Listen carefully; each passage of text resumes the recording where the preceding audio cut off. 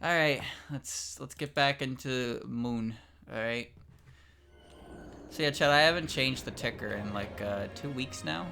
It's been on Touhou project for about that much time. Yeah. Everything I've been doing is related to Touhou. All right. Hit the button. We need to do a quick review of where the hell I am. Let's see. So, how do I play this game again? Okay, so let's do a quick review, chat. Here we go. I'm holding a folding fan with a bunch of Slayers. I'm holding Danzai. I'm holding. Oh shit! I think this was a Hakurei charm or amulet, and it currently has antibody in it. I know that. This is food. This is steel stomach. This is rare. This is food. I don't know why I'm holding that. This is invincibility medicine. Spell card. This is the eradication card. This is the spell card that hits adjacent to my position. Yakogoro ointment. Preserve Gat with food. Preserve Gat with food. My strong Gat with 10. I'm too tired to count the number of zeros. Quid. And then I have a weak Gat, which I'm holding on because I was going to sell. So, let's see. I can't tell which one it is because it might have gotten an additional seal slot with level ups. But I know it has at least one seal, but I can't remember if I put anything else on it. Aside from that, Chad, I was thinking next time I find swap talismans, I'm going to pick them up because I was thinking about how difficult it is to walk around a big one room unless I swap talisman on my way to the exit. So I'm gonna keep that in mind. So I think, yeah, I think I'm pretty good. I'm ready to go. Are you? Let's do it. All right. That's how bad could it be, right? Spring hat, weak gap.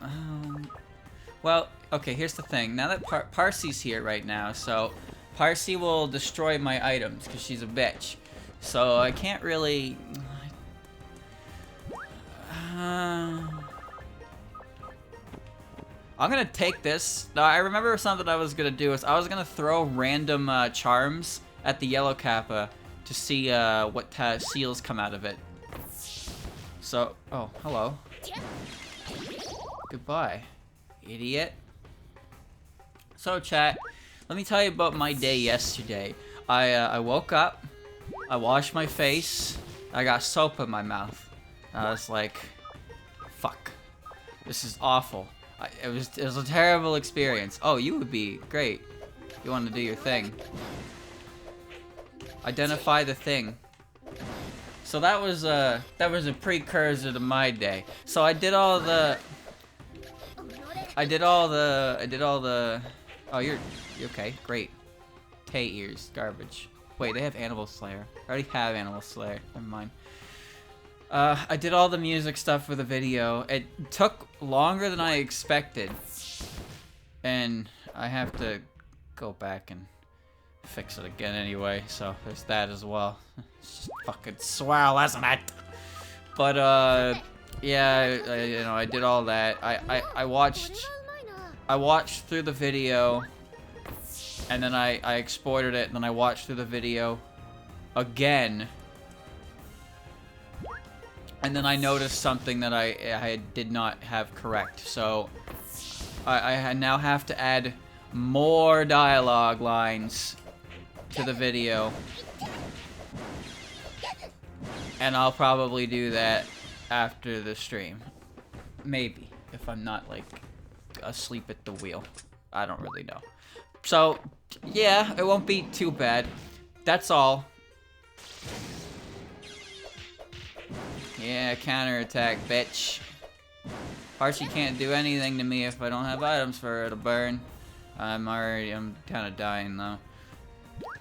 So I gotta just change. I just gotta change a couple things, and then it'll finally be done for real this time. And pretty sure I'm going to extend the runtime to 42 minutes now. But whatever. And it's not like I have any rush to put it out because I'm still waiting for the thumbnail anyway. So I might as well take the opportunity to get a little put a little more accurate information into it. As as needless as it may end up being, you can't really say for sure until it happens. But just one stupid small thing that's like, oh, this doesn't even matter that much. But now that I know it's there, I have to take care of it. Gotta take it out. I found a final moment card. Oh. Shit. I'm thinking about it. I'm thinking about it. Let me think, chat. Here, let me think for a second. Cause here's what I'm thinking. Alright? So the way the final moment card works is it removes certain enemies from the dungeon, yeah? So, here's my thought process. What if I bring 2, and if I bring 2, and let's say I get to like floor 98 or some shit, right? I get really high up there, and then I'm in a room with the creator Kasume, and she's just like in my way. So I could just throw the final moment card at her to change who I've eradicated, right? So I can swap who I eradicate depending on what's in the way. So obviously I'm planning to throw it at Flan, but if I absolutely cannot deal with the situation in front of me, I can remove it. The only trade-off is there's a chance that Flan just manages to come back anyway, and then kick my ass even harder. Goodbye, friend. Tubular object. This looks fun, let's use it. Oh, you better win. Alright, that was good. It deletes all enemies of the type on the current floor as well, so it's a clear vault. Yeah, that's the plan. But, oh.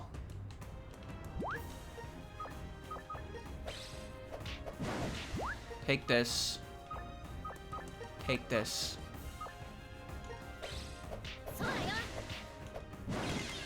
Impact, heal, and needle.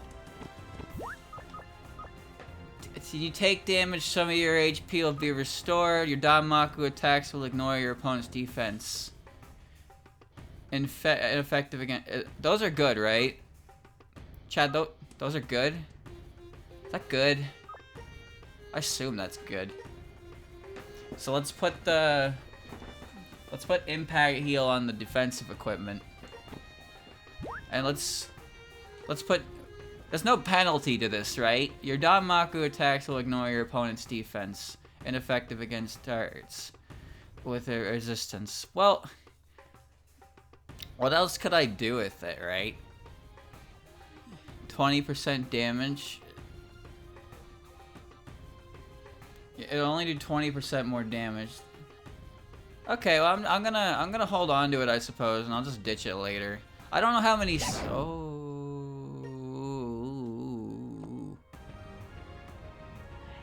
Ooh.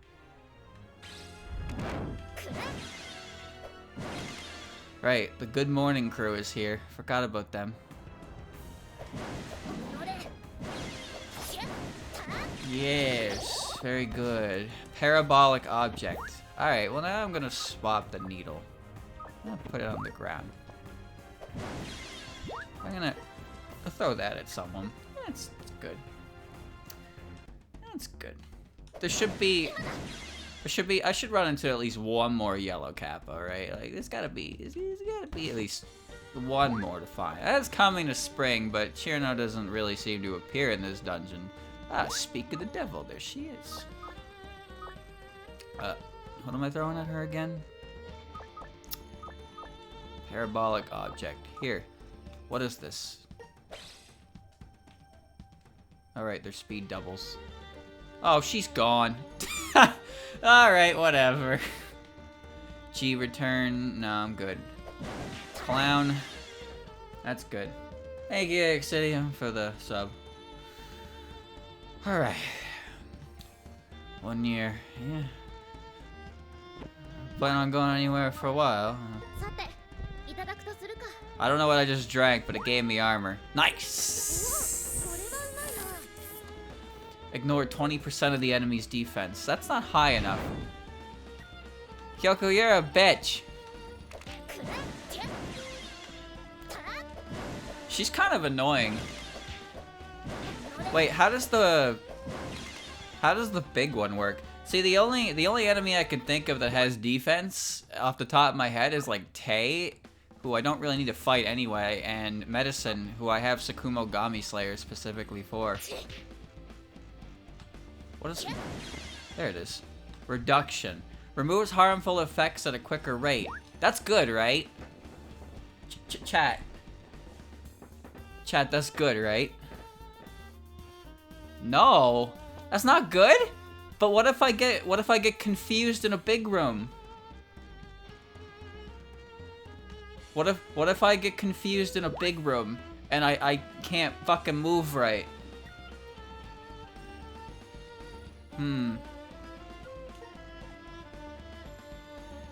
Works on Death Curse? Is that good?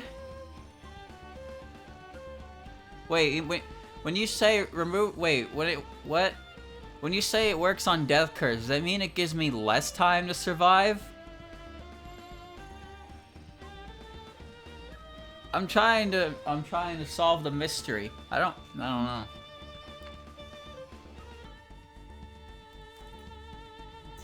Death Curse counting down makes it less time. Oh, but think about it like this. If I get hit with Confusion or Melancholy or Venom, then it'll disappear faster, right? Like, surely that's good. You know what? I'm gonna do it. I'm gonna do it. Good in general. If I get Death Curse, chat, I have the best revival spell in the game. It's called Alt F4. It guarantees to put me back where I died. Trust me, I know what I'm doing. It's a video game. What the hell? It's a video game. I can handle it. Bring me back. Yeah, it's not exactly the most amazing thing in the world, but it's certainly not a bad one. It's certainly not a bad one to have. Of course, I just don't know how many seal slots I have available on that charm, so that's the only reason I would hesitate a little bit. Okay, where am I?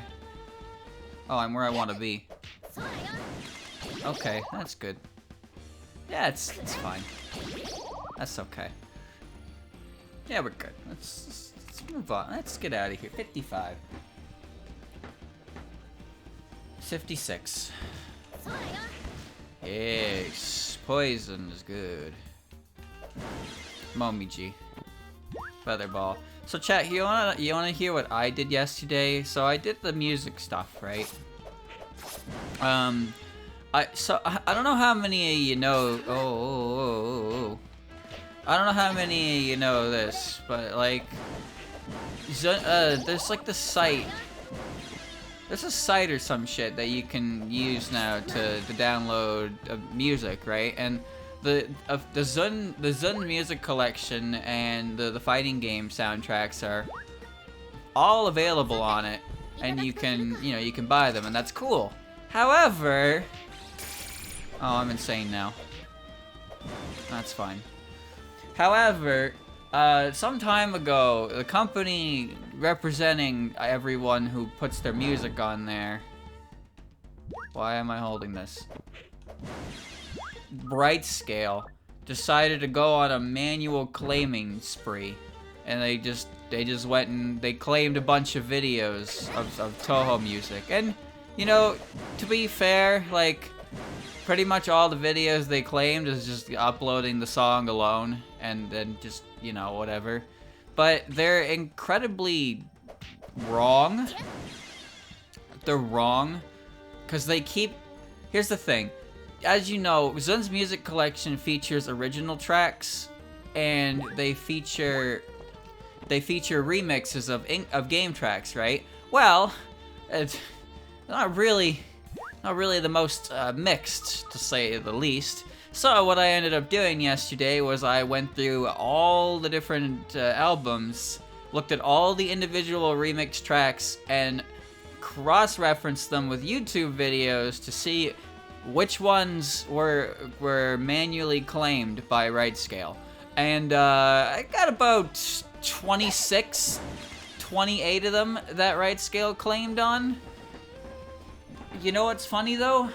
Is the three of them I remember not having any claim issues whatsoever are Patchy's theme, because that one is very different, and both Mailing's stage theme and Mailing's boss theme. Even Right Scale forgot about her. I have Animal Barrier, yeah I do. Even Right Scale forgot about her. Now here's the thing. Here's the thing, chat. I don't fully understand what's going on with that, but I do know it's manual takedowns, and here's why. So, some time ago, the person... Ice Fairy Wing, what the fuck is that? Well, it's mine now, bitch. How's that sound?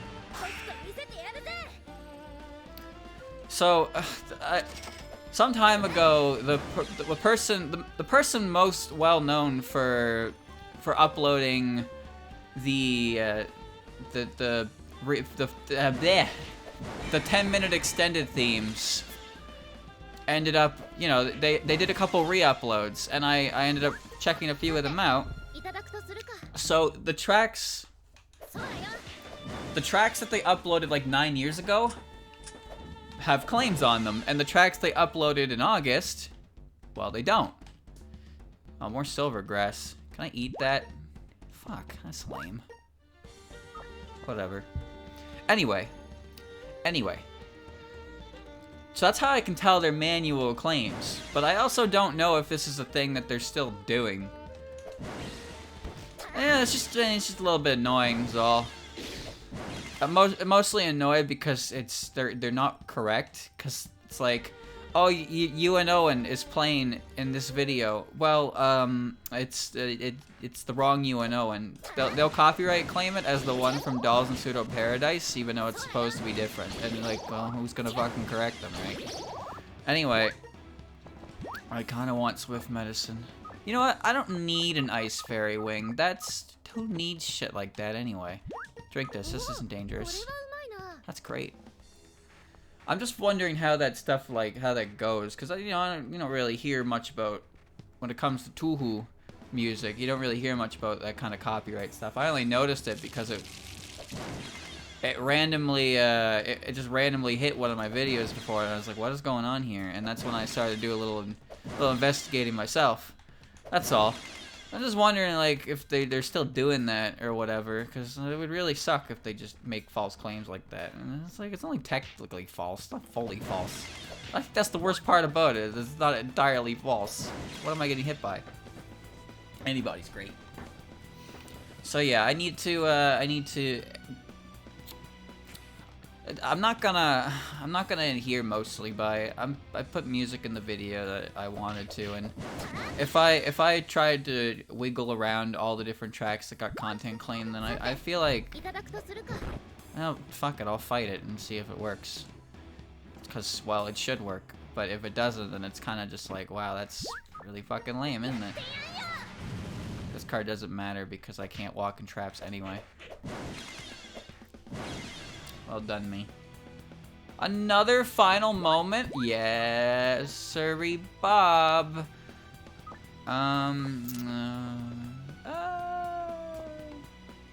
Oh, there's no more Parsees for a while anyway, so we're okay with this. Paw Pad Glove sounds great. There was an invisible Kappa, but I have nothing to throw at her right now, so I don't really care about her. Yeah, this will work. Wait a minute, why are there 2 exits? Wait a minute, there's 3 exits? What the fuck? I think my brain collapsed. Oh, they were traps. Oh, right, okay. Oops. Oh, I can walk over the void. Nice. That's good. Oh, there's the exit. That's fine. That's good. So yeah, that's what I did. I made a little Google Doc on it. Blue stick, lame. I didn't end up like listening to it. Nice. I didn't really end up listening to it my own thing, because if you look at the number of tracks that like have been incorrectly claimed, then it kind of just like, oh great, I guess I can't play any fucking music. So I just went with what I wanted to. Because surprise, surprise, chat, the music that Zun put on the music collection, wow, they're popular tracks. Who would have thought? Who would have thought? Whoa, hello.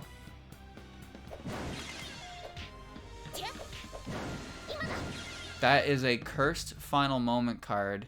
This cotton candy, tea, more tea, sake, refined green tea, mysterious gap. I'm just gonna should I drink the tea or should I take the tea? I'm gonna drink it. I'm gonna drink it for the HP. Well, that was a nice discovery, but there's nothing really I can get here, because I'm not interested in what those gaps are, because I already know what my preserve gaps are. Hai is kind of a bitch, though. That's annoying. It's fine. Chen will end up taking herself out most of the time. It's just a shame, because there was a specific track I wanted to use, and now I don't think it's a good idea to use it. So, whatever. But again, I'm just gonna go with what I got, and it should be fine, I guess. I don't even have monetization options on the other channel anyway, so I shouldn't really care that much, but part of me still does, because I think it's fucking stupid. But what can I do, right? Ain't my shit. Oh, you know what? I'm taking that back. You can't have that. Where's my mouse? There we go. I'm taking that back.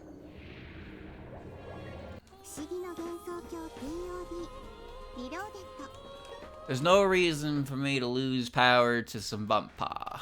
No reason at all. That's a silly thing. That's a silly thing. Let's not do that. And think about it. Yeah, you know, it's a little dumb. A little dumb to restart over something as minuscule as that, but well, I only took 5 damage, took slow effect. That's not so bad. But at the same time, I kind of need everything I can get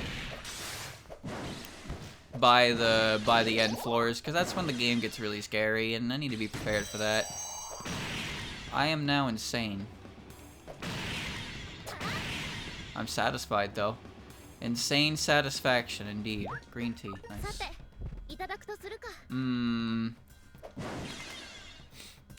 So I'll fix all that up probably tonight, and the video will most likely be done.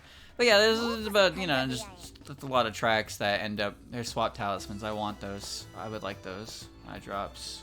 Lion Mask. Father. Lion Mask is actually pretty sick, I think. Possibly. Let me, I'm gonna come back and buy those, but I'm gonna eat some food first. Let me eat some food. I'm gonna stick around, eat a big red bean cake, and then be on my way after I grab those swap talismans, because I really think those will be handy. I really do. Which is a shame it has to be on the other side of the goddamn map.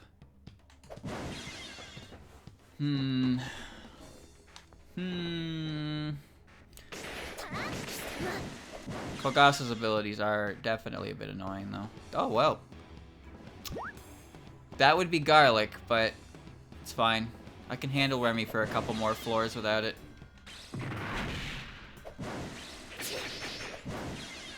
That's alright. That's alright. I'm gonna go eat my food, buy the swap talismans. There was a fucking Kappa there. Wait, it might just be regular Notori. I can't say for sure yet. Because now Notori is on the floor, and I don't want to throw my thing at the wrong, I don't want to throw my thing at the wrong Kappa. That would just be bad. I'd like to get off the Kogasa floors. Ooh.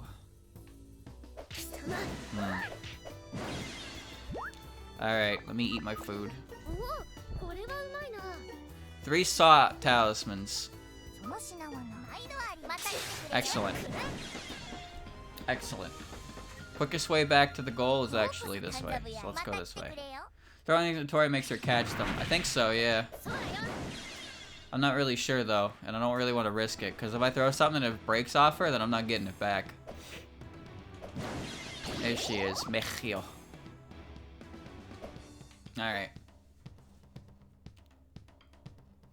I'm assuming that like again, Chad, I don't really know what's, I don't really understand what's going on with it any more than anyone else does.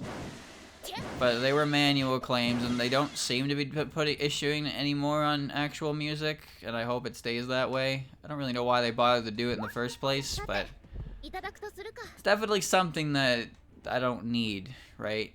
Chad, imagine you spend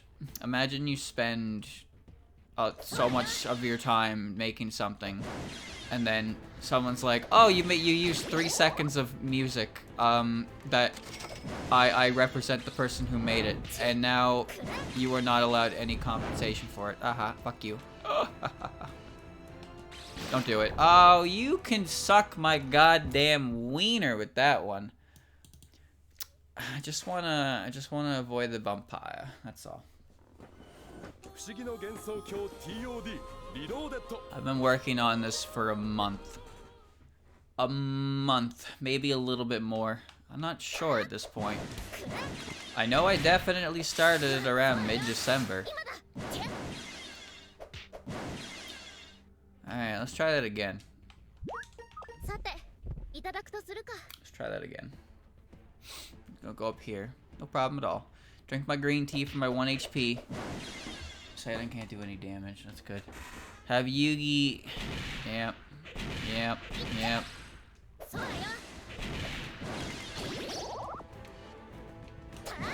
I got an idea. Let's make characters have really obnoxious abilities, but they don't use them all the time. Sounds great. Alright, I have an idea. Let's make a character whose special ability is to make other characters always use their special abilities.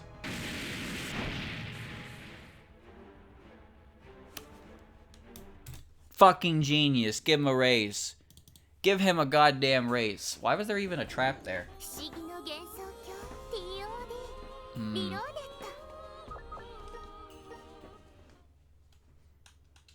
Unbelievable. Why didn't we think of that? Sir, because it's a stupid idea, that's why.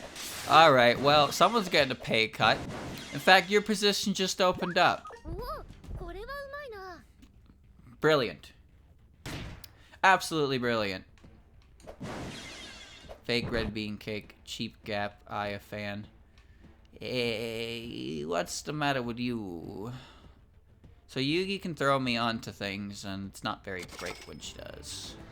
Just a couple food items I can eat here, but, you know, just slimy thing. Chocolate edge, that's food. It's all food. It's all food. What do I eat? But I don't like hanging out here, because hanging out here sucks.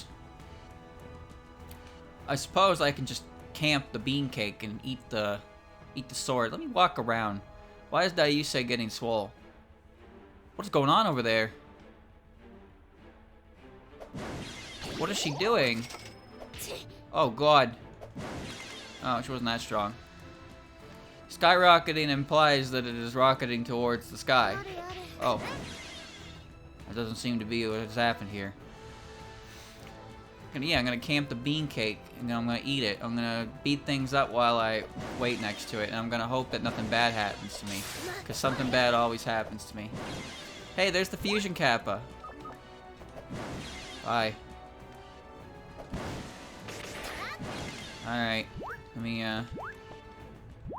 do this real quick. I can eat that, and I don't feel any pain. And now I can walk over here. Now I can go hang out by the sword. And then when the game tells me that I need to get the fuck out of here, I can, you know, I can make myself scarce. Bada bing, bada boom. Easy peasy. By the way, by the way, what is the slimy thing got? Anything good? It's yellow seals, isn't it? Which button does the... There we go. Oh. No. No! You a bitch! I made a mistake. It burned, yeah, it burned both my talismans. Mistakes were made. Okay, new theory. New theory. Let's, I don't have paperweight. Paperweight would be to avoid that. I have a new theory. Watch this. This is gonna be really good. Nice. I'm about to show you some forbidden technology. Are you ready? Check this shit out. Yeah, you never seen a technique like this before. You can move. You can also move. Please get out of my way. So I'm gonna go down here. Alright, stay with me, chat. This is gonna be a very complicated process. I'm gonna go down here. I'm gonna reveal the burn trap. Right? You with me? You with me? I'm gonna place everything that can burn. And I'm gonna activate it. And now it's gone. And now Yugi can fuck off. Sounds good? Sounds good. No more shit here. No issues going on anymore. Now watch as she throws me onto something else, and then I have to go take care of that one as well. You know what? Do it again. Nice. If you have the opportunity, you might as well let it happen, right? Ow. Ow. I don't have paperweight. Wow, cool ability.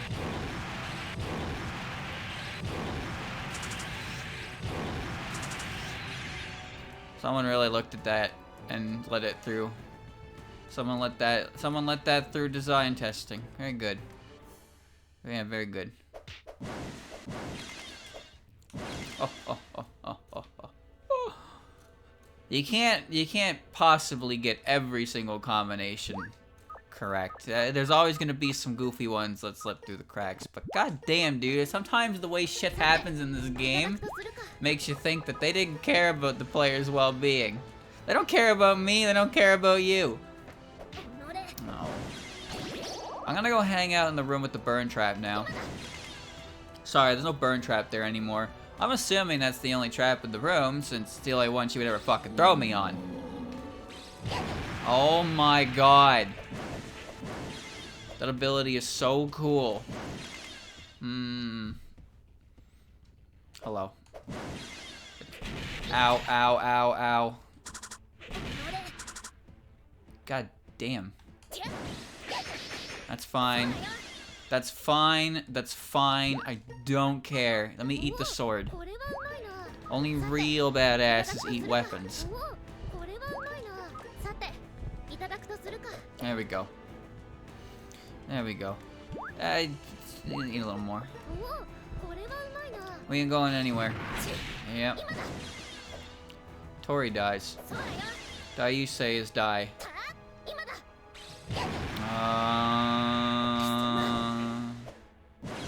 Yeah, her ability is loud, isn't it? Quite loud.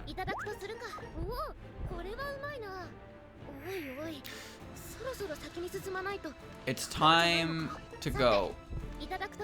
Alright, I'll go. Oh, thank God. Forgot she was even on this floor. Yeah, I have everything I need right now. Yeah, I'm good. I'm good. Time to go. It's time for me to leave. Make myself scarce. You need to lose that. Thank you. I'm not playing with vampire.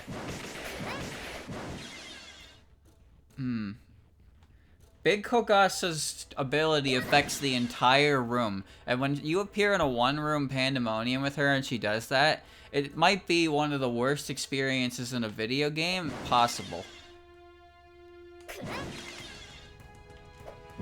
It affects everyone in the room. Cards are real fucking fun, that's for sure. Oh, you know what really is fun? What's really fun is Tenshi's ability to hit you anywhere on the map. Now granted, she can't do that to me because I'm a ghost and I float in the air. But wow, how stupid was that, huh? You're just walking around the floor. You have low HP. You need to recover some HP, and now you're taking residual damage because, ow. Well, because why not? Why wouldn't you take residual damage? What are you, stupid? Can that wear off soon, please? I can only, there we go. Yeah, you deserve that. Alright, there we go. Your partner can't get scared. No, my partner is immune to everything. Momiji's terrible too in those rooms.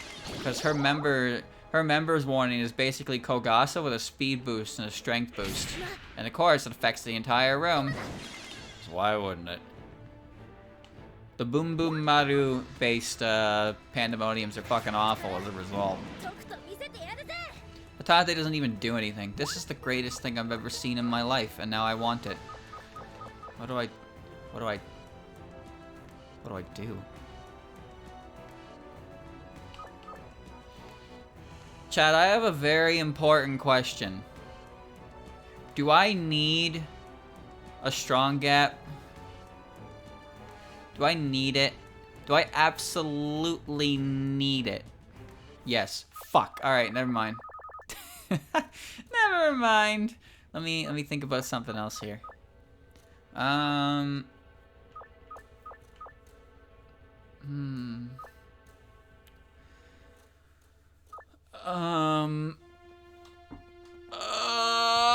Soul Gap is full heals. You don't understand. I need the full heals. That's very, very handy. I guess I could ditch food.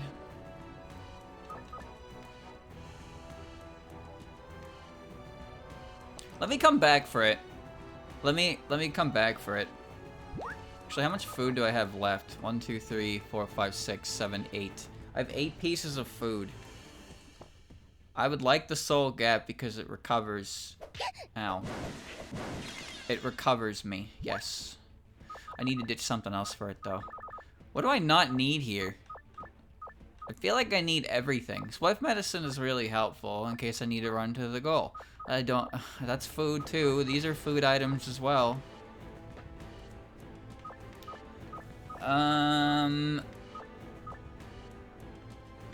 What about my spell cards, Chad? Are they even any good? I do have 3 final moment cards, but I really think those will come in handy. Get rid of the Jiangshi talisman. Yeah.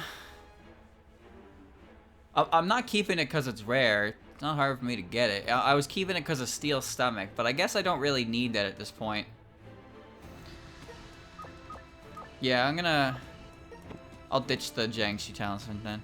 Because it's not bad, but to be honest with you, the only negatives fake food items can really give me that are annoying are power downs and level downs. And if they give me that, then Alt F4 baby. You know the drill. But I do have a lot of food items in general, and I think I'd rather take the free full heals from the Soul Gap. Assuming Miko doesn't show up anywhere. Rotten food gives 25, which isn't great, but it's also not terrible to just eat off the floor if it's there, right? Belly is one of those things that scares me the most because no matter how much you autosave spam, you're never going to be able to avoid starvation. Like, it doesn't matter. If I get to floor 99 and I don't have the belly to actually walk to the goal, then I'm just dead. What the fuck? What are you doing here? You're selling a cursed strong gap? What? Unbelievable, dude. You can't just sell Ichigo. Enigmatic. Oh my god. Yeah, why is he here? This can happen sometimes. Don't tell me I have to get his cut in through this now. Oh, fuck. Now there's another person I have to steal from. Great. This will... Okay, let me think.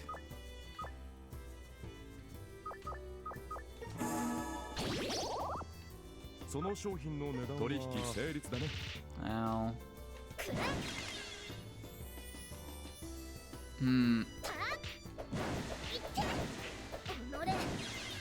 He only spawns in skin divers. Really? How am I gonna get his cut in?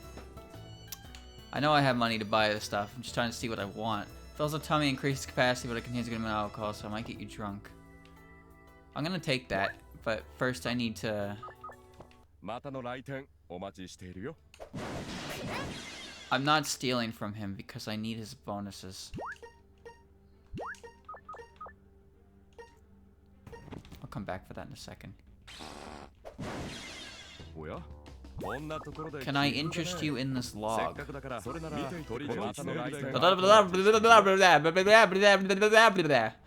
Jesus. Mouse sealer. I can interest him in that too.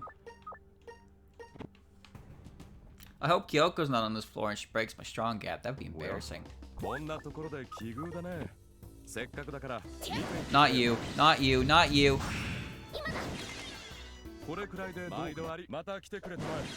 Oh, now there's Sagume. Sagume is going to make my HP go goodbye. He's gonna kick my ass. I'm not gonna get rid of my achy benefits though. But now now there's something else I'm gonna have to do. Why is there food on the floor? Unbelievable. It's fake anyway. This would be the quick. It's fine. It's fine. Green tea. I'll come back for that when I have full HP. I don't think that'll ever happen. Water.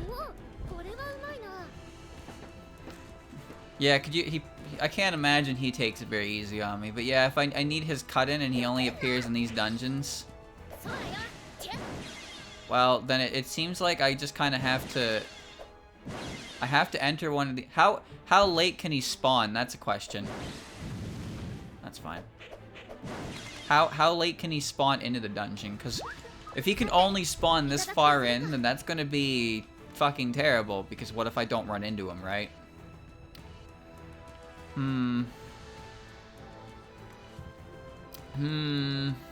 He does have a strong gap for sale, but I don't have any room for it.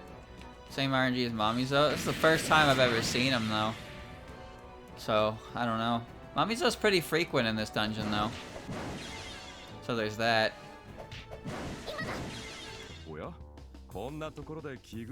I'm gonna need... No, no, stay away from me. Please, stay away from me. Why are you even allowed to do that? What a fucking magical enemy. I'm just gonna wait here and eat. They drop... I've seen him on floor 5. Okay, that's not so bad.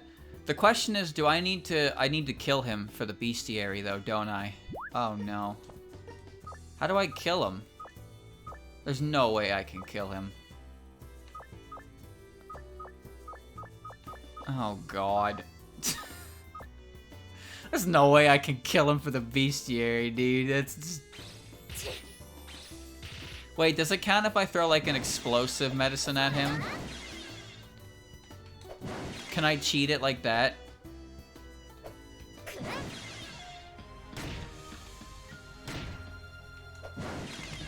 No. Well, this is unfortunate, isn't it? I appear to be... Explosives should count in a bestiary. Do shopkeepers die to explosives? You need to stay over there. Thank you. Yeah, I'm going. He doesn't go in the bestiary. Okay. What about Mamizo? And what about Mamizo and Mamizo's friends? And his friend. Yeah.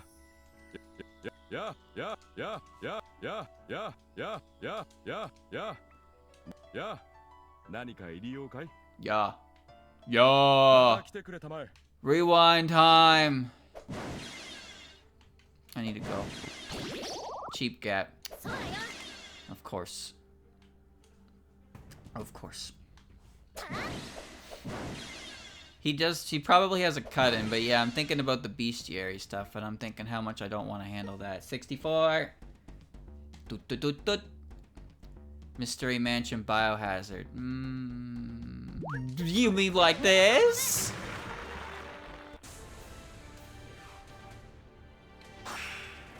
You can't hit me with that, dumbass.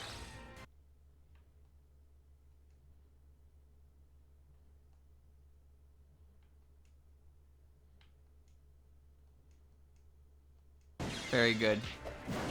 Very good.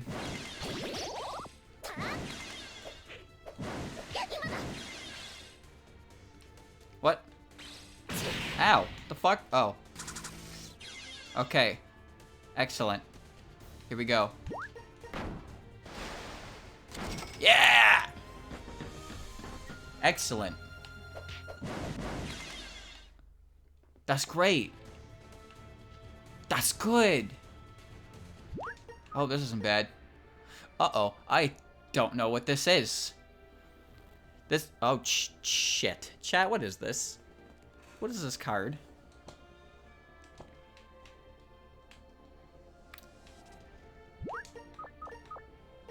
Me.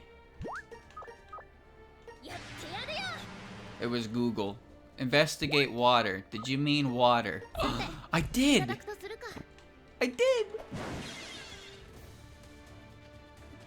I figured it out. I ain't gonna lie, I wasn't sure if that would hurt me or not, because I'm dead. I'm a ghost. I don't have... There's no purity within me, idiot. Stupid dummy head. Whatever.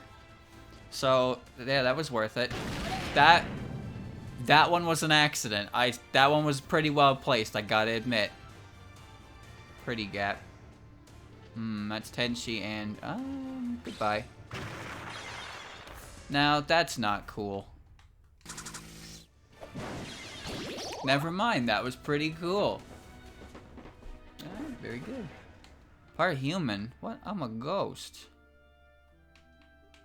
I'm not fighting Sagame because she's a fucking cheater. Like, oh, I'm losing? Let me just take all of your HP. Like, that's cool. Look at this. This is also pretty cool. People are walking into these mines. Chernobyl, it's not very helpful. That's fine. Everyone has double speed. That only applies to everything currently on the floor when I use it, by the way. So, as long as I don't run into something really bad, I'm okay. It's fine. I found a miracle fruit. Fill this little bit, eat this, something good will happen to you.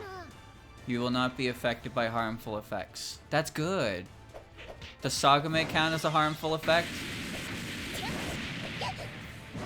Speaking of harmful effects, get that one extra talisman there. Nice. Very good. Very good. It's amazing how slow you can take this. There we go. I can fly, they can't. Not every floor is gonna let me do that, though. Trying to think about my best course of action here. There's a grilled bean cake and there's a super big bean cake.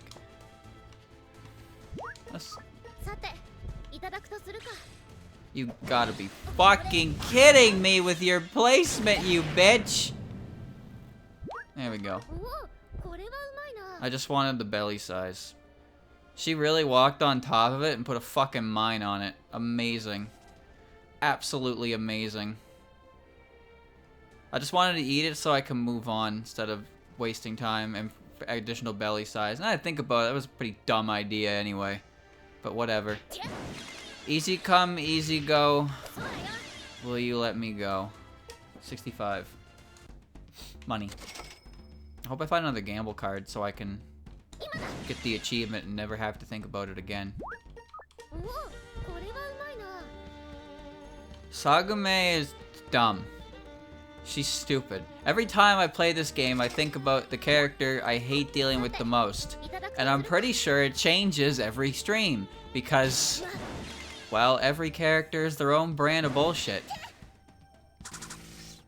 Okay, killing her a Danmaku who doesn't let her do the thing, I guess. Maybe? I don't really know. I will use my Alt F4. I know. I know. I know what I'm doing. It's just hard not to worry about these kinds of things, because there's really not that much left when you think about it, but you never know when shit can just go immediately wrong. I don't like when things go wrong, because then there's no way to get them back on track. But you know what? This dungeon kind of sucks massive wiener, but it's still not as bad as some of the moon dungeons. Although I'm pretty sure the only reason I can say that is because I found some really good equipment in this dungeon, and I got like really lucky and found like a curse resilience. I have curse resistance? I think I did. I can't remember now. I found a bunch of good things in this run. Uh-oh. Oh, you are just a bitch. That's all. You just randomly activate your bitch powers whenever you feel it's necessary. I'm gonna move on. This is a moon dungeon, that is correct. Go ahead.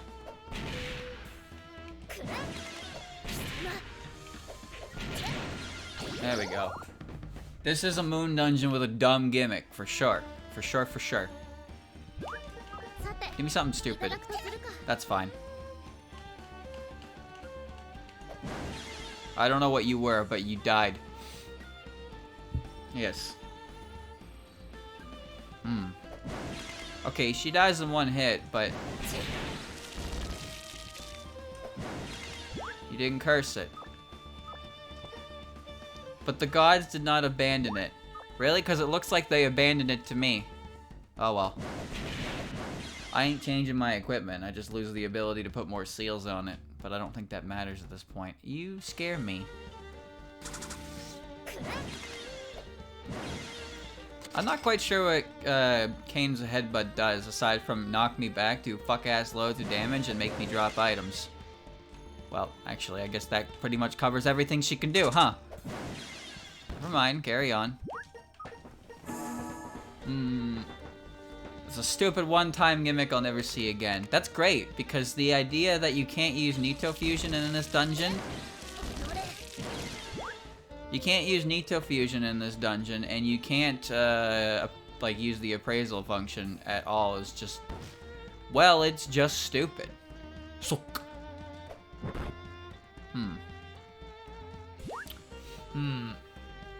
I hate walking past things and not being able to dismantle them, because this game has conditioned me to do that on every piece of equipment I find, regardless of if I actually need the item it gives me.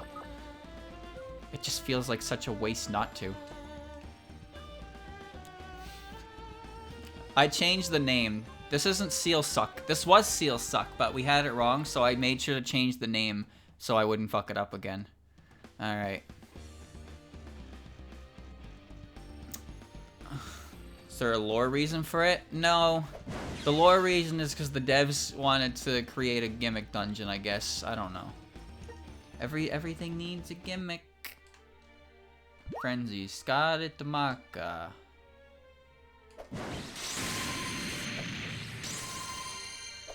I was a slug. What? What is that?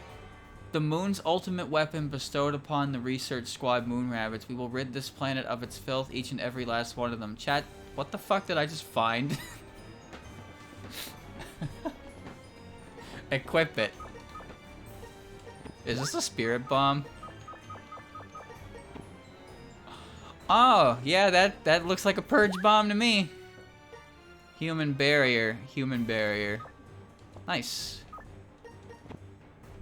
I did the wrong. Oops. Tojiko is cursed. Oh, I'm weakened. Okay. So, chat, you ready for my next question? Is this important? Do I need this? Or can I get rid of it? Cause it looks fantastic, don't get me wrong, but this also seems like something I need to make in the alchemy tab anyway, yeah. I would guess I can craft one as well, yeah. But the question is, do I need multiple copies?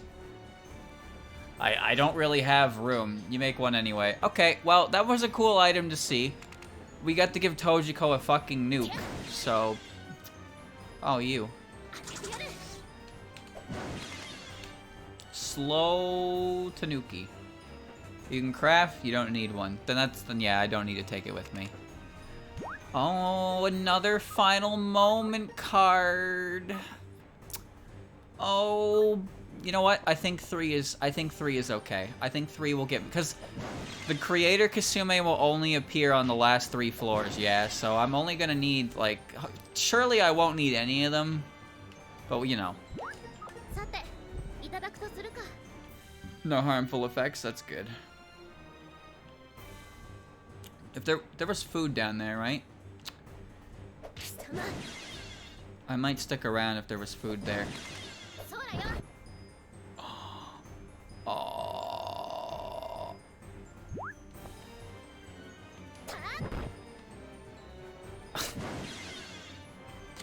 Ah. Frenzy. Purge bomb. Nothing. Doesn't have food. No, it has final moment.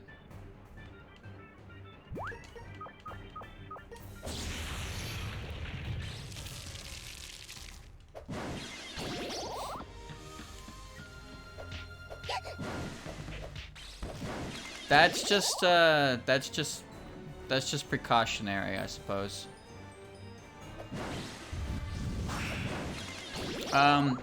Chat question. The Chivo, it's for gambling on gambling with over 100k, right? You need to gamble with 100k in your inventory for the stupid achievement. Okay, then I'm not going to use that card. I should take it with me, admittedly, but like then I'm giving up a useful item for the sake of an Achievo. I really don't think I should do that.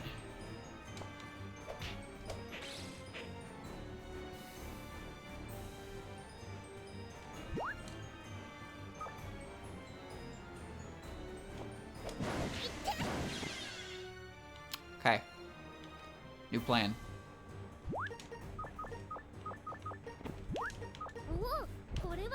New plan, courtesy of Minariko. Thanks. Thanks. Very good. Very good.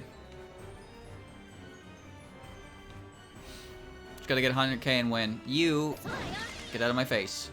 See, there's food anyway, we're okay. Hey, thunder. You stay away from me. You scare me. Stay away. Chat, this floor layout is 4 rooms, and 9 times out of 10 there's a pandemonium. Are you ready?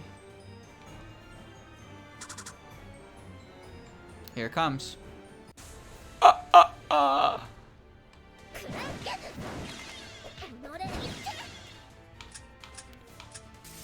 Bang. Alright, good. Oh, the judge did a lot of damage because I have weaken on. We good? No, it's all part of the plan. See? I'm a genius. Where are you? There you are. Wait, I hit that spot, didn't I? Craft paper.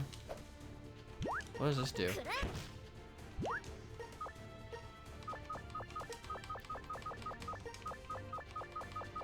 Modify.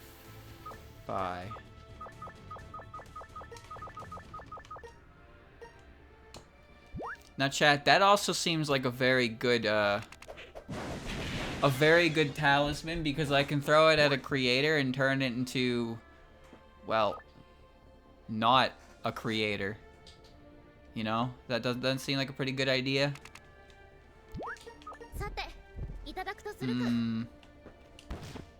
Green banana peel. That's food. Wooden mortar. That's lame. That's okay. Stay over there. Nope. Back. Back up. More food. Hmm. Lawn mowing scythe. I'm thinking. I don't need Kasen. I don't need the Kasen stuff. I've maxed out on power. As far as I'm concerned, there's no reason to do it. Bandit peels are barely food. Any food is food. Doesn't matter if it only gives me 5. It still gives me belly. I found more amulet ointment. I can't hold all of this shit though.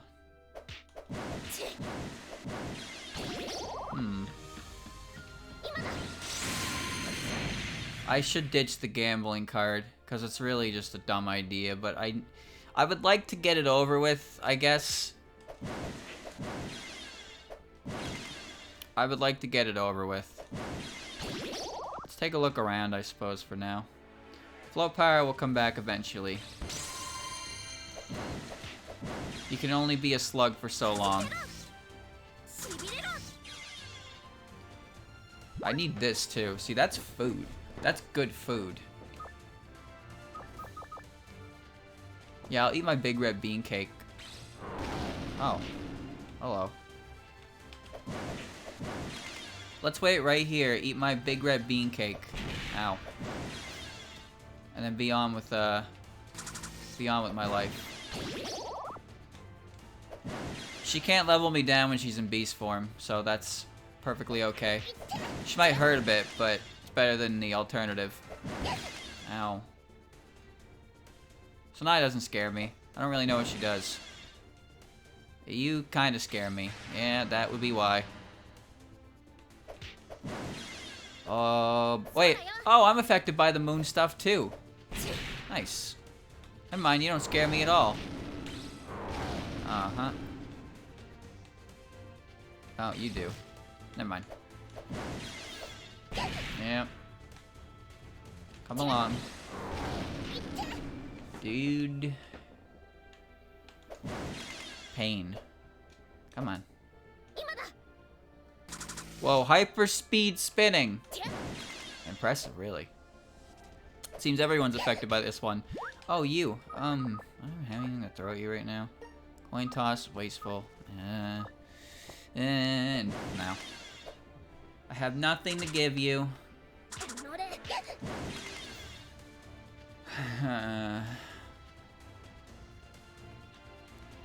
Yeah, it's a bit of a slow process, but it is certainly a process. I kind of like. Oh, that's not good. Never mind. Never mind. We're good. I don't want to mess with. I don't want to mess with her. Food's great and all. Food's great and all, but yeah, I'm gonna go now. I'm gonna go.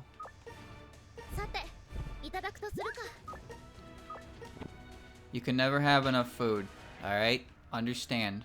Now, hopefully, I can get to the exit without something bad happening, like possibly to have to restart the whole floor levels of bad. That would really suck. Nice. No restarting the floors here. I need a couple more money. Yes. Yes. Good. Uh-huh. Oh. It's fine.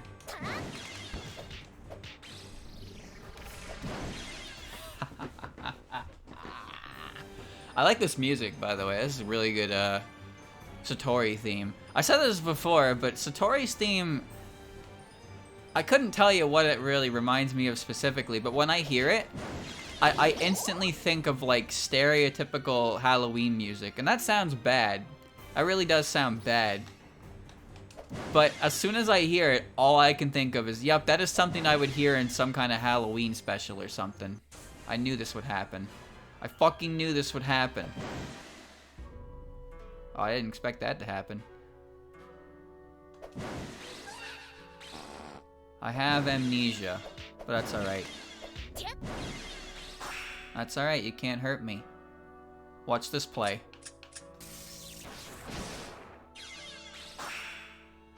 You think I give a shit? I can do it twice!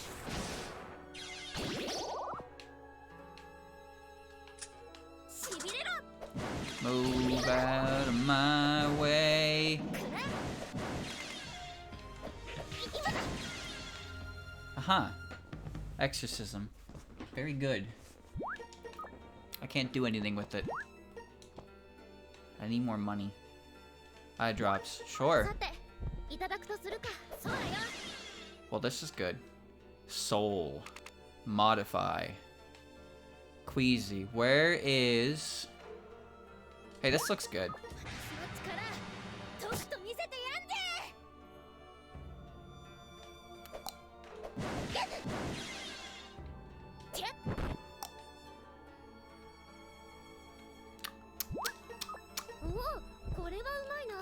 Yep.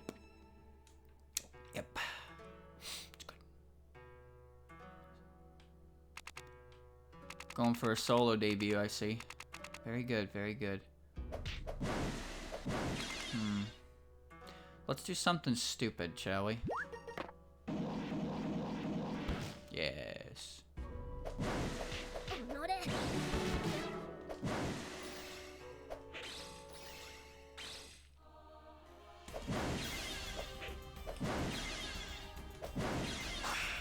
Ringo! Yes! Yes! There it is, chat. The Ringles! They have been completed. Well done.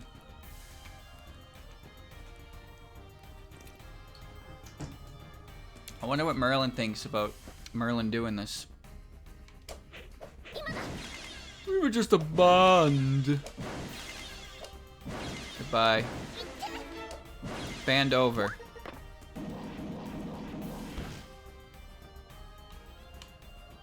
Oh, fuck this.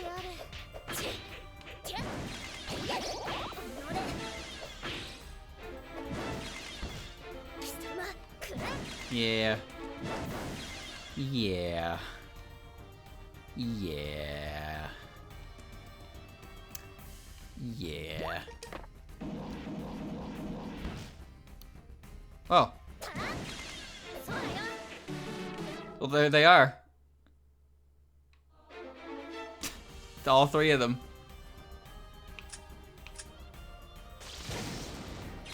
Wow. Those two didn't take shit from that. But Merlin fucking popped.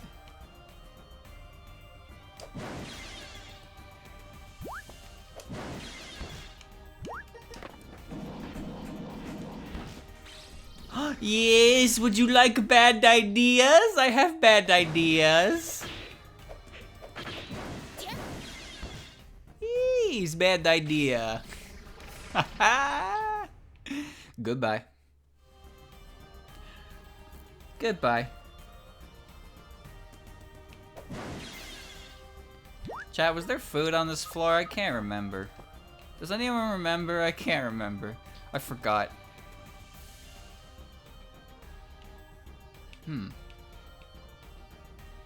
I guess I'll go take a look. That Big Tay has been busy.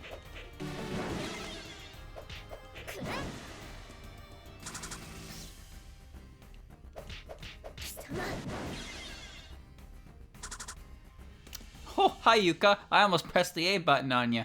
That wouldn't have been very good.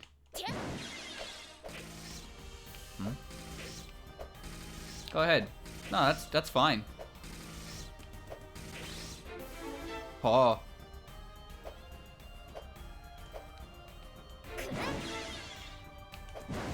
Not much of a team player, that one, huh? I should go now. I should go. I should go. Yeah, I should go.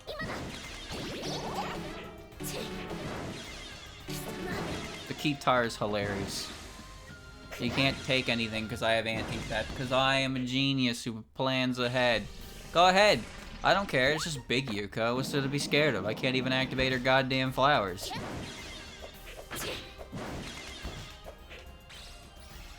Yep. Very good. See? There is nothing to be scared of here. Anyway, I must go now. Alright. Well, that wasn't a very bad floor at all, wouldn't you say? I haven't found any money in a while. Damn it. Miko Shaku. I like that item. I like that item for its name. It's fun to say. It's about the only reason I like it. You don't scare me. Ooh.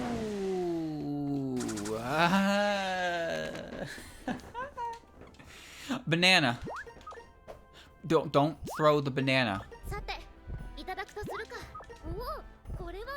That was dangerous. Monkey. The monkey brain has been satisfied. I didn't mean to throw the banana.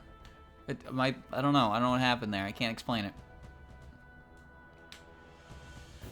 So there's 39 floors left. Wait, 29 floors, not 39. We're fine. No golden banana. Oh. Green bamboo, more swift medicine. I'll just drink it. So chat, I've watched more DBZ, as I'm sure you could have guessed. Because what else do I do in my free time, right? I finished the Frieza saga, finally. It was good, I liked it. You know something I never noticed? For whatever reason, when Goku goes Super Saiyan, when Goku goes Super Saiyan on Namek, his hair is a lot brighter than like later iterations, and this is even reflected in the video games as well. And I wonder why that is. Because like, you know, if you were to Google Goku Super Saiyan, you would see Super Saiyan, right? And the hair is like a golden blonde. But if you look at the Super Saiyan form from when he fought Frieza, that shit is bright. Extra adrenaline, I'd buy it. Because he definitely, you know, it was triggered through his anger. Now it's a banana peel. I must go now. He did get the big strong. It was impressive. He was very angry. I was impressed with how angry he got. And even though he got that angry, he still showed Frieza mercy. That was incredible. Fucking Goku, dude. Fucking Goku. Strong as it can be, and he still shows mercy every time. What a guy. I can't help but feel there was something that was going to do on this floor. Aside from eat the banana peel, of course. Was there food down here? That was green bamboo, not a green banana. Yeah, be on your way. Yeah, be on your way. Right, I gotta gamble. Big Lyrica. Alright, chat, time to gamble. Here we go, ready?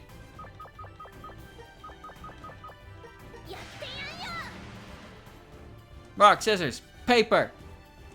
God tier. Ultimate Survivor Rainbow. Oh, that's a... Pretty sure that's a reference to Kaiji. Alright, there we go. I have the Achievo, chat. You can't see me get it, but I have it now.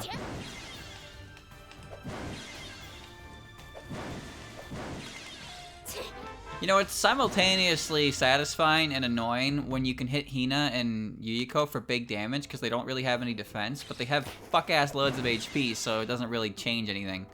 Sure, the number's huge, but like it doesn't really matter since they're doing 300 to them is no different from doing like 20 to medicine. You're only like halfway there. Didn't have to Alt F4. That's the best part.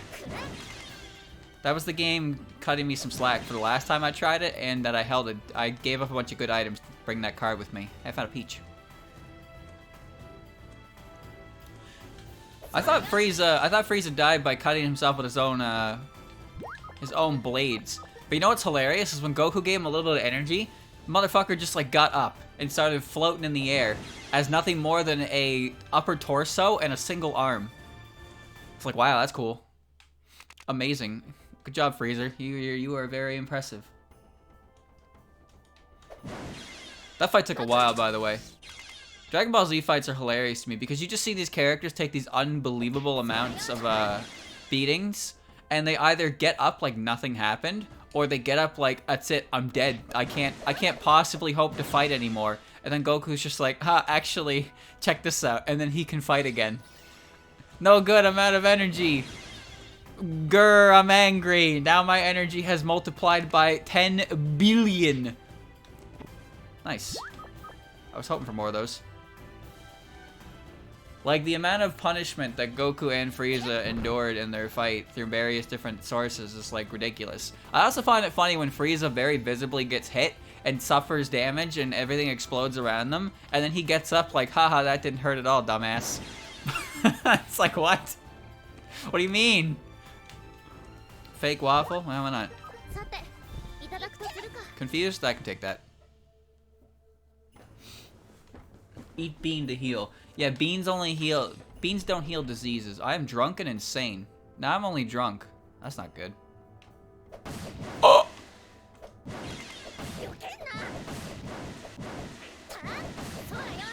She has so much HP, but she gives so much EXP.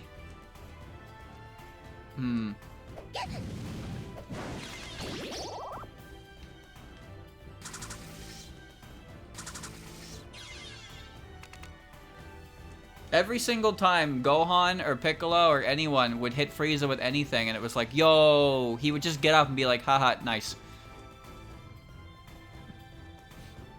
Even the fucking Spirit Bomb, that all that did was take out a bit of his tail. Which, by the way, you know what's crazy is I'm pretty sure Destructo Disc, or whatever the fuck Krillin calls it now in Kai, is the strongest move ever created, because Destructo Disc is capable of, you know, it's energy that's so refined that it's basically a fucking saw blade, right? And even on Earth, well, on Earth, Nappa was like, haha, I'll just take it, and Vegeta was like, get the hell out of the way, you dumbass. What floor? What's the last floor Flan shows up on so I can throw it at her? Is it 74? Because I need to throw it at her. The disc cuts, yeah. If you just like, get out the hell out of the way or you're gonna lose your head. And sure enough, yeah, that Destructo Disc was that sharp. Forgot what button did it. I need to fuse it on the last floor Flan shows up so I don't deal with her. And then the thing is, even on Namek, like, fucking... I forgot how patchy worked. Yo, this mouse is amazing how it turns itself off after it goes on sleep mode if I don't use it, which is actually kind of good because it preserves battery, but it's also kind of weird because I don't know where my mouse is half the time.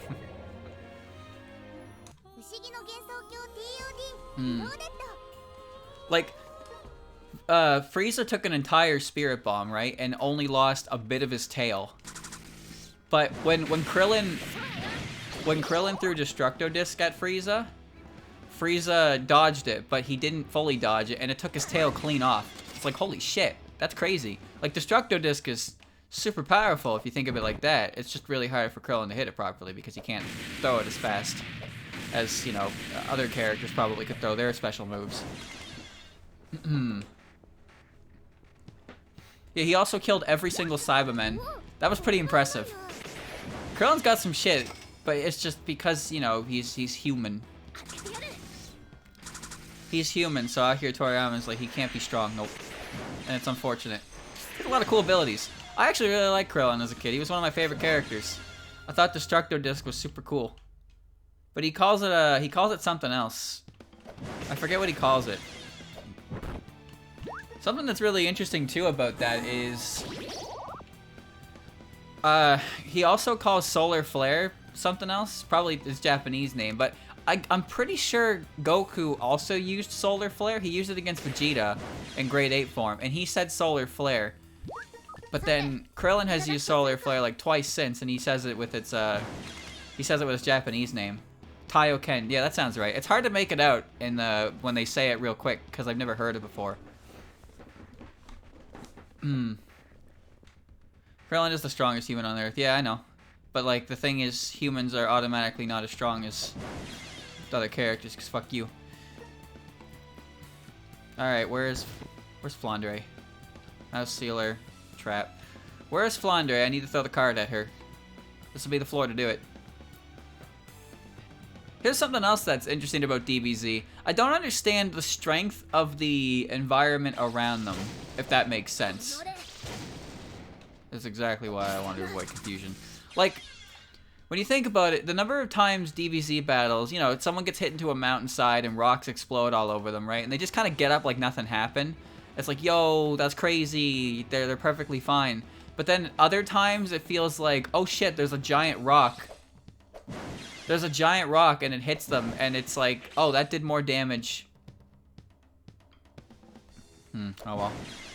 That did more damage than anything else that the other characters have been able to like hit them with. Alright, you need to fuck off with that. We're doing that again. I don't understand it. I don't really understand it.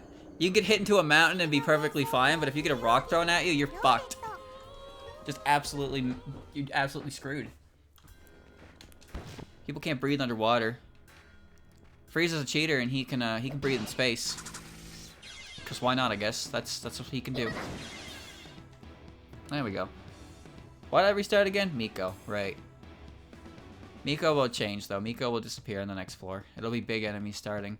I need to be careful. I just want to find Flan to get rid of her now before I have to see a big one. I just wish I could kill Miko in one hit, but she has too much HP.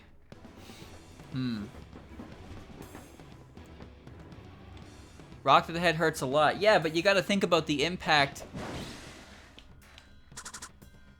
Think about the impact that they're feeling when they fly into a mountainside, right? Like, wouldn't that hurt just as much? Oh, there you are. Alright. Here we go. Alright, Flandra's gone.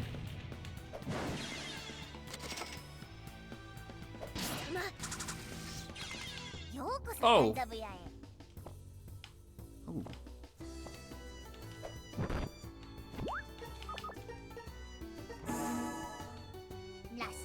Toasted waffle, red bean cake, burnt waffle, red bean cake, explosive red bean cake, burnt mushroom, fake waffle, explosive red bean cake, toasted waffle, burnt waffle.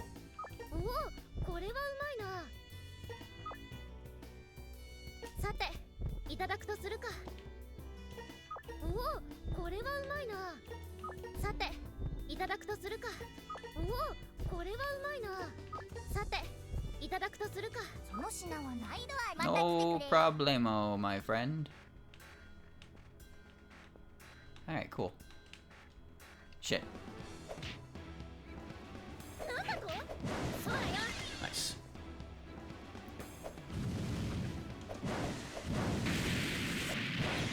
Don't revive, please. Okay. I don't think I have anything for her to burn. Oh, I have the Ichigo. I do have the Ichigo. Just want to check out the area over here.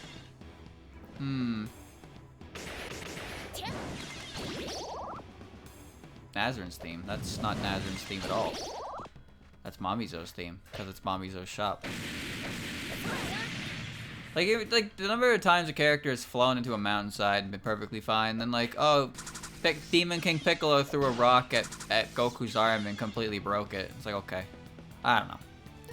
I don't know.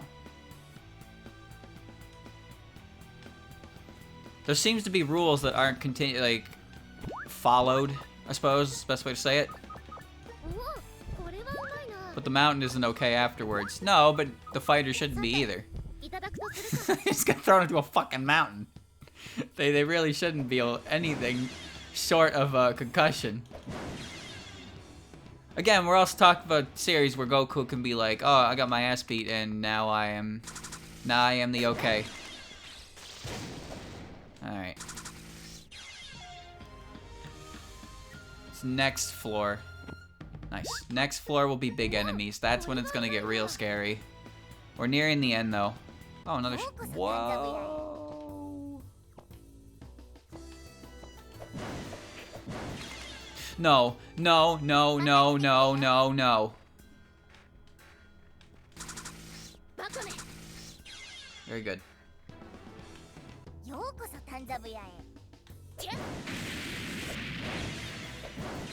Eclair, eclair, eclair.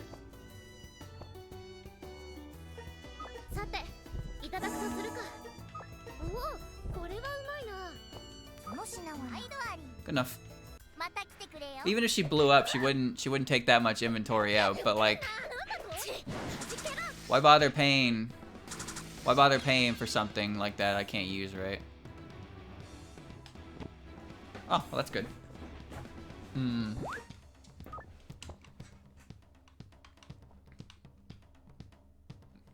G return. I haven't started the Cell Saga yet. Mecha Frieza just landed on Earth. Apparently Mecha Frieza I'm supposed to believe Mecha Frieza is stronger than 100% Power Frieza, and King Cold is stronger than Frieza. And those two, I mean, it's not a spoiler. I already know what happens to them. But like, holy shit, Trunks just kind of shows up and it's like, hi, I'm Trunks. You're dead now, and then they're just fucking dead. It's like, what? You know how unbelievable that is, considering I just spent the last like 15 episodes watching Goku fight Frieza and barely come out on top due to some plot device bullshit, and then Trunks shows up from the future and it's like, ha ha ha, yes, I am very strong. Like, come on now. Oh, book. Read this. I didn't need to do it.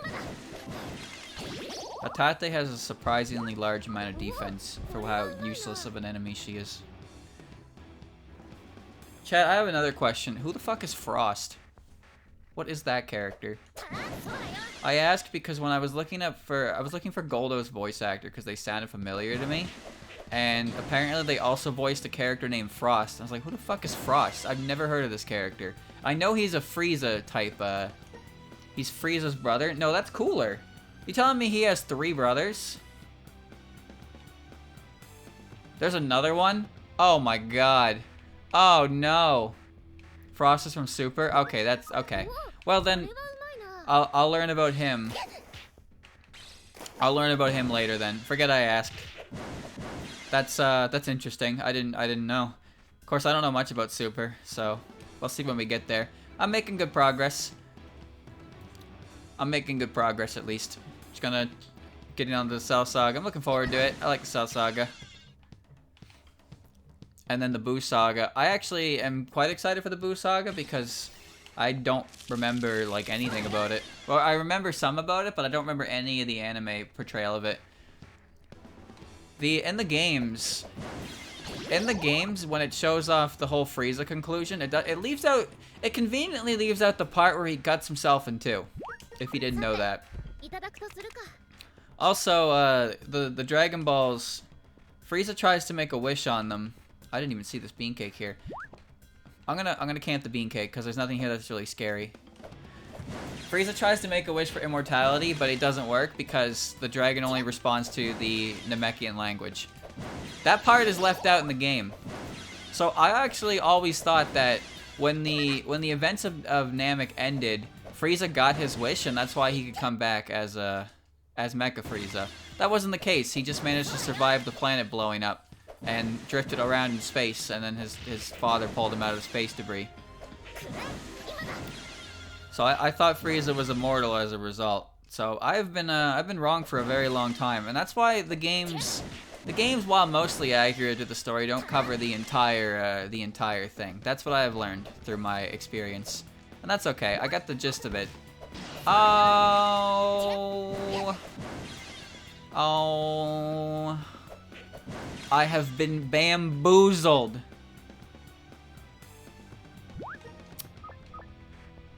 Oh, the weapon cap's at 60? Oh shit, I didn't know that. That's bad. Shit. Oh well. I think I can get through with this though. It might be time to just start going. I don't think I can get much stronger. So it might be worth just to try and run through it. Take it a little slow for now. Garlic Jr., when does that happen? I haven't seen him. I legitimately thought that character was a movie villain. I still am convinced he's a movie villain. I have no idea what this is, so I'm not even gonna risk it. But apparently he's a character who just shows up. He's both. So he's from the movies. I don't know why I did that. Fuck. He's from the movies, but he comes back in the actual show and tries to get revenge. I remember that. Garlic Jr. and Super Garlic Jr. He was a pretty shit character in Budokai. Featherball, no good. That shit, no good. He's a movie character that comes back in a filler arc. Then it's probably not in Kai, because, well, there's no reason to bring him back in Kai. Kai doesn't have, like, any filler at all. I think it has two episodes that are listed as filler in any capacity. And that's it. That's Subspace Trap? Oh, I thought it was. I thought I could just move on. Nah, I'm good. Nah, I'm good. I'm fine. Fear. Absolute fear. Holy shit.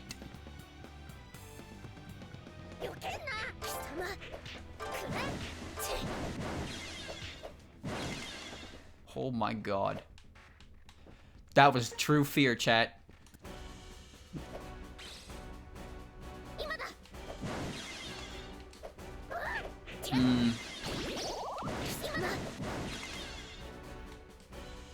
I remember it from the DBZ Abridged stuff, yeah.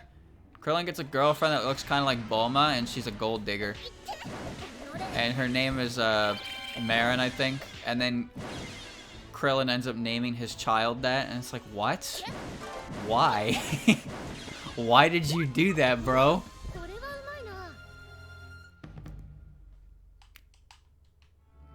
Good for Krillin, though, you know.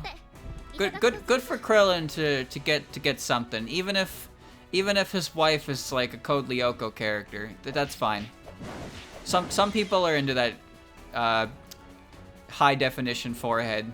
That's okay. You can like that. There's nothing wrong with that. But you ain't gonna tell me.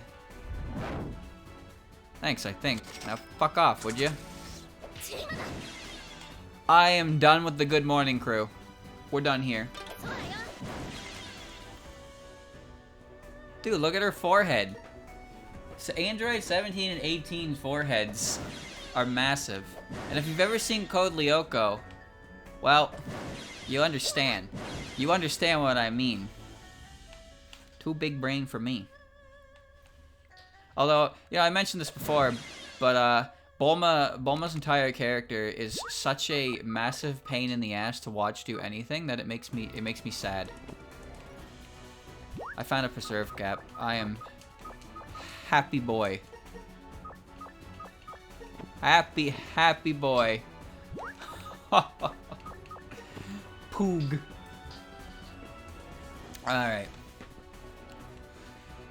Garlic Jr. Scrap for Kai. I should have known.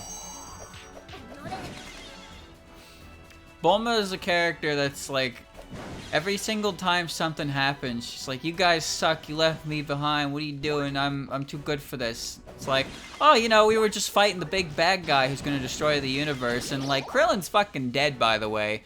But no, go on, Bulma, about how bad you had it on this planet, just walking around.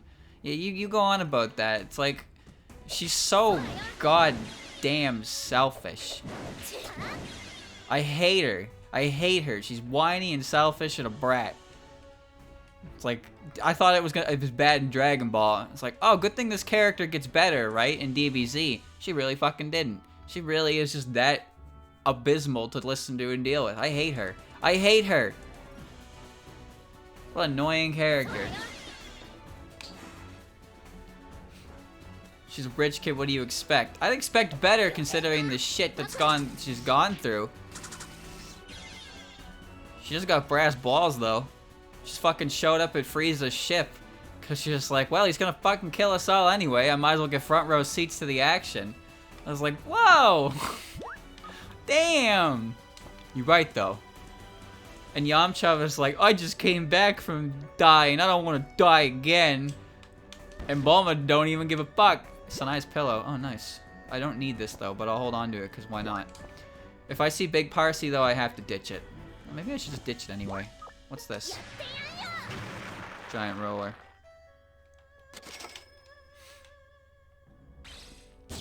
Uh-oh.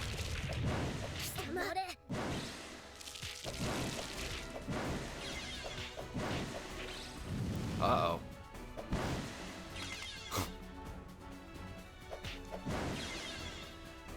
Uh-oh.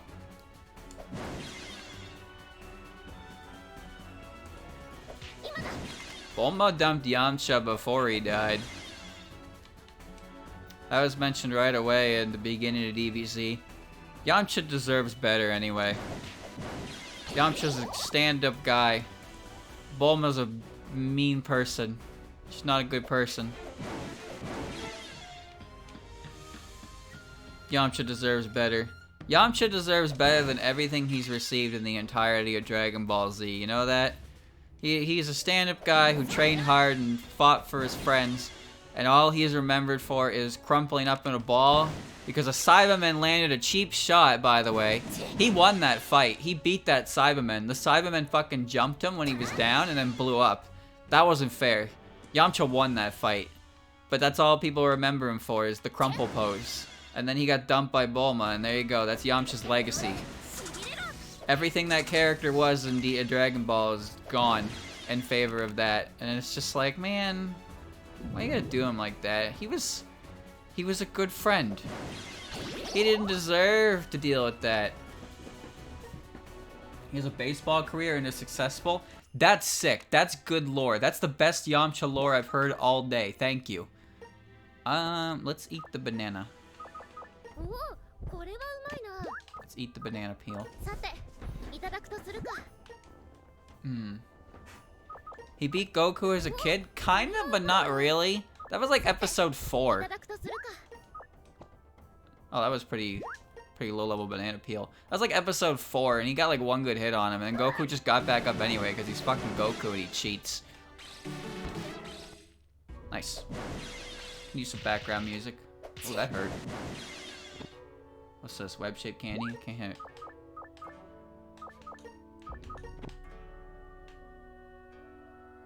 Free XP.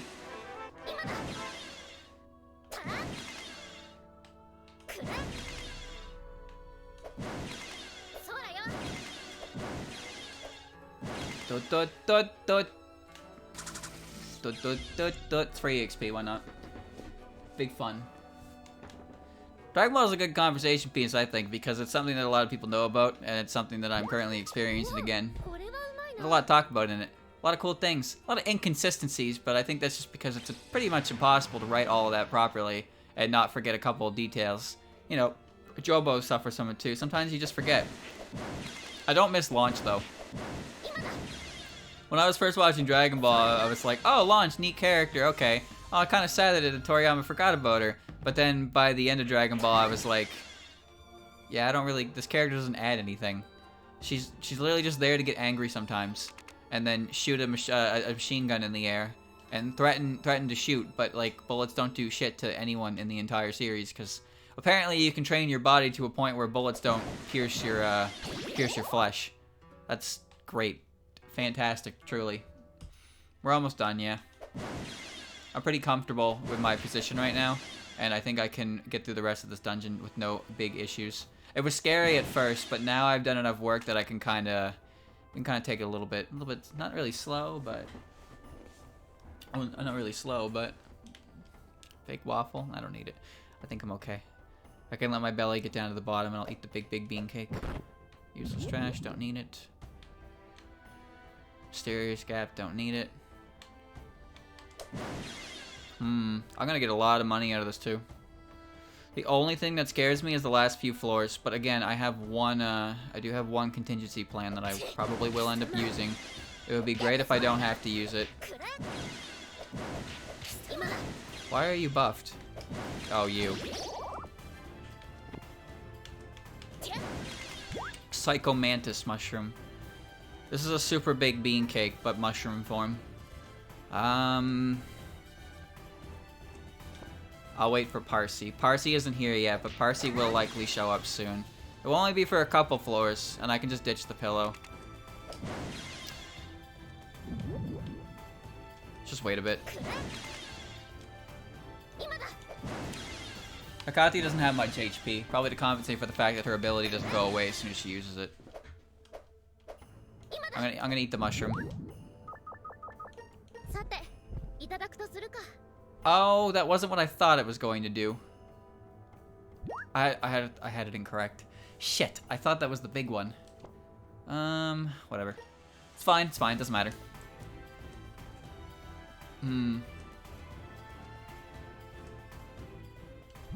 There she is.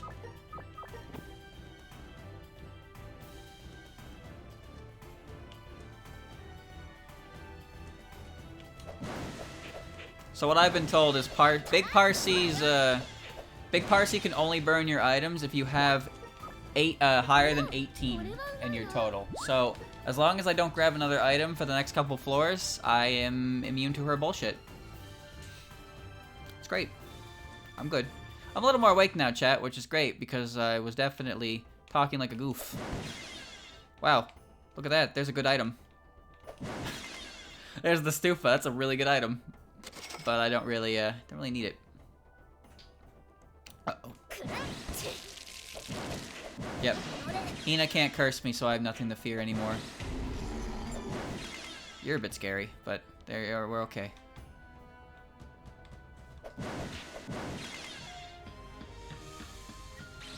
Dojinshi is just a term for self-published mango. But it's pretty synonymous with pornography. Not much you can do about that. Common misconception. You say doujin. Oh, ow. Let's think. So nice pillow. We're gonna wait here and heal. You stay the fuck over there.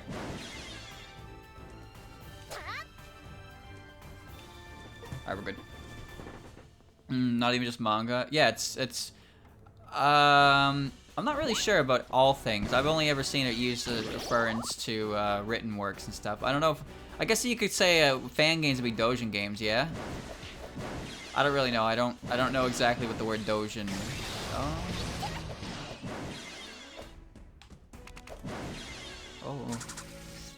Yo, Master Spark kind of dumb. Boxed tangerines. That's food, baby. Let me eat the big. Let me eat the big. And I'll keep more food like this. There we go. It seems like her Master Spark does half, and I don't know if that's because, just because or what. But she's a bit scary. How to avoid her. That's fine, you don't really have anywhere to go. She teleports away, but this floor isn't very hard to navigate. She'll probably find her way to me again anyway. I will get my seal back before I leave, though. Big Show's kind of obnoxious for this reason, but on this floor it's not so bad.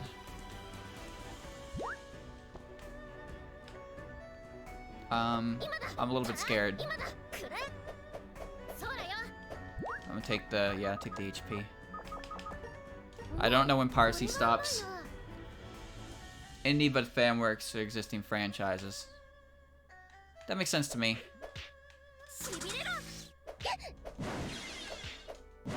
That makes sense to me. It's just one of those things that, you know, it's been a bit, the term has changed a bit for various reasons. Mostly just because people associate it with one thing, and you can't really do much about that, right? It's just how it goes. While it is not entirely correct, it's also not entirely incorrect either. Dowsing Rod S. A rod Nazarene uses when dowsing is tipped or shaped like the letter S and E. Since it's made for dowsing, even an amateur should get results. I have a feeling I can make that, so I'm not going to bother taking it with me, because I still have a... Still worried about Parsi. Space Probe body again. Still can't take it with me, because I stored all my food in gaps.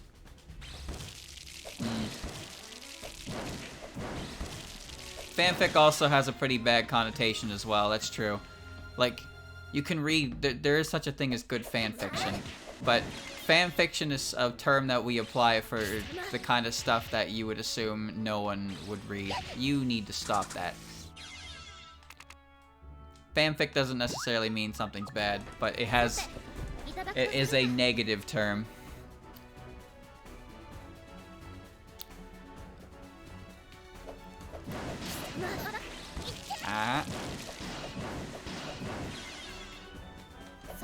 How many more floors is the Good Morning Crew on? Because I think I'm done looking at her. She scares me. I got my seal back, yeah? Yeah, I did. Moving on, 86. A fancier term like derivative work. That's good. That's a good one. I like that. Flintlock, garbage. Gabbage. So this fan's really cool and all, but the fact that it...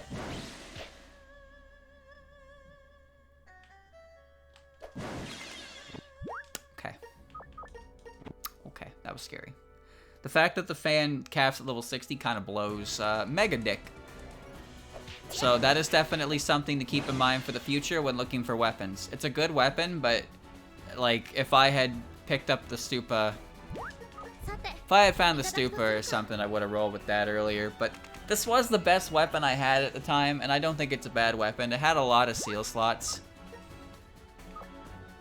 It has some decent yellow slots, or yellow abilities too. But capping at 60 is kind of shit.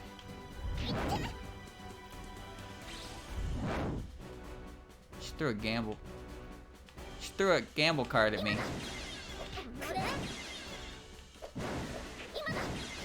Oh, that's Big Clown. Uh-oh.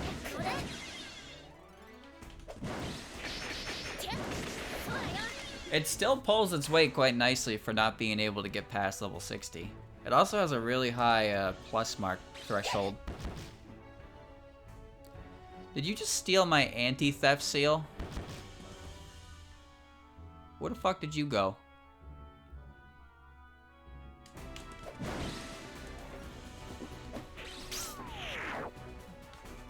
You, oh, you went back to sleep, lazy ass.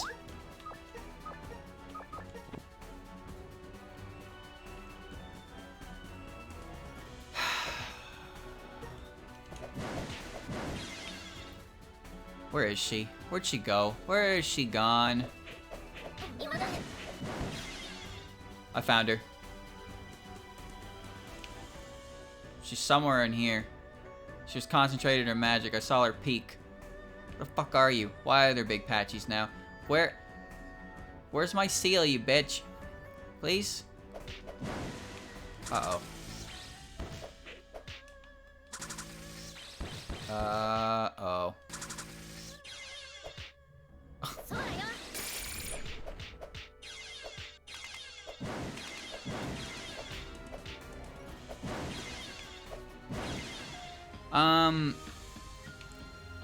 I need my seal.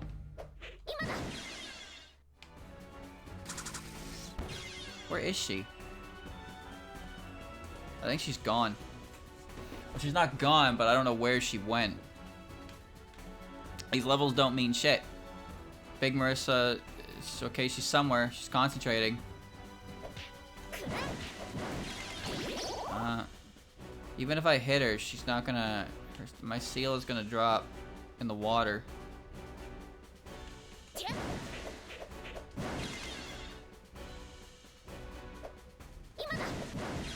Where did you go? Is there even anything left that can steal stuff from me? I did that again.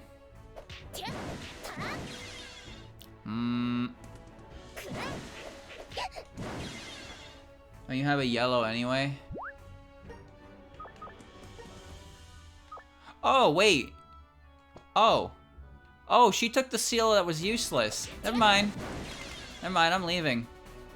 Never mind. Never mind. Wheelbarrow or a fish card. Sure. She took the seal that wasn't very neat, like necessary. Well, thanks. Now let's try this. Oh, great. I don't care what that does anymore. Letty's hat. Okay. Yeah, I'm not walking around a floor where... Actually, I benefit from this, so I'll walk around. Okay, it's one of these floors. No problem. I'll take a look around. Why not? Big clown piece. Treasure chest. Nice. Oh! That's okay. I'm faster than her. That's great. That's fantastic. That's the best thing I've seen all day. Yeah, that's right. Don't move. Oh, that was bad. Clown is not affected by this. Only I'm affected by this. Huh. Interesting.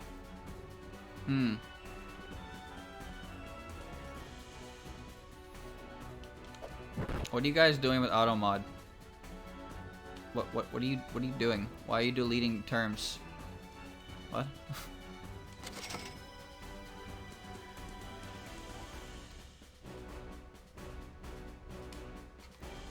I don't understand why she was able to steal my talisman. That counts as theft, right? I can see it.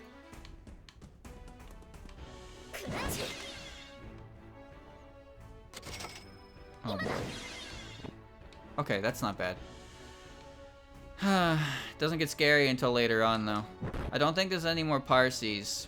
I know there's still Remy floors to go through, and she, Big Remy's capable of magic. She can literally drain my entire power.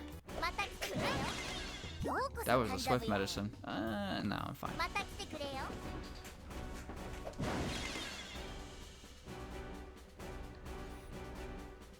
No, somebody permitted the word weeaboo, and then the term was deleted for some reason. Like, what? Why?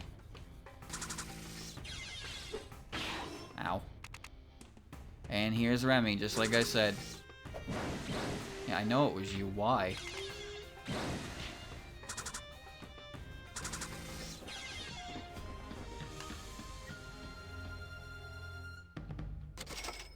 Do I want to look around? No, I don't. I don't want to look around. I think at this point, Chad, it's time to go. It's time to go. Let's go. Let's get out of here. Oh, never mind. I don't have to deal with Tenchi at least. If Big Tenchi hits the ground, there's a shop, then they take care of her for me. Looks like you needed to use a waterway for it to work. Okay. I've never actually used that card before. Now I know. Yeah, I don't think there's any reason to stick around. There's 10 floors left. At this point, if I'm gonna be able to beat it, if I'm gonna beat it, I'll be able to just move through it really fast. Unicorn horn, all-purpose chisel. That doesn't hurt. Take a chisel with me, I suppose. Yeah, I'm good. I'll be fine. Probably is correct.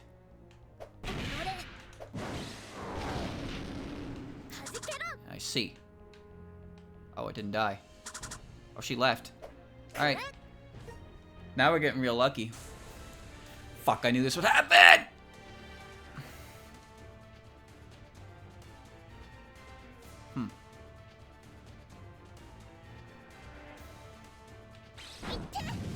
Why are there Ichidens here, man? Alright.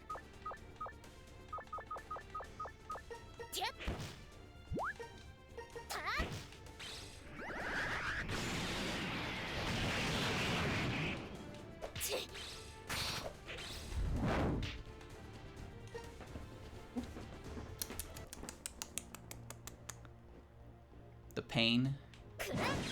And chat, that is why we take swap talismans. It's a good thing I had those fears in the dead of night, huh? Weaken her, please. Thanks.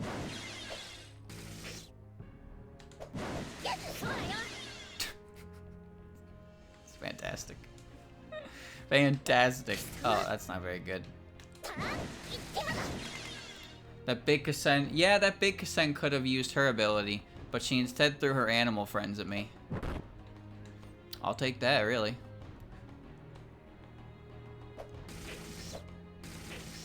Not like I had any other solutions to that problem than to just try it. Ichiden could have fucked me up a lot worse than she did as well. Is there anything worth checking out on these later floors, just in case? Because, like, I don't want to walk around floors with Creator Kasume. Because that enemy is very difficult to kill and does, well, it can probably kill me in one hit. I don't really know why it can do that. Where am I? Oh. Ow.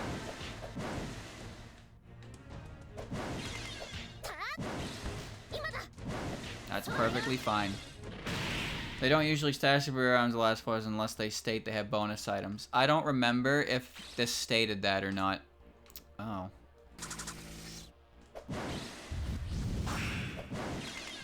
Or our boss floors. Could you imagine a boss floor at the end of one of these dungeons? Uh-oh.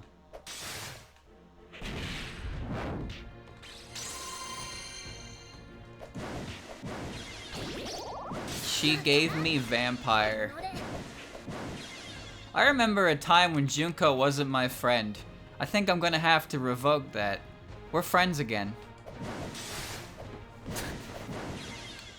Junko gave me a thirst for blood. Thanks, Junko. You're my favorite boss. I still have a soul gap to use, but that's very nice. I'm glad she did that. So if there's no rare items, then yeah, I'm just gonna go. It's too dangerous to hang around here anyway. All in all, this was a pretty uh-oh. This was a pretty lucky run, huh? This is my second run. This is my second run in this dungeon. The first one ended on floor 3. But it's technically the first, if you want to count it, because I just kind of fucked up really hard and got killed by accident on the first one.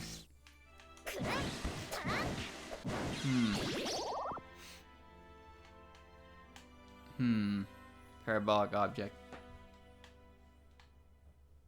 The 99 floor pandemonium. I don't want to think about that. Super Miko orb.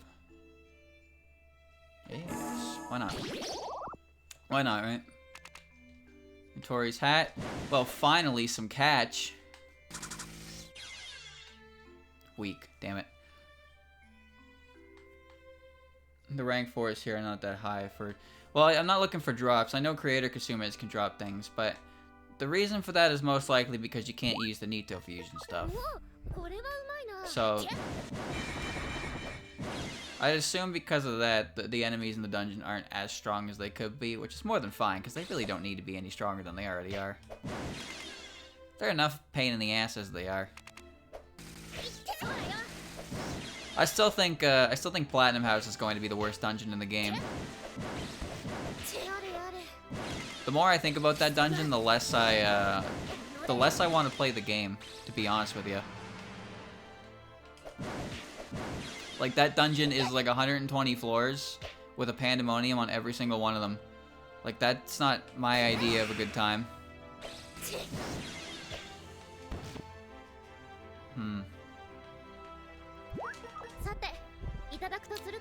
Don't understand the range of Kasen's attack. Sometimes I get slapped everywhere. Hi.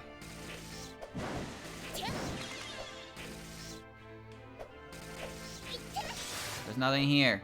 It's alright, I have Hikatia's boost, so I'm not that scared. 96. It sounds... you can't bring anything into it. There's a pandemonium on every floor. There's a pretty good chance that when you walk to the next floor, you're dealing with a one-room pandemonium no matter what. And you can't really autosave your way through that. If you get stuck in a bad pandemonium floor and your autosave does not let you feasibly beat it, that's it. Game over. Speaking of game over...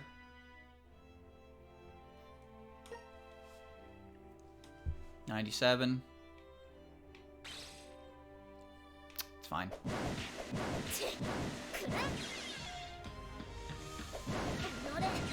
It's fine. Tighter cushion. It's fine. Maybe I shouldn't walk on the pathways in case I run into the scariest thing ever created. Get it? Uh-oh. Trap. Forgotten umbrella. Nearly there. Two more. No flying rays to deal with because of the eradication cards. I like this item.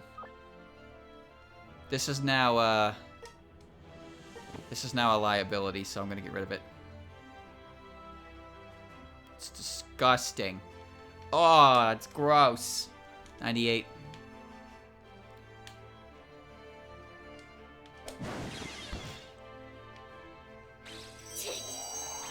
Good.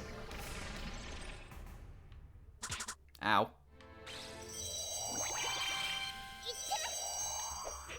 Cleric support. I can't hit her. I'm drunk. Oh. Alright, good. Very good. Very good. What's over here? Red liquid. Dangerous. Flandre deletes everything on floor 99. She destroys all the items too. So that's a dumb idea. That was also a pretty dumb idea.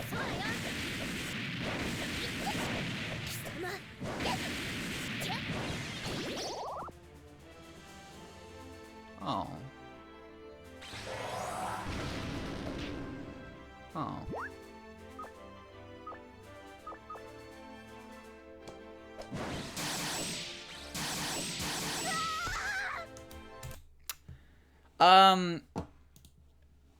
I regret pressing the A button on Yuka.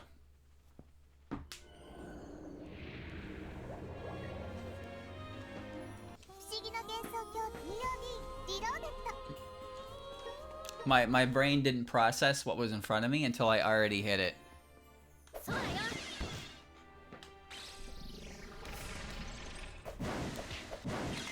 She's scary. She's built-in guaranteed counterattack too. Half phantom. I'm leaving. I think I'm good. I'm leaving. 99. Hello, Aki.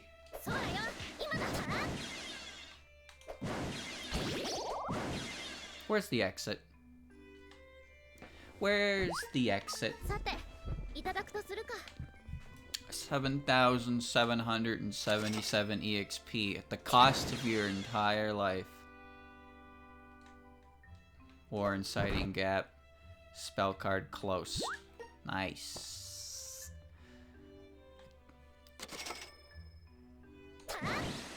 Yep. Doesn't matter. Aki's ability is so obnoxious.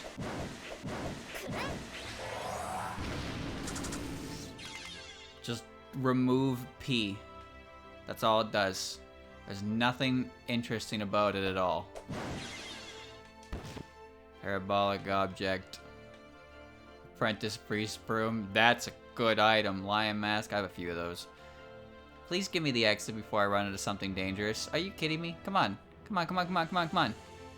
Oh, Moko. Fuck it. Bring it on. You don't have anything ambiguous. That's it.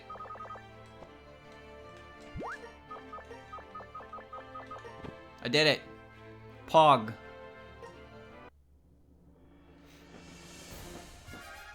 You hopped around 8.9 dimensions and came back. Very good. What a painful experience. But it's done. 4 hours, 52 minutes total. So what, do I get a cutscene?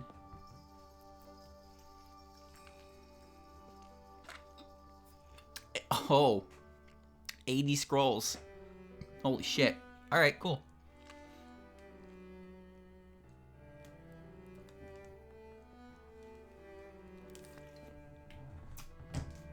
Wow. I beat it. I beat it. I beat it, now what? Now what? Here. So, it was the Hakude charm this whole time. Yeah. Yeah, cool. Where's the Gold Rain card? Yeah. Gold Rain. Gold Rain.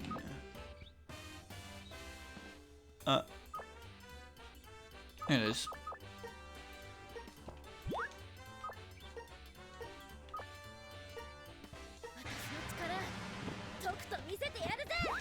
Alright. And enhance limit up by 25. It's a pretty sick seal to get off of that thing. Anyway. The alchemy recipe needing a strong gap was for that. Oh, such so. Alright, before I do any of that though, let's put everything away, alright? Let's put everything away. I didn't need a lot of the food items I ended up getting, so that's good, I guess. But you know, you can never really be too prepared, so. There we go. And I walked away with an insane amount of money, so that's also pretty good. Now give me all my points back. And now I must turn back into Reimu. Very good. Yes. Now everything is back as it should be. I finished your dungeon. So what do I get for that, huh?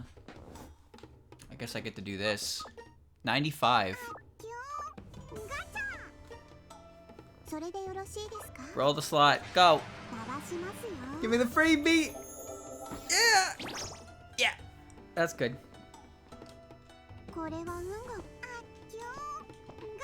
Nice.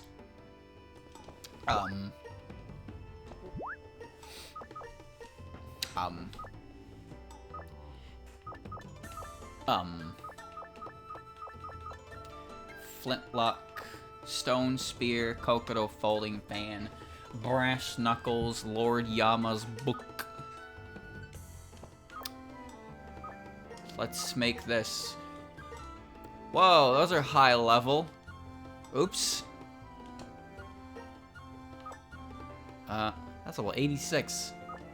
Yeah, fuck it, why not? Make it. Fist of Conviction. The fist of King Yama Daiziger will judge the sins of all who touch it, then cleanse them. All sins can be returned to oblivion with this. Hey, that sounds pretty cool. Sword of Courage. Nope, nope, nope. Nope, nope, nope, nope, nope, nope. Wooden Mortar. Nope. Nope. Nope. Nope. Nope. Nope. Nope. Nope. Whoops. Nope. Oh. Ayakashi Branch plain t-shirt. I don't know where I'm getting these plain t-shirts, but I don't have enough. I don't have enough. Anything new in here? Did I get anything new? Anything cool? Anything amazing? No. What about you? It's all DLC, Captain. Nope. Can't make anything here. Anything in here? I need Moon Rabbit notes. I need a purity gap of 9 slots. I'm sure whatever that is fun. What about in here? Anything new in here that isn't stupid? Of course not. Plain t-shirts dropped from Hikatia as far as I know. But, well. So what is this? Oh, it's a robot hand. I guess I should have expected that. Destroy defense, crime and punishment, judge, and godslayer. Nice. Robot knuckle. Alright, now what?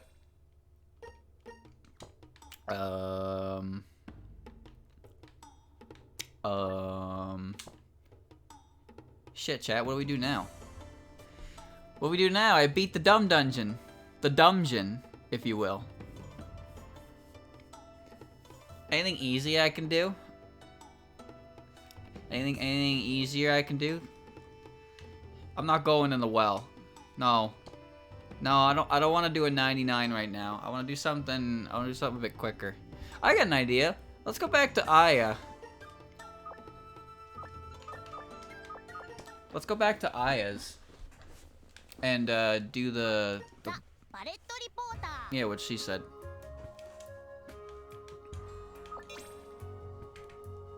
There's bullet articles. These things. So how do these work, chat? Do I need to bring them with me? And then I have to follow the instructions? So what do I do with them? Because I collected all of them. I have them all. Oh. There's 11 of them, by the way. 10 and then a manuscript. You bring them and solve the puzzle. Okay.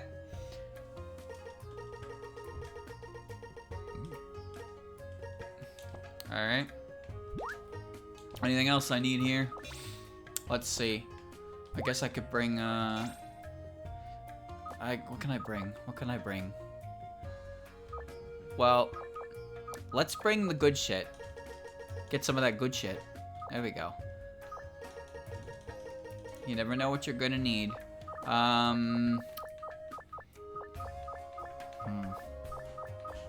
We'll bring, a jump card.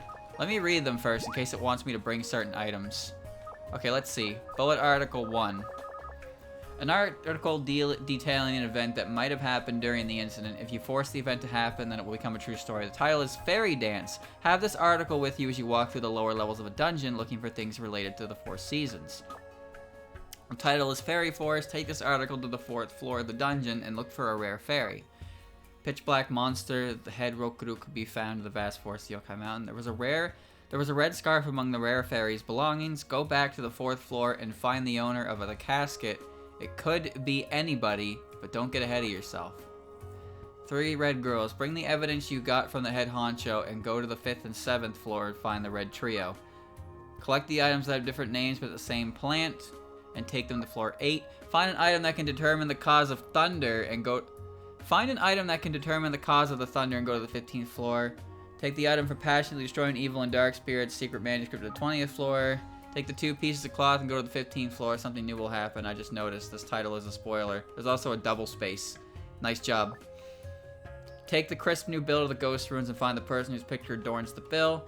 Even if they say don't exist, if you believe in it, then it does exist. Go find her. Manuscript technique to make the cops go. Okay. So, I guess I'll just bring the, I'll just bring the usual shit. I'll bring a jump card to get out of here if things go south. I'll bring a friend. Do I need anything else? I mean, the usual. Item protection. Yakogoro. What about equipment? What about equipment? Let's go with the fairy cups, I guess. Why not?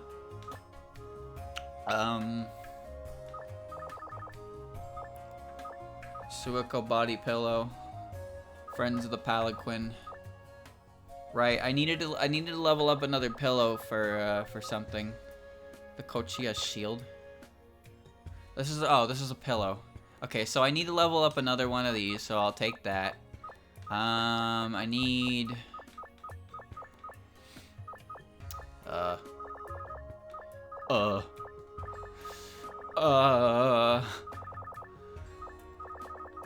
where's my vacuum? Where's my vacuum? Hold on.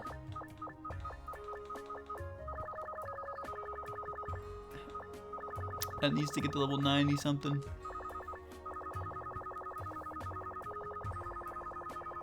You ever just realize that I collect a little bit too much stuff?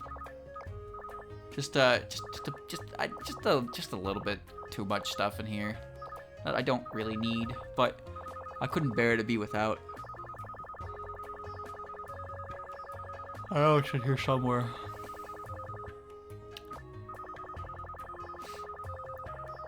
Bro, where's my vacuum? There it is. Okay. And now weapons. Weapons, chat. Weapons. God's judgment. I found that in the folding fan. What could I start leveling up? Oh, I had I have an idea. No, I have an idea, chat. I have an idea. Let me just find them. Let me just find them. Here's my flintlock. Yeah, I'll be using the flintlock. Well, that's a 2-hander actually, so whatever, I'll ditch the pillow. And the other one I'll be leveling up will be... You don't get much EXP in this, by the way, so I'm just gonna bring something I can get something on. That's all. Where is...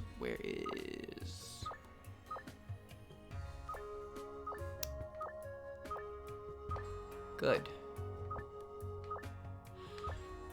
good.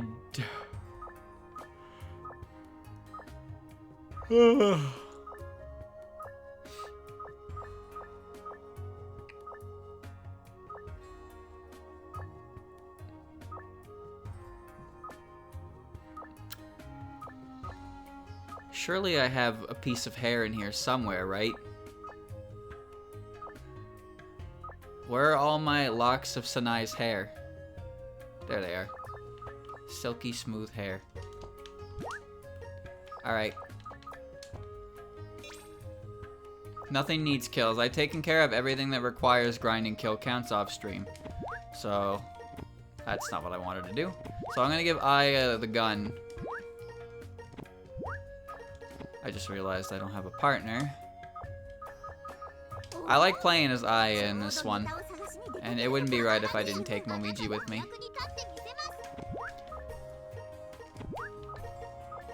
Alright. Alright. Momiji has a lock of hair and a vacuum cleaner. Aya, armed with a gun. But she does not know how to use it. Very good. So I have ointment, gaps to grab shit with, reports. Do I need anything else? Am I missing anything else? I have food. I'm not gonna put them in gaps because I'm not really sure. Better safe than sorry. Mostly I just want the gaps for additional room to pick up stuff with blue seals, you know? Stuff like that. Let's take a couple more, why not? I don't think there's anything else I need. I think I'm pretty good. Let's look at my spell card, talismans, equipment. Oh, I don't need materials because there's no fusion. Alright, let's go. Alright.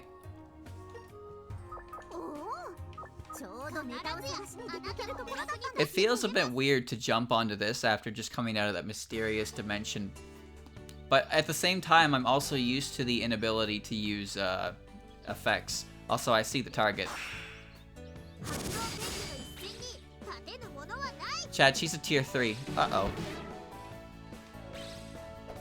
She is tier 3.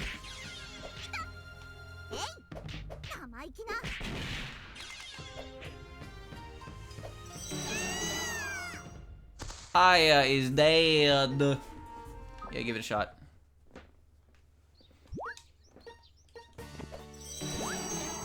Alright. There's no penalty to that, so I might as well just do it.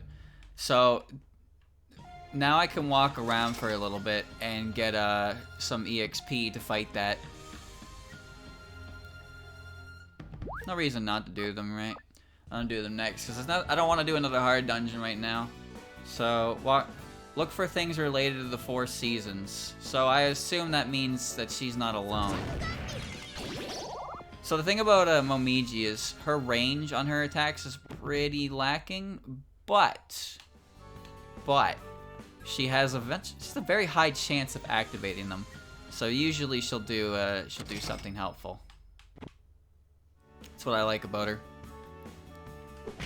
Also, it's Momiji, so well, there you go, right? I don't think I need to explain myself any further. So as you can see, the flintlock kind of sucks massive wiener because it just blows up every now and again.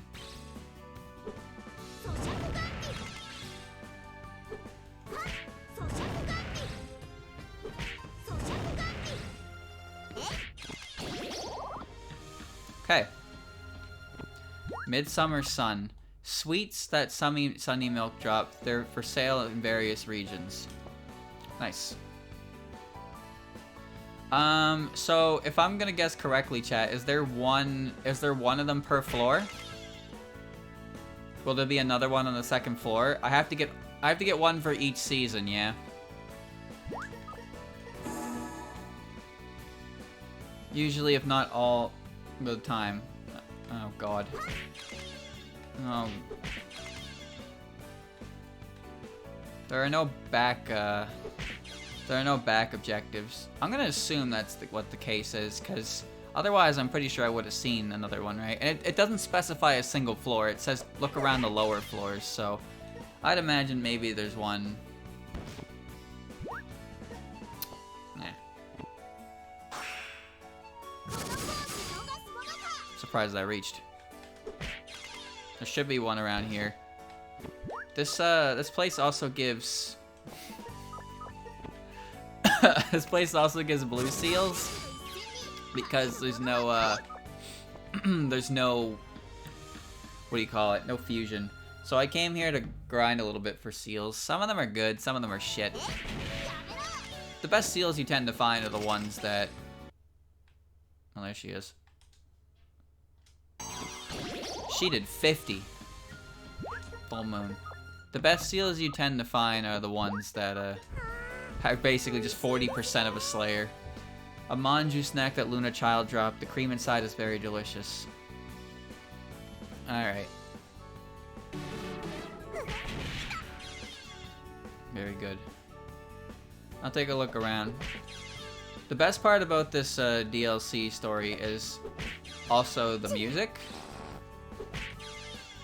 The tracks, some of the tracks in this this area are original tracks from the actual Bullet Reporter game. I really like them, especially the one that plays around at level 10, floor 10-ish. I don't see anything great here. That wasn't worth checking on that. Oh. Makes me want to play Bullet Reporter, but I don't think I'll ever do that. I will play Double Focus though. Once I get a good open slot available, I will be playing Double Focus. I have a capture card for it and everything. Only thing is I don't know where my PS4 is, and then I have to set that up, and then I have to use a PS4 controller, and the more I think about it, the worse it is. There are a few things I want to revisit. I said before I want to play Luna Nights again, but I want to try a run where I don't use snail time or time stop against bosses, because you can do that. A biscuit that Star Sapphire dropped. The star-shaped salt on it adds a nice kick to it. Cool. Thanks. Mamizo is Kecleon. She kicks your ass all over the place. Don't mess with her. Also, if I mess with her, I automatically power down a free 10% item buff that is on one of the best equipments to use in Skin Diver Dungeons. So, stealing from Mamizo is not something that I will be doing until I am, like, done the game. She will be one of the last objectives, because the buff she offers me just by not doing that is insanity. And I would be a fool to give it up this early. It's not about liking the PS4 controllers, it's about me using an Xbox controller for quite some time now, and the PS4 controllers that I own all have issues with them. One of them has a bad D-pad down. That's not good. A bad D-pad down is not a good sign at all. The other one has an issue. Like, I've always had issues with those controllers, but Xbox controllers just work so well with my computer, and that's probably because, you know, it's all Microsoft. That's what they're designed for, really.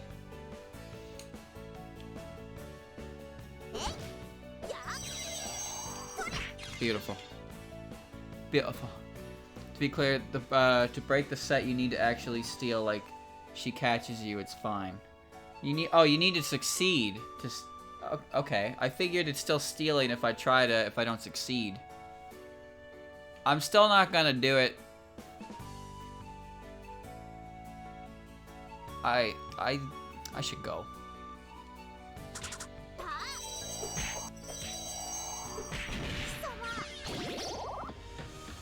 Oh, you're fucking kidding me.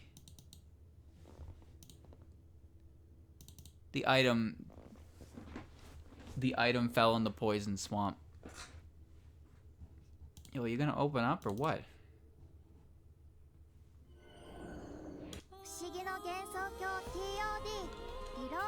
The explosion is caused by the flintlock. But she had 2 items, so she dropped the one that I actually gave a shit about. Well, there she is again. She dropped the one I gave a shit about into the poison swamp. Nice. Spring Fairy's letter. A note from a fairy who heralds spring to another fairy asking for a favor. It looks like she's asking to get rid of the ice fairy. She doesn't need anyone's help for that. She did a pretty damn good job of it herself just a second ago. Alright. Nice. Kaboom.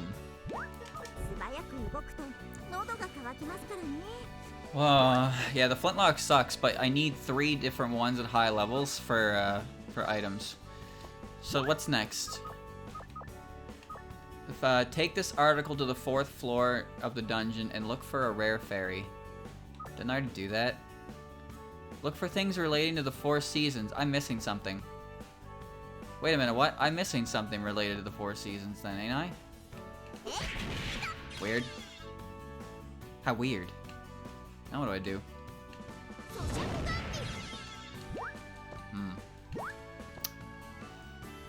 What's the next one? There was a red scarf among the rare fairy's belongings. Go back to the 4th floor and find the owner of the casket. I don't have that either. I have a letter. What?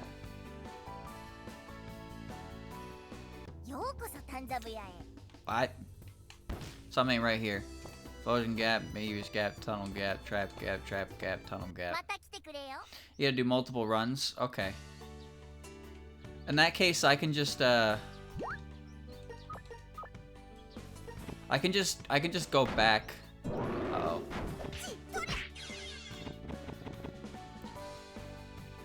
I can just go back when I reach the midway point, right? Or should I just use my jump card? Yeah, I can just jump card it, and then we can... Oh, hello. We can resume from there.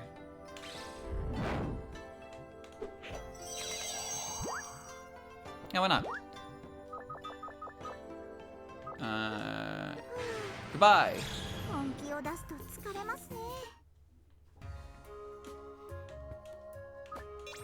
Alright.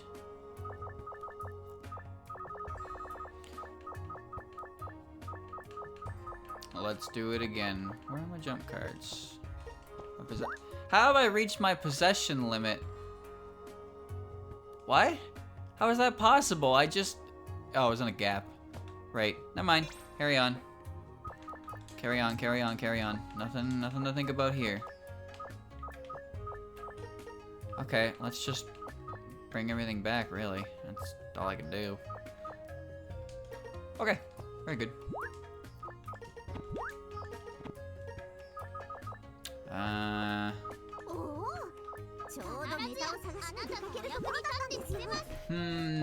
Let me bring another one.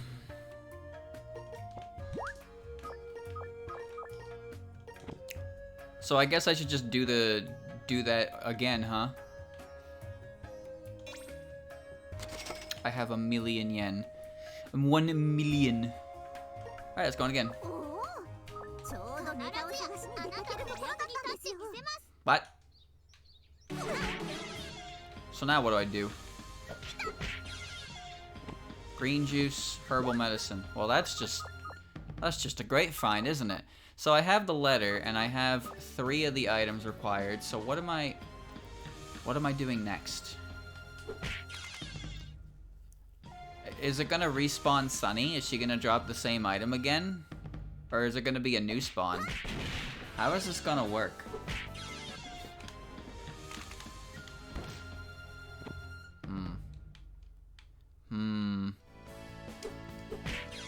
Well, however it works, hopefully it's not too bad. And there's Sunny again. Shit. What's the plan here? Good.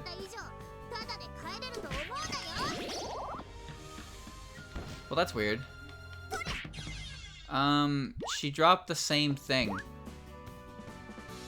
Sweets from Sunny, manju from Luna, and a biscuit from Star, and summer sun, full moon, midwinter starry night. Well, the full moon's associated with autumn, right? Because, you know, like the harvest moon. But I'm missing one of them. I'm missing the spring. Well, the spring item would be the Spring Fairy's letter, right?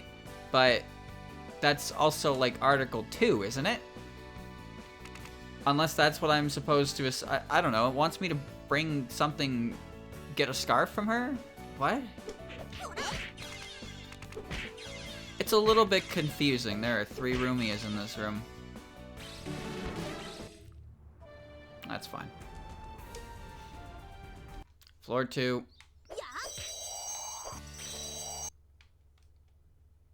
Excellent. Full moon. They give good EXP. It's a bit confusing. Yes, quite. Whatever. The important thing is that it's not terribly difficult. Because right now I don't want difficult, chat. I want relaxing.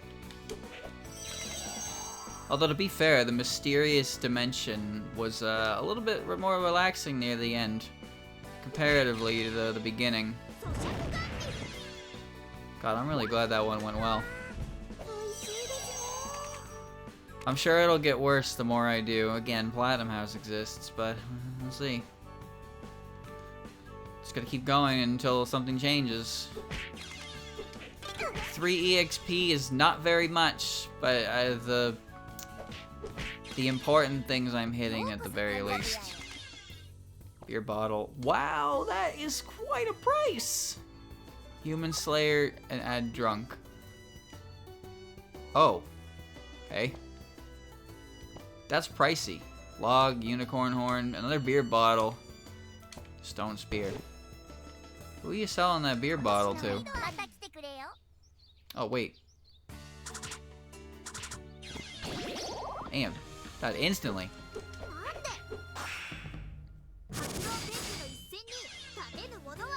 Alright. Well, usually when items have a price that high, you assume they're good, right? You would assume. Doesn't always mean it's correct.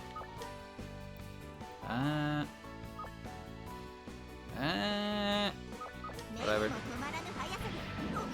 Good beer is hard to come by. I don't like beer. I've tried beer before, and beer didn't even taste like... What did it taste like? I don't understand how to describe the taste of beer. Other than it felt like the liquid was drinking me. It didn't feel like it was going down my throat and I was enjoying it. That's for sure. It felt weird. I didn't like it. And people got these fucking... Oh.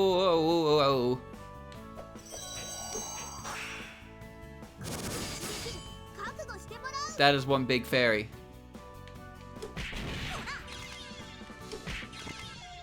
Towable casket. A casket Dayusei uses to carry Chirna when she melts. The inside is cold, so she revives after a while. A red scarf is in there. Excuse me. What do you mean you're carrying around melted Chirno? So now what?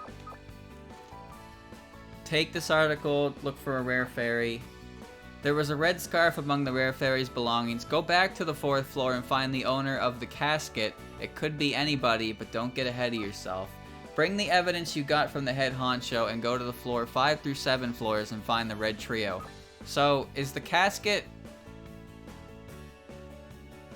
Wait, I found the owner of the casket, right? Am I on step 4 or am I still on step 3?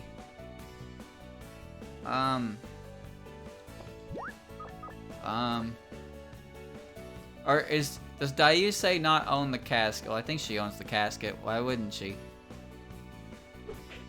Who else is carrying around Chirna when she's melted? How do you do that? Just... Exit, return to floor 4 again with an incompetence talisman. Why that one?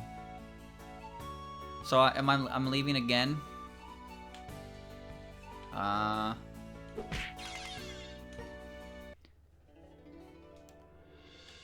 I guess we'll see if something spawns here, right?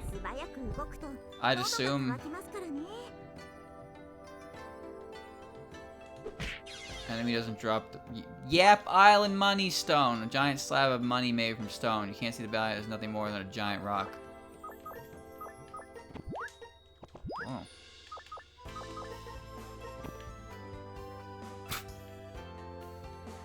Me first dime. Nice. That becomes the Moi statue. Hmm. Let's see. We'll see if the enemy's in here. If no enemy spawns, then I will follow the instructions laid out. Thanks. Thanks. Very good. Very good.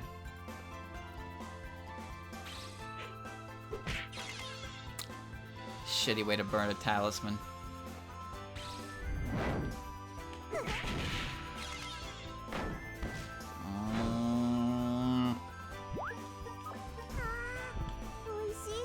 I forgot I could walk on traps. Tojiko has spoiled me. How did Tojiko become the best character in the game? Wallbreaker. Odd-lon sing cards sound great when you want to get on with the whole, you know. Okay, it's not here, so let's use the return card. But it seems like it's really difficult to beat up the Watatskis, because I probably need to go to a very far in floor to get my level up and then try it. And if I don't succeed, well, then I guess I'm just gonna eat dick and try again. I couldn't tell you the easiest place to work off with it. Alright, so now I need incompetence. You can level with nightmare cards. How do those work? Oh yeah, they make big enemies. Oh yeah, no, that makes sense. But how do I kill the big enemies before they kill me? Incompetence talisman, is it? Why that one? Why does the incompetence talisman make her drop the right item? I mean, I'll accept it. Doesn't matter to me.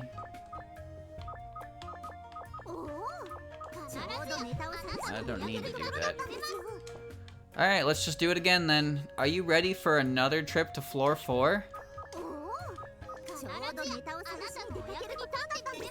There's Lost Article, but apparently I'm gonna trust their opinion on this, because they seem to have played this game.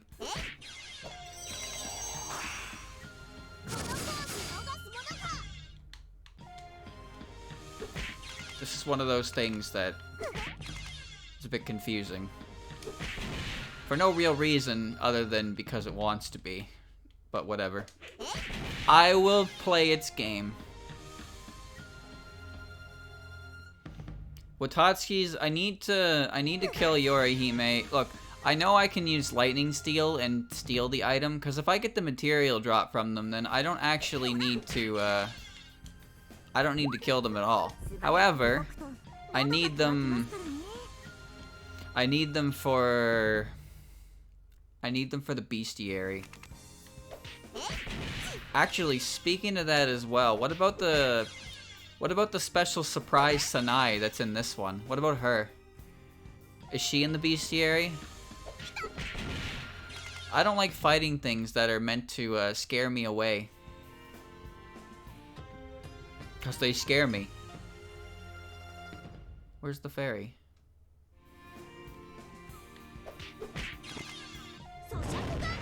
Where's the fairy? What? I ain't gonna oh, there she is.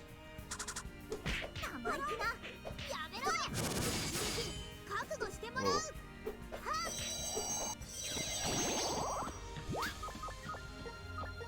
Okay. Okay. Yeah, that Sanai is very scary. I would only bother fighting her if she has a bestiary entry or like just anything that involves requirements for 100%. She might drop something too. There's always that. But I don't know.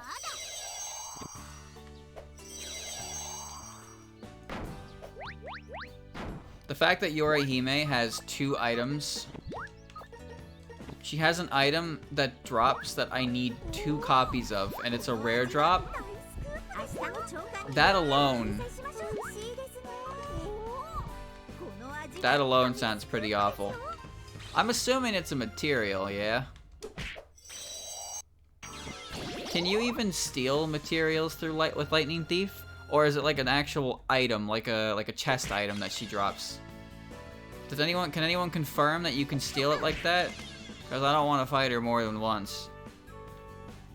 If I can just cheese steal attempts on her on like the first fucking floor, then I'm more than set. It's weapon and armor. Oh, she drops... Okay, so she drops a weapon and... What about her sister? The other idiot. Touhou drops 2 armors, Yori drops a weapon, and I think something else. And those are required for fusion, yeah? So what you're saying is I need to steal from them both. What about Raysun? Does she do anything, or is she just there? It would be the most accurate portrayal of her character and if she was just there and didn't actually do anything important. But you know, maybe that's just being a bit mean. Touhou has a weapon too. Sword and fan, huh? Yes, there's a bunch of junk moon rabbits that pretty much only exist to hit you with status ailments, and Yorihime, Toyohime, and Raysun are all there. Raysun seems like... I don't think Raysun would be that scary to deal with, but she probably has decent HP.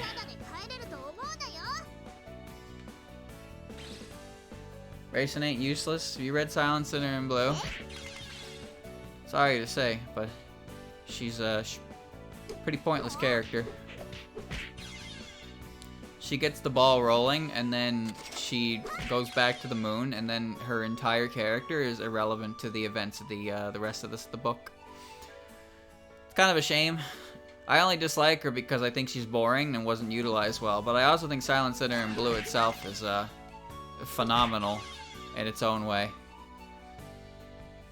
It's like the Watatsky sisters. There's one thing I've learned about the Watatsky sisters is that I don't think I've ever seen a more aggressively defensive bunch of people than for that character. Either of them, really.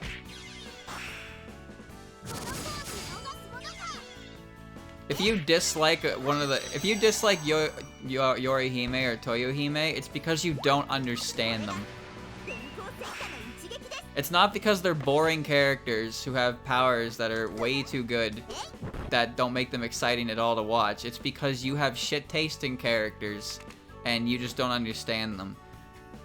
I bet you like Reimu. Huh. Can you believe it? You want to talk about overpower? Let's talk about Reimu. You know, the character that they beat.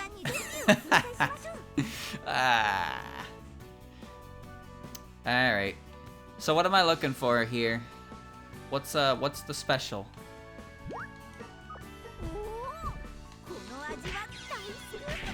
What's the important? Oh, another jump card. One of the Yorihime stands, I know admits she likes Yori because she wants to be stepped on. Well, there's always reasons. There's always reasons, good or bad. Oh, found her. What do I do? Do I throw this? Do I? Yes, I did it. So now her head won't come off, yeah? Oh, fuck.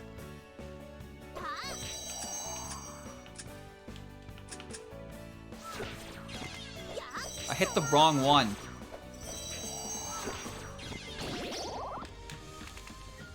Symbol of justice. Red is the color of passion, leadership, and justice. Destroy evil. It seems like the Ice Fairy was about to play hero before she melted.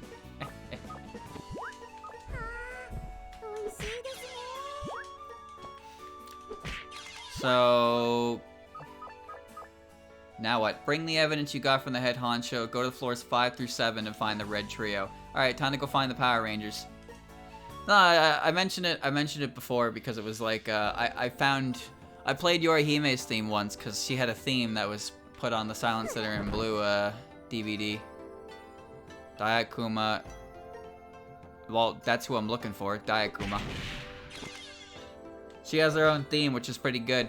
But the comment section was just people being like, people don't like this character because they don't understand her. They think she's overpowered and bullshit. But actually, Reimu is. I've never seen anyone get that aggressive over a character they like. Kinda seems pointless, I suppose. I have characters I like. I have characters I dislike. but I'm not gonna tell you that your taste is shit. Because you don't understand the character I like. Someone else on the internet will do that. I'm now alone. Where's my friend? Uh-oh. This is dangerous.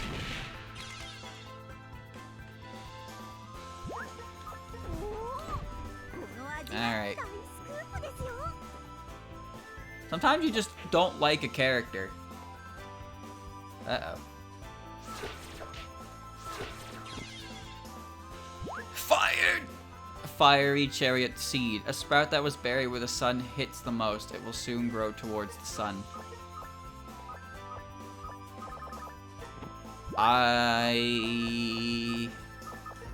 Yes. Dude, Aya's crow pelting in the Dark Knight is insane. For no reason. Why is it so good? Speaking of good, thanks. You can like a character for a dumb reason. You can dislike a character for a dumb reason as well. Who cares? People shouldn't care about that.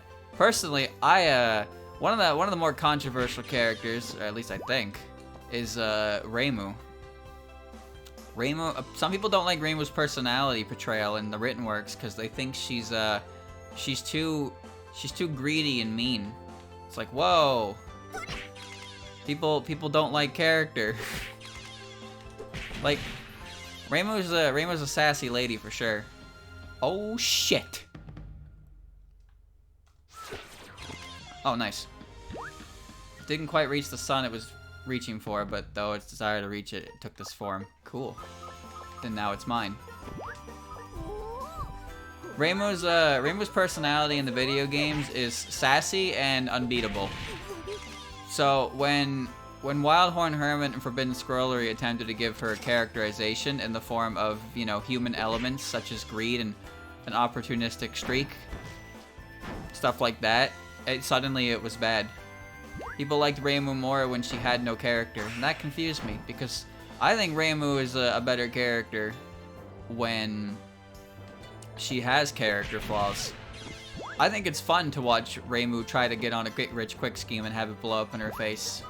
Because that's something I could see Reimu doing.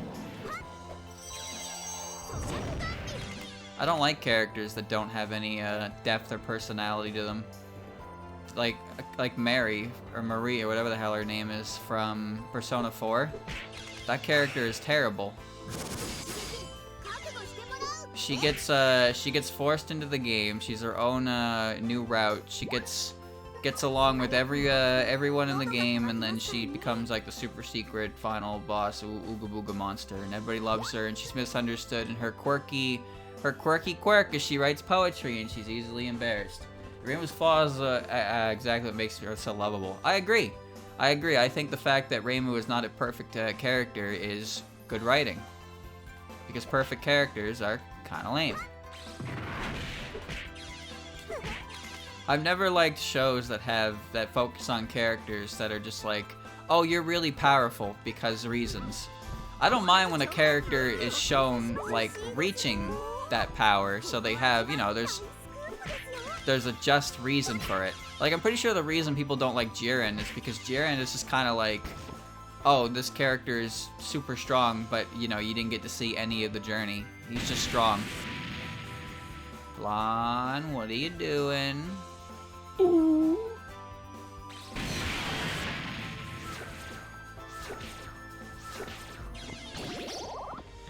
Canopy petals. Rays from sunlight will shine upon the next generation. Da da da da da da da da da. Alright, well, I can put this in the gap at least. So what's next? Flower garden in hell. Collect the items that have different names but are the same plant and take them to the 8th floor. I can do that, Roger. Jiren just kind of shows up, really. Yeah, seems like he was better written in the manga. And the anime just kind of dropped the ball. But in Reimu's case, Reimu is a character who just... Reimu's abilities come from her bloodline. I totally understand that. She's strong because that's what she needs to be to solve incidents and stuff. And... What are you asking of me right now, game? What are you asking of me right now?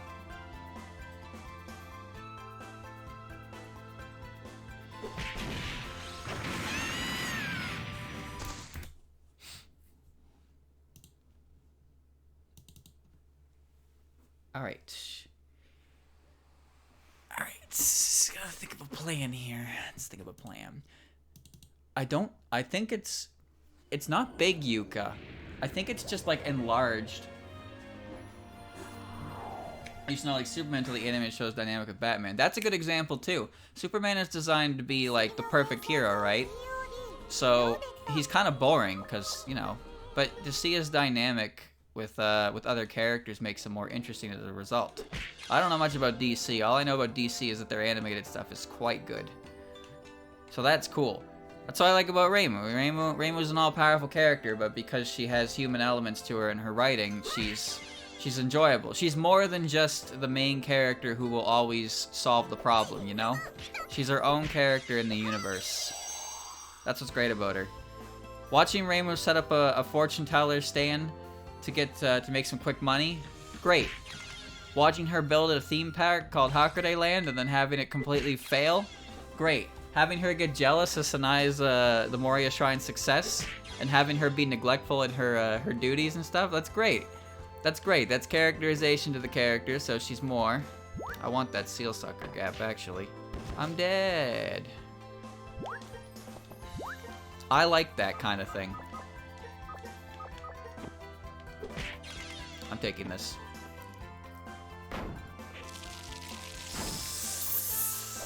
Very well. Doesn't matter. The flintlock only casts at 15 anyway. How do I kill Yuka? Oh. There you are. Yuka blocks projectiles, yes. Where is she? She's gone. Chat, she's gone. Where'd she go?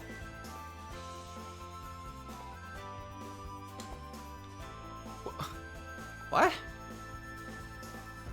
Where'd she go? She's definitely here. Right?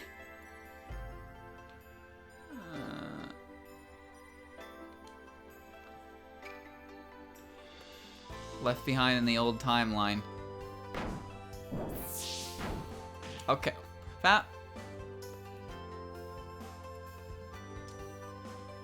Hmm.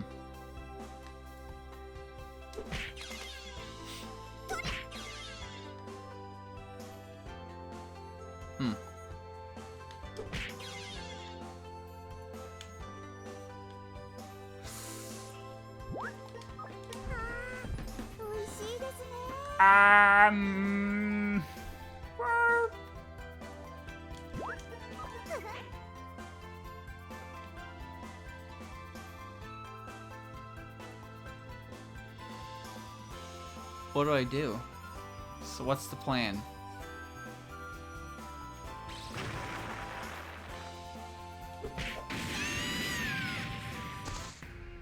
I don't think there is a plan here.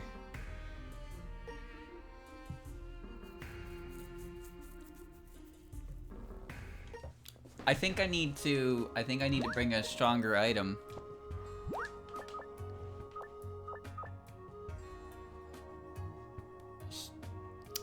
She's probably always gonna spawn there now, yeah, so.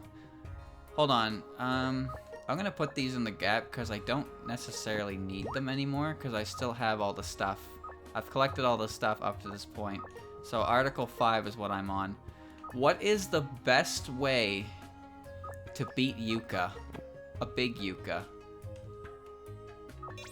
I could bring really good weapons. That's probably for the best.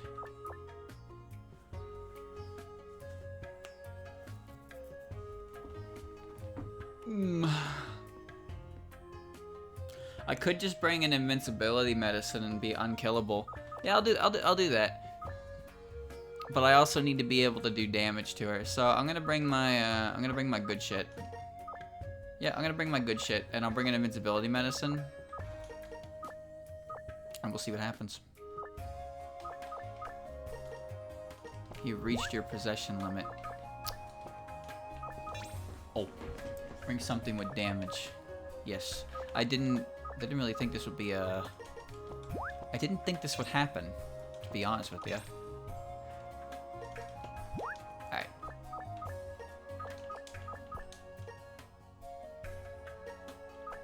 keeping my flintlock though. Okay. Okay, I think I'm ready. I think I'm good this time. I have, maybe I should bring more invincibility medicines in case bad things happen again. Why not, right? I have like 20 something of these. I don't need that many. So, if I'm correct, yeah, I shouldn't need to do, I can just go right to floor 8, but I can get some EXP. I still have my jump cards, yeah. Yeah, I have one, because I didn't use it to get out of there. I bit the bullet.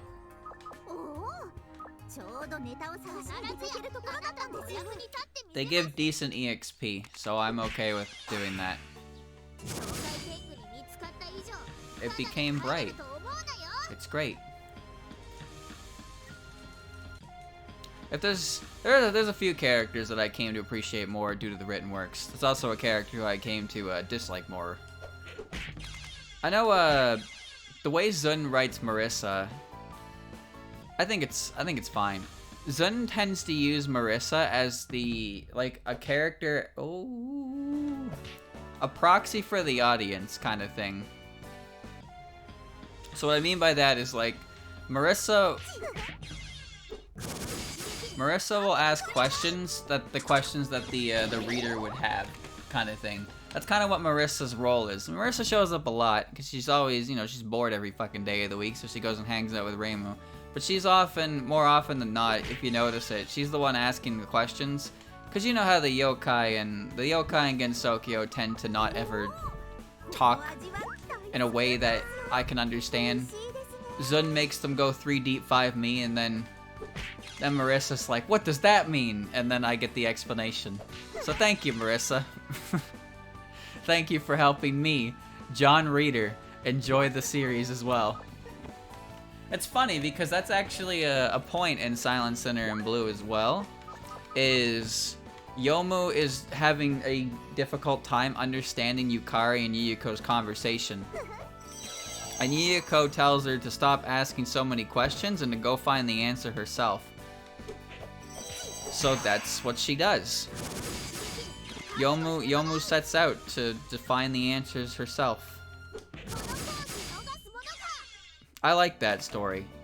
Again, I like Runegate's one of my favorite written works, and it's directly tied to Silent Sinner and Blue, which is the worst part about it. Gives a lot of good insight to the characters. And Curiosities is all Renosuke, and he's pretty introspective. He talks a lot. He monologues to himself a lot. And you just kind of have to, I'm not gonna lie, chat, that was the first one I read because it's the first written work, and I legitimately almost fell asleep about 3 different times. Wow, that's great. Actually, it has base 15 reduction, so if it'll fuse well into a 40%er. I almost fell asleep a few times reading it just because I got kind of bored with Renosuke's monologuing. But the thing is, there's a lot of interesting information in that story that you could just kind of miss because you skimmed over it. For example, Marissa has a computer that she can't turn on. Marissa and Reimu's duel record is about 6-4 in Reimu's favor, so Reimu doesn't win every match. They go fairly even, but Reimu still has the higher win count. And one that's mentioned that's just kind of never brought up again is the fact that Renosuke believes Yukari's name is not her actual name and one she picked for herself, which is very interesting if you think about it, because that could mean a lot of different things. But much like a lot of things that Zun hints at that seem really interesting, he doesn't really go anywhere with it, and it turns into yeah. I appreciate how Renosuke thinks as well. It was just my first experience with the written works, and it was not what I call exciting. It kind of painted my perspective of them a little worse than I thought they would. And then when I finally got through it, it took me a while to get through it for the wrong reasons.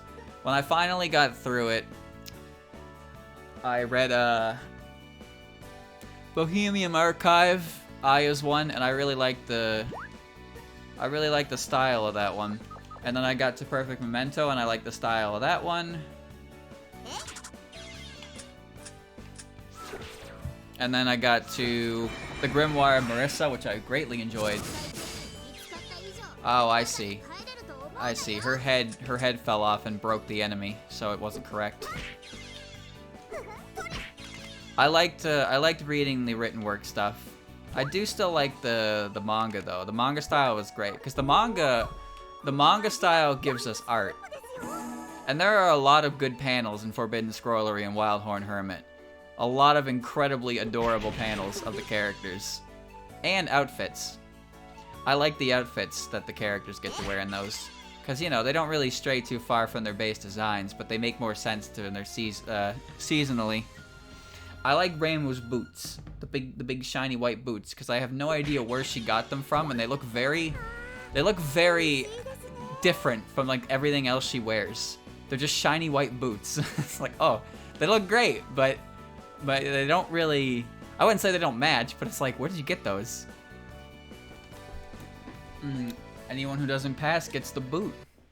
Remy in a booster seat. Silent Center in Blue also had great art.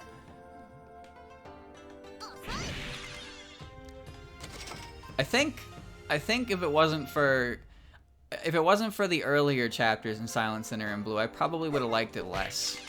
Cause Silent Center in Blue, I think, falls off as soon as they get to the moon. What are you guys doing? What's going on down here? But up to that point, it's a story of all the characters kind of preparing to go to the moon. And I absolutely love the portrayal of Remy and Sakuya and Patchy in it. I don't really care much for the Ayante crew in that one. But whatever. They're important to the story, so they're there. But I really like the portrayal of all the characters involved, especially Remy's group. So then they finally get to the moon and everything just kind of falls apart for me. And there's also Runegate, as I mentioned before. I really like Runegate, so that one, it really salvages it for me. Holy shit. That hurt. I'm good. If it wasn't for the earlier chapters, I'd have a different opinion of it. I totally understand why people would say Silent Center in Blue isn't that great. And I understand the criticisms to it because I have my own complaints for it. But at the very least, the first 2/3 of it are very good. Very fun. It's just I don't... Big girl.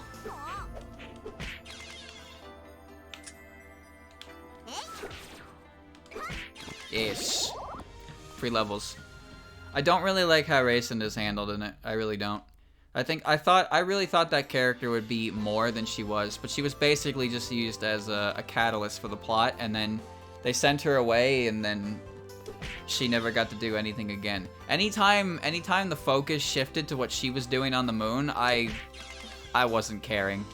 Cause like, you see the characters preparing to go up there and stuff, and then you get a chapter that's like, oh, it's Raisin, she's on the moon, and she's what's she doing? She's either training, complaining about training, talking to the one that just sits on her ass and eats peaches all day. Like, there's not really much variety in every time she shows up. And I don't think that's very good when I see a character appear as a focus for a chapter and roll my eyes. That's not good.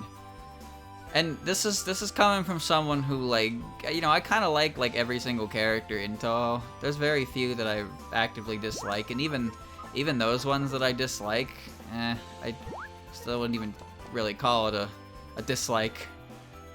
It's more so just like I like other characters more than the raw dislike. But it's just amazing that the 3 characters introduced in Silent Center in Blue, I just have no desire to, like, I don't have any enjoyment from them. That's not good. Okay, let's see. If I'm lucky, she didn't see me. Yeah. She's doing something in there. Oh. There we go. She would die eventually. Reimu has her own spectrums of emotions. I think she's adorable. She's adorable when she's expressive, and I like that she's expressive.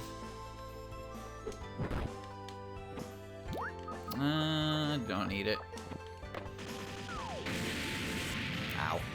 One of my favorite chapters is the one where Kasen and Marissa think that Reimu is depressed because there's no incidents to solve.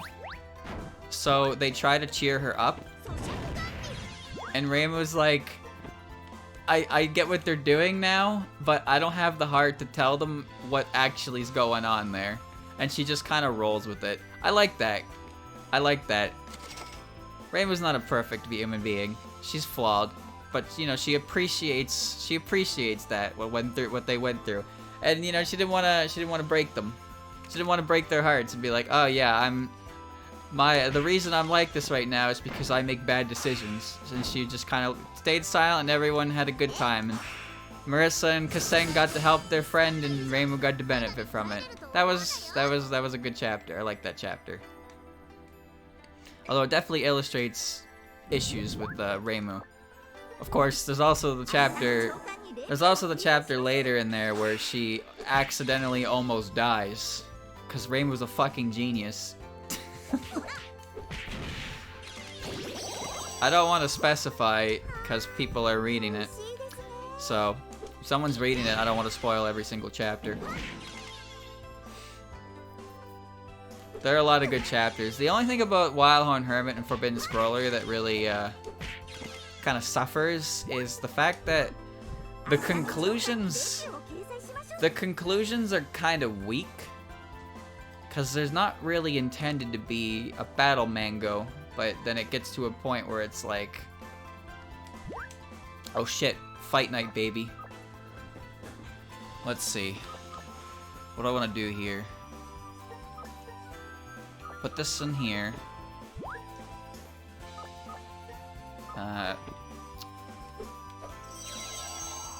This is gonna be dumb. Let's figure this out.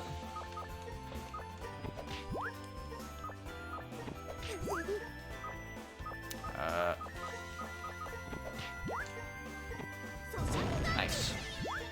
Alright.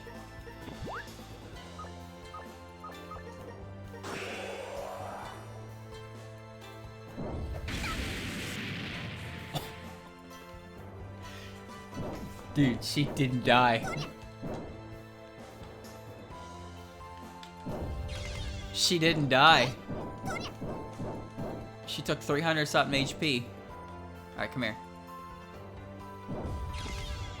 Fucking got her. Alright.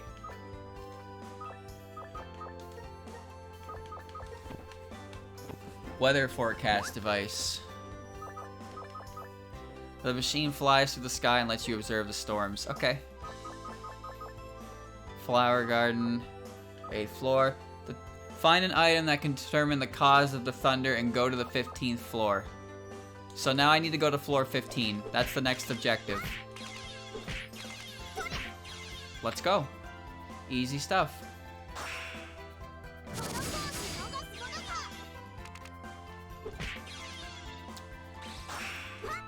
Back on oh god, Aya, chill.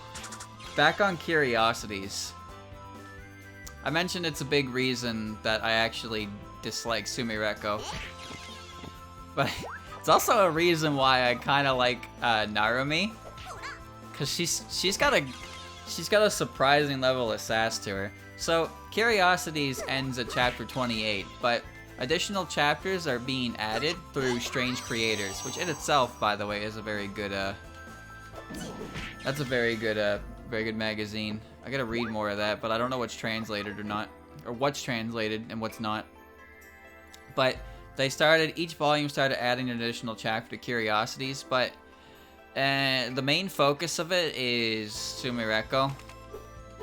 And it kind of really highlights everything about that character that, well, more than I care to know about her, honestly. But I remember there's one chapter and specifically where they're in the store and Narumi shows up, and Narumi definitely roasts her for being a brat. And I was like, damn, thank God somebody said it. Alright, so I'm gonna stay in here and get some get some sick story. Because I'm told I get that, right? Chat, you lied. You lied. You said I get cutscenes. Where's my cutscenes? Recalling the lodging event.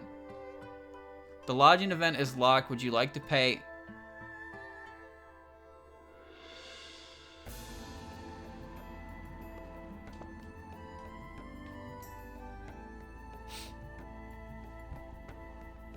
Oh. Thank you for resolving the incident. You truly are great. Do it. It's not that I can't afford it, it's that I have no way to get that money right now. So we're just gonna move on. Alright, this is my favorite song. Alright, here we go. I need to go to floor 15. That's pretty cock. Oh well. Let's just keep going. The dungeon, I know there's a dungeon back there, but I'm not playing with that until we're done everything else here. Ooh. Ooh.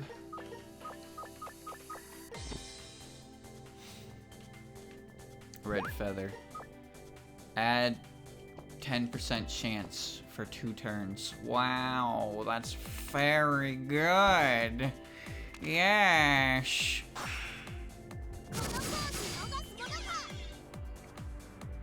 Oh, well, I can just stall.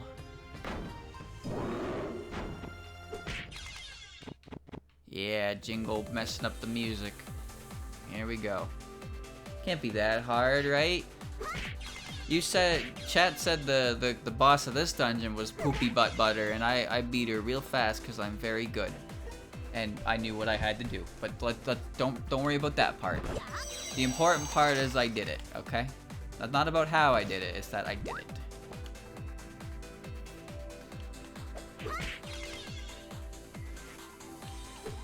You know, there's one written work that I don't remember much of. It's actually Alternative Facts of Eastern Utopia. Because the thing about Alternative Facts in Eastern Utopia is it's really hard to pick out what is canon. Like, here's the idea behind Alternative Facts of Eastern Utopia is that Aya wrote a gossip magazine, basically. An in-universe gossip magazine, which makes it very difficult to figure out what information is accurate and which information is just her doing, you know, gossip magazine stuff. Because there are a few articles where she mentions, and like an afterword she has that mentions how she, what's the word, embellish?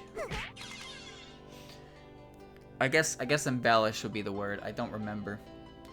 She kind of like stretches the truth on it and stuff like that to make it sound worse, better, whatever than it actually is. And it's never really the case, but not every single article has an afterword. But there's also a few articles that I don't really see her lying about. For example, there's the article where the whitewater rafting, where Sukuna and Wagasaki Hime paired up for the doubles division and won, even though that's basically just Wagasaki Hime swimming herself instead of Sukuna hanging on her head. There's no reason to lie about that, right? But like, she did lie about the Kakashi Spirit news. She published an article and what's the word? She took out important information from the interview to make the message worse. It's hard to say for sure, like, cause there's also points where they're just straight up conversations with Aya that aren't necessarily a gossip article. Like, Raiko joining up with the Prism Rivers originates from Alternative Facts. They told Aya that the Prism Rivers told Aya they were disbanding, and then they regrouped. They regrouped with Raiko, like literally the day after. And when Aya asked Raiko why she even bothered having them announce their disbandment if they were just gonna get back together immediately anyway, Raiko's answer was, so we can get featured in the news twice. And you know what? It's pretty smart. So they got featured in the articles for their disbandment, and then they got featured in the articles for them regrouping, which sounds a hell of a lot better than just one or the other, right? Smart girl. And as you can see in 15.5, the Prism Rivers and Raiko being together as one band is 100% canon. So that one's there. The best part, I think, about alternative facts. The best part about alternative facts is Aya has a conversation with Hikatia as well that's really good. I really like that. Too bad I can't remember the contents of it in detail. But she had the conversation she had with Hikatia was, I'm pretty sure that was the reason why Aya decided not to actually publish the article outside of just like what we're reading as the reader. Everything written in alternative facts is not published in the universe, so no one can actually see it. Okay, at least it's not a floor I had to be on. Isn't this the written work? Also, Moko threatening to burn Aya. That was the first one. That was Bohemian Archive in Japanese read. There was a fire in the bamboo forest of the lost, and Aya went to investigate. And she asked Moko, because Moko's known to be able to cause fires. And Moko basically said, you're asking too many questions. It was probably just a cigarette or something. So her reference to a cigarette there is probably a big reason why people make her smoke in fan art, which is, well, that is what it is, I suppose. I don't like it, but you can't do anything about it. Ooh, a grape. Great. And then when Aya tries to pursue her line of questioning again, she threatens to cook her up and sell her, basically. I'm pretty sure that's also where Moko's food stand originates from too. That's not really something that's utilized or done within fandom. But she definitely threatens to cook and eat Aya. The thing about Aya is, we know that Aya is pretty strong in her own right, but she also knows that she's not really going to get the whole truth if she tries to extort it out of people through raw strength. So she acts the part of the coward, the fool, the weakling. She holds back her abilities so she can get the real story. Respectable, truly. I mean, she can move really fast. She's Aya. Alright. So now I needed to be here for a reason. Thunder in the distance. Find an item that can determine the cause of the thunder and go to floor 15. So I'm there now. Yes. So where's the thunder? You alright, Momiji? The Moyazu. I like his stuff a lot. I just wish I could read it. Some of it's on Donboru and it's translated, and I plan to binge it. Oh, there she is. Alright. Instantly dead. Fragment of the heavenly garment that Iku Nagai wears. It's easily charged with static electricity. Cool. What's next? Take the item from passionately destroying evil and dark spirits secret manuscript at the 20th floor. What? Take the 2 pieces of cloth and go to the 15th floor. Something new will happen. I just noticed. What? Take the item for passionately destroying evil and dark spirits. Take Chris' new build of the ghost ruins. So I have to come back to floor 15, chat, but I guess I need to go to floor 20 first?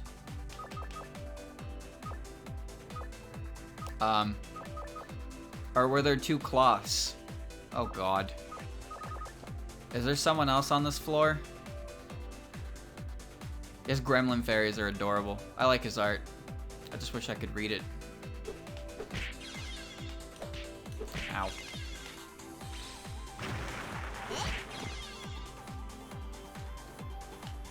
I think In Fan and Moko's, not Moko.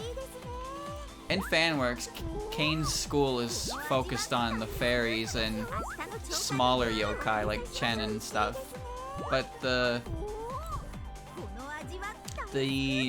Kane actually does run a school in the human village for humans.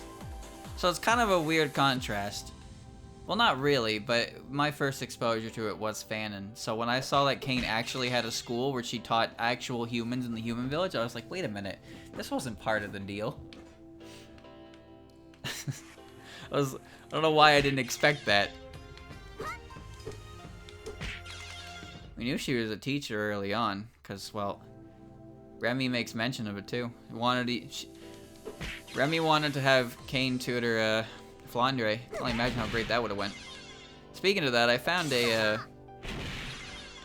had found a written work that was basically just Kane explaining things to Flandre. That was nice.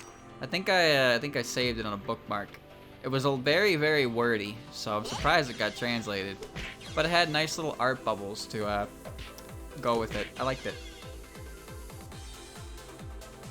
Alright, just go floor 20, I suppose, see what happens. Define headcanon. Oh. Some people tend to remove the head part of headcanon, and then they only perceive it as canon.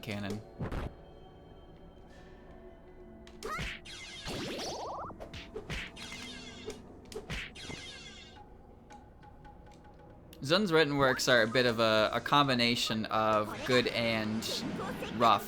Because on one hand, I like that Zun writes the, like, bestiaries and, like, indexes and glossaries of all the things in universe. But at the same time, because it's all done in universe, there's bias from the writer in the series, right? So in Aku's case, Aku definitely plays up the dangers of... Aku plays up the dangers of yokai a lot because, well, she has to, right? It's very important in the human village. It's important the humans fear yokai, all that bada bing good stuff. But she also says stuff like Sakuya might be a descendant of, like, I don't even fucking remember. She might be a vampire hunter, or Moko might be a descendant from a ninja clan. Like, this is all shit that Aku just randomly drops in a line. And it's like, is this canon? Is this what's happening? But because it's in universe, it can just be Aku talking out of her ass, right? Like, it doesn't have to be canon. I like how much she hates fairies, though. That's kind of funny. It's like fairies, her opinion of fairies is basically, yeah, they're little assholes that pull pranks, but sometimes they pull pranks that go way too far. Like, Aku has definitely been on the receiving end of a bad prank or two, and it shows in her words. It's just funny because I feel like if you read Aku's impression of fairies, and then you looked at any fan work at all, you would see a glaring contrast. Like, this is fairies in canon. Oh, they're little tricksters that are really annoying and sometimes dangerous. Fairies in fanon. Fucking gremlins that are no taller than your kneecaps that, like, act like baboos. It's great. What is going on here?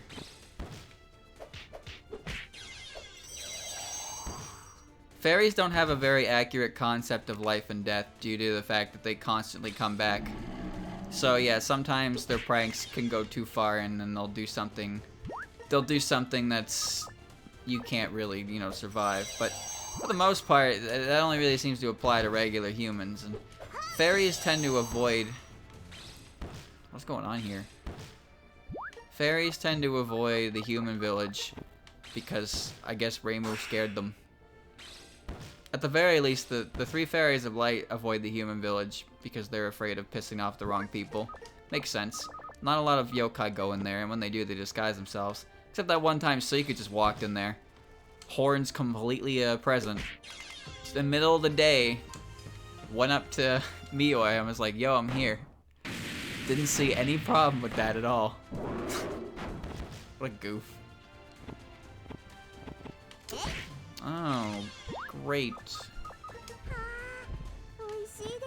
Yeah, I kinda just want to get off this floor.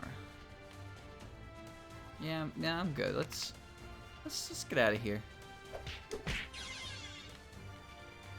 Suika's great. Suika always manages to entertain me when she shows up. Interpretations can be right or wrong. They're not equally wrong. Some interpretations are really bad. But again, I don't really give a shit. I don't really give a shit what you think, as long as you're not, like, obnoxiously vocal about it. You can think whatever you want. I don't have to agree with you. In fact, I probably won't. But that's the beauty of it. You can have your own headcanons. Do whatever you want. Enjoy yourself. Who cares? Who's gonna stop you? Maybe just don't blatantly disregard actual canon, though, to do it. Or try to find... Chad, I think the worst thing I've ever seen is when people try to find evidence of their headcanon in canon. Because you get some real fucking game theory. I am pulling so hard for this. But, like, you don't need to justify that. You can just enjoy things without having to take a magnifying glass. Shippers. Yep. Yep. Disregard canon as much as I want. Go ahead. Go ahead. You can do whatever you want, as long as you don't tell other people they're wrong. I try to adhere to canon and make things more understandable and believable in my head. Secret disguise? Nope. Sitting out there with her horns out. I don't think you have to justify things if you like or dislike them. Except if you like UFO. If you like UFO, then I think you need to justify that. At the very least, I need an explanation as to why you like UFO, because I don't believe anyone can like that game until they tell me why. Game is a fucking mess, mate.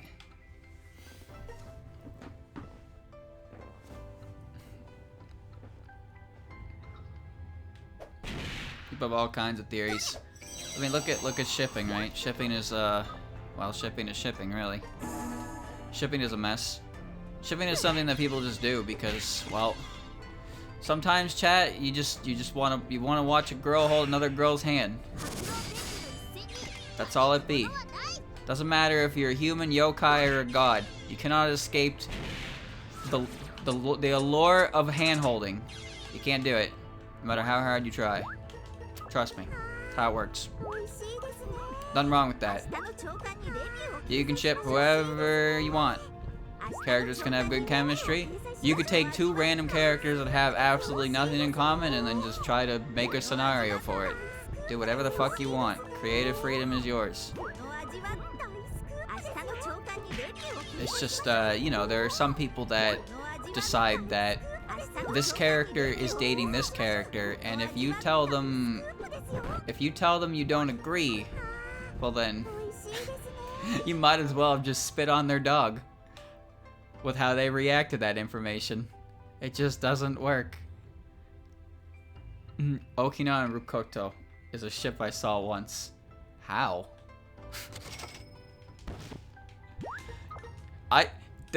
Look, if you can actually write an engaging story as to how that could happen, fucking go for it, right? Yeah, I agree. I don't care about ships either. I care when people start harassing others about them, because there's no reason for it. There are a lot of things to do in this world, and getting mad that someone doesn't think that a fictional character is dating another fictional character is not one of them. That is not something that seems like it's worth getting mad over. Seriously, if you make a weird ship, then like you gotta have some kind of story to back it up. I'm curious as to how that could work, because what if they write something really interesting that maybe doesn't make a total amount of sense, but has enough in there that you can think, wow, that wasn't so bad. Or it's just a complete mess. I'll tell you one thing, sometimes popular ships kind of just, you know, they get the most content for them. but it's usually not the most fleshed out stories. It's usually just secret horny coming in. But when you take a weird ship, you kind of have to. Well, you're rowing, you're steering, you're mounting, you're doing everything. Like, there's no work done for you. You built that ship from scratch. Now you gotta make sure that fucker floats. There's a big girl on the wall. There's a big girl on the wall.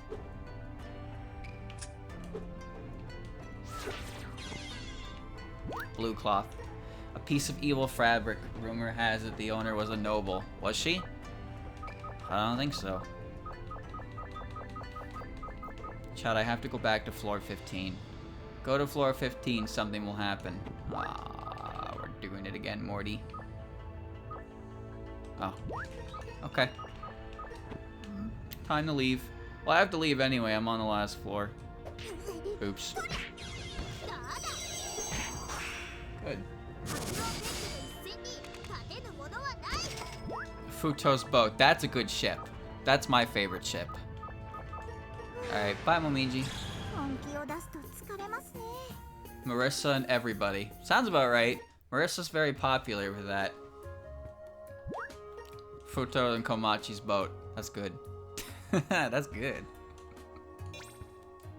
That's true shipping. Alright. Let's put the stuff away. Yep. I'm gonna keep my attack ones just in case I need them. But I will ditch I'll ditch the other stuff.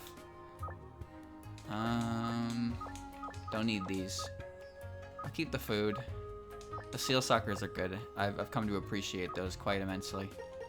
Alright, so far so good. So now I need to go back to floor 15. With the two cloths, the scarlet cloth and the blue cloth. And then take the Christian who built the ghost ruins and find the person whose picture adorns the bill. What's the ghost ruins? Okay.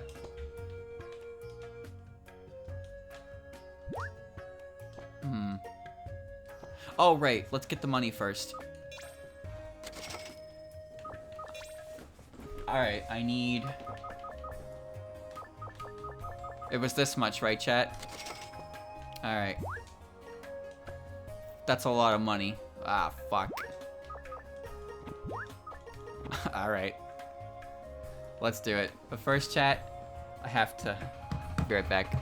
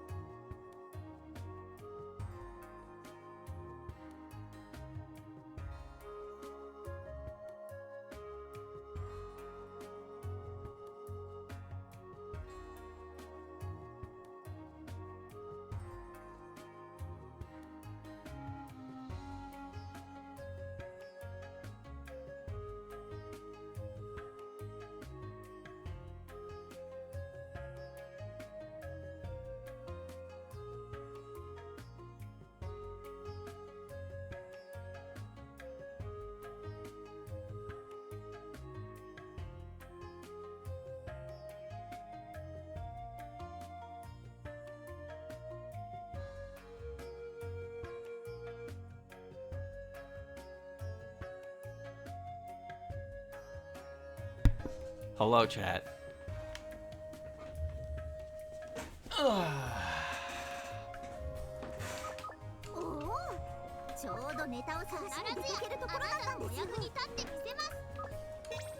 Now I need to go back to floor 15. Time to run. But I will at least beat some... Yeah. That was impressive.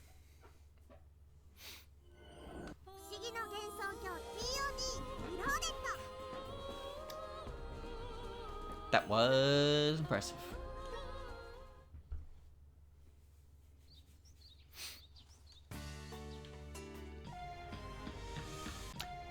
shall we try again?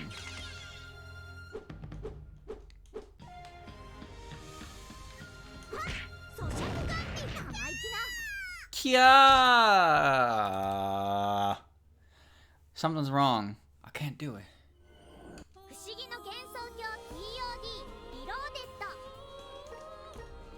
This isn't right. I thought I could kill her.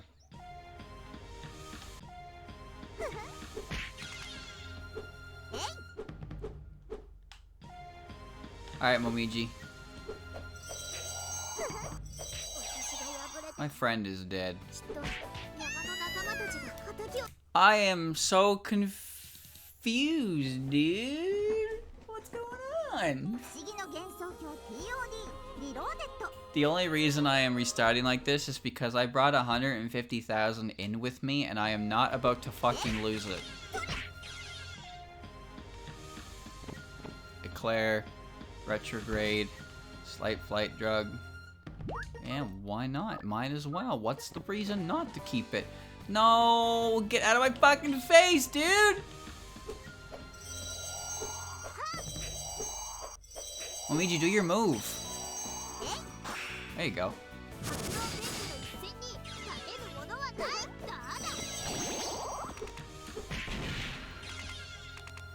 Zun didn't necessarily mention it, but he did mention before that like he noticed when he originally made Touhou characters. Obviously, his focus was on making characters stand out more than being just bosses, right? But I guess he underestimated that because the characters he wrote in the earlier games, you know, EOSD, specifically EOSD really, and a little bit with Touhou 7, but there's a lot of blanks in the EOSD cast, like background and history and stuff, what's going on with them, where they came from, all that. And Zun mentioned in an interview, I forget which game it was he mentioned it, but when he saw how people took Daiusei and Kwakama, you know, because Daiusei and Kwakama don't have names in the game. They're just mid-boss. They're unnamed mid-bosses, but fans like the designs, so they gave them names. And by gave them names, I mean they just started calling them literally what they are, and it stuck. And when Zun took notice of that, he was like, oh, so, you know, people are interested in it. So he started, that's when he started giving every character names. All the mid-bosses got names. Tay got real special treatment, too, as a result of that. Like, I think that's why Lily White is Lily White in Touhou 7 and not just unnamed fairy who shows up in the middle of stage 4. So he started noticing that people really cared about these characters and cared more about their initial lore and stuff. So that's why when you compare characters from EOSD to later characters, you see a pretty marginal difference in how much background they get as a result, which is fine, because there are tons of fan theories and stuff with Sakuya, right? She's a vampire hunter, that she's a Lunarian. Sometimes people portray her as Jack the Ripper, which is kind of sick. That's not one that happens very often, but I think that one's kind of cool. I like that stuff. There's quite a few different things for Sakuya that nothing is ever explicitly said, and at this point, I don't think Zun could really do anything to confirm or deny any of it, and he just knows to let it be as it is, right? Thank you, Yo-Yo, for gifting the sub. Same with one of the biggest things that I want to know in Touhou is how Patchy and Remilia met. That is something that I find very interesting, because Mei-Ling and Sakuya both work for Remilia, and I'm curious how that happened as well. Oh, what's this? Range barrier? Lame. But Patchy lives in Remy's house and they're friends, right? They're equals. They treat each other as equals, not master and servant. And Remy built that entire library in the basement for Patchy. That was also stated before. Like, I want to know more. How did she build that? How did they meet? Why are they friends? Why did they come to Gensokyo with their huge-ass mansion? Why is Flounder so freakishly fucking strong? There's so many questions, right? They're questions that I understand I will never get answers for. But they interest me because I want to know more about the characters, right? Because even in later stuff, we do get a lot of information on characters, but we don't get, like, you know, you don't get the entire book thrown at you. A good example, I guess, is Byakuren. Byakuren has a lot of story to her character before she arrives in Gensokyo. I think she's a very interesting character as a result. Like, all the yokai that show up in UFO owe her a debt of gratitude, which is why they're actively setting out now in Gensokyo to unseal her. Because Byakuren's story was that she was neat. She was a monk with her brother, Myoren, his the same name as the temple. He passed away, and then Byakuren began to fear mortality, and she set out a way to give herself a mortal life, really. She ended up becoming a superhuman yokai magician, basically. And she, you know, in her life, she saw yokai as equals, not something to be afraid of, so she set out to help them. So she met Ichiden. I'm not really sure how she met Ichiden, but she met Ichiden. She met Sho. Pretty sure she's the reason Sho is a avatar of Bishamoten. She gave her the role, so to speak. Because Sho was just a tiger yokai before. And for Murasa is a... I forget the term for them. But she's a spirit that sinks boats with her ladle. And Byakuren showed up to where she was causing havoc on a boat that looked similar to the one that she had originally piloted, and brought her aboard, earned her respect like that. And yeah, Nazarin doesn't actually have any affiliation with the temple. Nazarin was sent by Bishamoten himself to look after Sho. So Nazarin, people tend to have them as like a master-servant relationship, but Nazarins, they're not really master and servant. I dare say Nazarin is Sho's supervisor. But it's, yeah, I know, it's not really one that, that's not really something that anyone would agree with. But just given how, like, Nazarin has a big ego, and she has a pretty important role given to her by a pretty important being, but she's not exactly Sho's servant. But she's sent there to look after Sho, so there you go. So anyway, before I get to that, what ends up happening is, you know, these yokai come to respect Byakuren for what she's done for them, and then the humans don't really like that she's friends with the yokai, so they seal her away. But Sho at the time, they didn't know that Sho was originally a yokai, right? So Sho just kind of let it happen out of fear for her own safety. She just kind of let Byakuren get sealed away, and she suffered immense regrets for that decision. And so when the events of Touhou 11 happened, don't ask me how all of those particular yokai managed to become earth spirits locked in hell. Don't ask me how that went and happened. I can't answer that. But when the events of Touhou 11 happened, they shot out from the geyser, whatever you want to call it, and they immediately set out to free Byakuren. Sho organized that. Because the thing about Sho is a tiger yokai, and tiger yokai, I'm pretty sure at this point, don't exist, because tiger yokai were born from the fear of tigers before tigers were known. Like, there's like an old saying or something in Japan where the only thing that can stand up to a dragon is a tiger, because they didn't know what tigers were. They'd never seen one, so they assumed it was a big scary creature, right? So, you know, fear of the unknown is what causes yokai to be born, thus tiger yokai. So when the people of Japan finally learned what a tiger looked like, well, there was no longer any reason to... Well, I mean, they're still pretty scary. Don't get me wrong, but they're not They're not the big dragon slaying monsters that they saw. So tiger yokai more or less probably went extinct at that point. The only reason that Sho is still around is because Sho is a... Uh-oh. The only reason Sho is around is because Sho is also an avatar of Bishamoten, right? So she's a godly figure as well. So because of that, she was able to avoid getting purged, so to speak. Some yokai have it rough. Yeah, like Kyoko. Kyoko's an endangered species, even in the world of no common sense. But yeah, I never really liked Byakuren that much.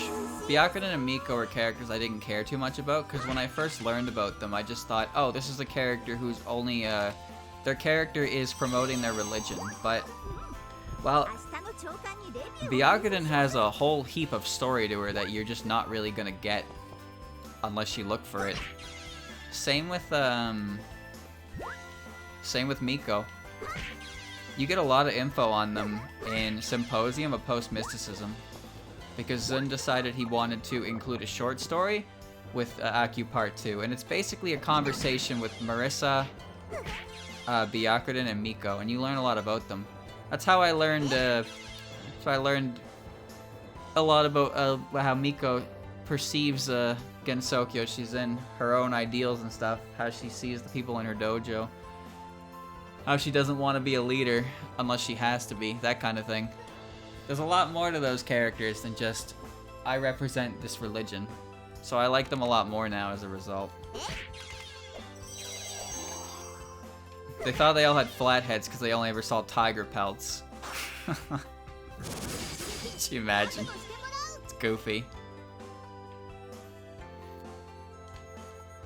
There are some yokai that still haven't been represented in Gensokyo. The one Mawile is based on is one that I haven't seen yet. I would like to see that, if only because I like Mawile. And I think if Zun's, I wonder what Zun's interpretation of that would be, because I don't really know how you do it.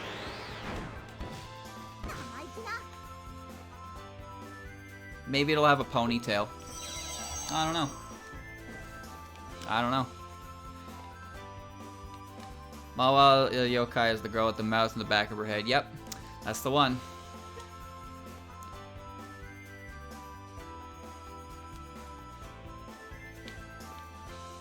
I don't know how dangerous that yokai is.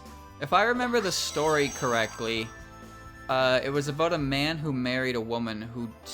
He married her because she didn't eat anything, so he didn't have to, like... He didn't have to pay to feed two mouse. She just never ate. And then one night, when he went to do something, he came back and he saw the back of her head eaten. I don't know what she was eating. I'm not sure what she was eating, but yeah, I can imagine that if you saw your girl chewing on shit with the back of her head, you'd be like, this probably isn't correct. This is a little bit scary.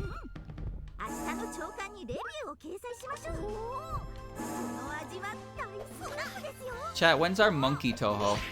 How have we not gotten a Monkey King Touhou yet? Unbelievable. I want my Goku. My Goku-hoo. Just give him a monkey's tail. And...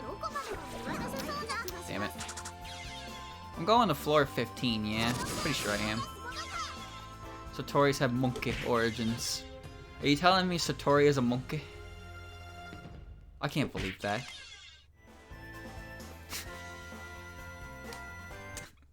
No way. I can't believe that. Alright, chat, get your hornies on. Or lock them away, actually. Horny jail. Alright, here we go.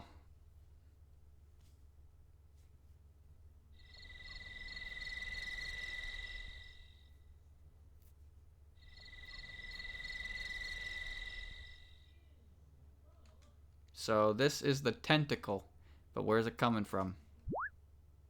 What are you doing? That tent. Don't look in here. Unwholesome things happening in here. See?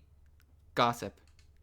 We'll go down the well first thing tomorrow morning. We have to find out what that's all about before anyone else does. Then we should just went instead of staying here. The prepared never panic.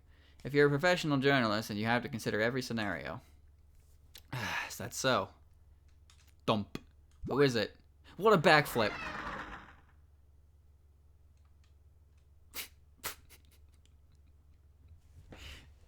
Chat, she's a backflip. Now she's got cat ears.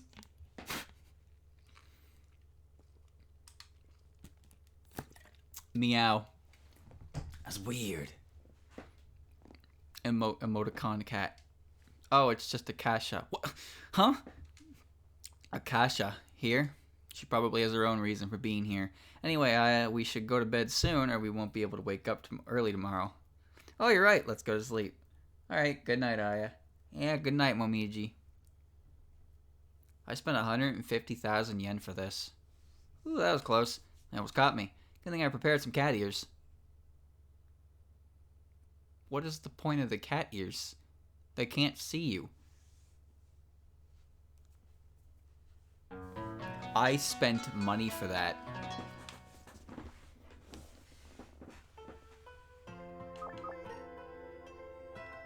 Oh, now I can do it indefinitely.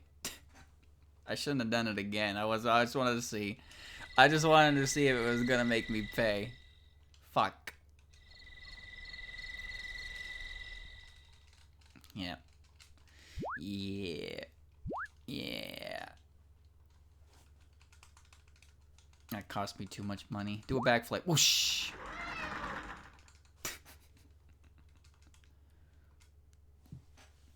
To be honest, I thought this was gonna be as bad as the Satori one. That one was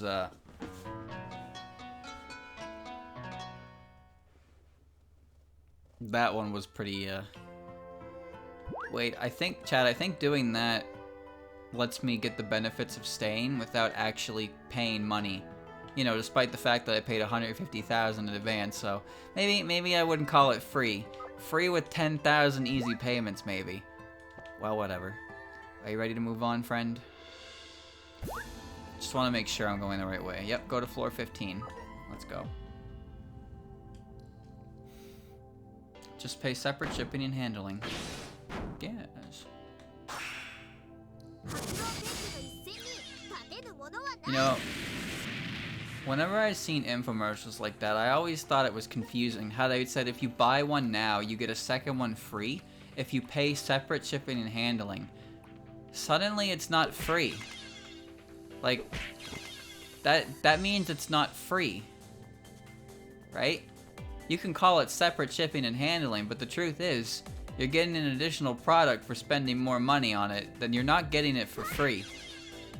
That wording is confusing. Then again, I guess the people who infomercials are marketed to, well, they probably don't even notice that. In fact, I feel like the people who are marketed to from infomercials are the same people you see starring in infomercials. Tired of this happening to you? Well, yes, I am just holding a bowl of popcorn. And, oh no, suddenly my legs have stopped working and my arms have fallen off. My bowl of popcorn is falling. Oh shit, I better smack it in the air and make it do like 13 spins. I'm so tired of that happening. Like, come on, dude.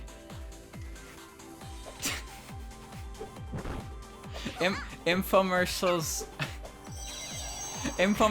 where they play it up so badly. And then, like, they just look so defeated or dejected afterwards. It's like, no, I can't believe this happened. It's definitely a loss for the customer. Why would anyone sell a product on a loss? That would be foolish. Then again, consoles are sold on a loss. Because if they were sold on a matched price, then we'd get more PS3 situations. Where the PS3 was like $699 on release. Better to sell it for $200 less and actually move units. See the prices of some game consoles back in the day? Holy shit. What about flex tape? Well, I'm just saying, never in my life have I ever saw a boat and thought, damn, what would happen if I sawed this boat in half? Well, thank God that there's flex tape. Like, I can't say that's ever been a passing thought in my daily life. It just, you know, maybe it has for you. Maybe if you have a boat. The slap chop, that was definitely an infomercial, yes. That was an infomercial. That guy got really popular, and then he went to jail for assault or something like that, and then he disappeared. I remember there was a movie that was being advertised that had him on the credits. Well, not credits, but like when they, when a movie is on TV. Oh wow. When a movie trailer's on TV and they give you a quick overview of the important characters in the movie. Well, not important, but like the stars. And they just had Vince, the sham wow guy, as his title. I was like, wow, this dude made it really fucking big off that infomercial, huh? And then he went and blew it.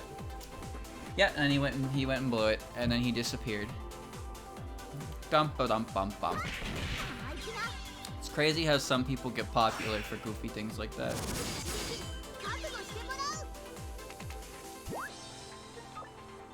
Fastball. The question is, how far do they take that popularity, you know? Do they milk it for all it's worth? Or do they stay humble? Chat, let me give you a bit of life advice. If you ever meet anyone who talks about how humble they are, there is a very good chance they are not as humble as they want you to believe. Now, that may seem obvious for some people, but I think that's solid advice. I too am extraordinarily humble. Yes, I sure you are. People who refer to themselves as modest are not modest. Like, there's a lot of things you can say, but that does not mean you can mean them. It's hard to be humble when you're perfect in every way.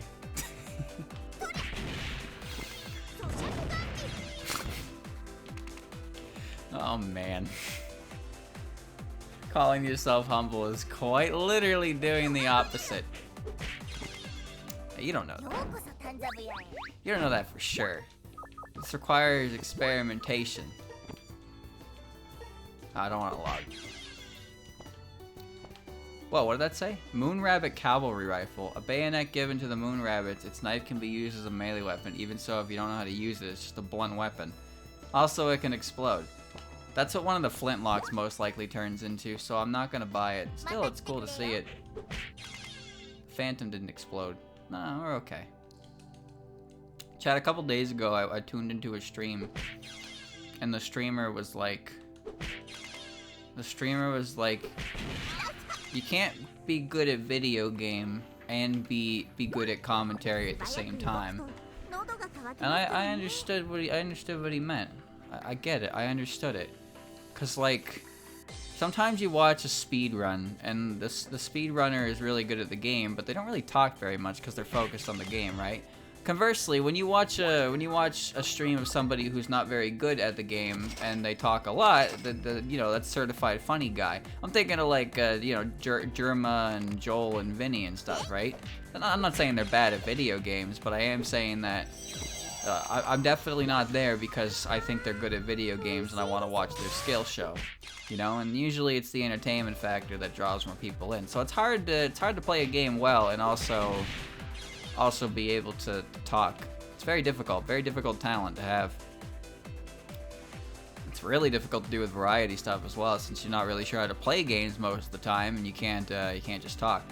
Me right now, I've been playing this game for probably 170 hours and well, here I am, just kind of doing whatever, right?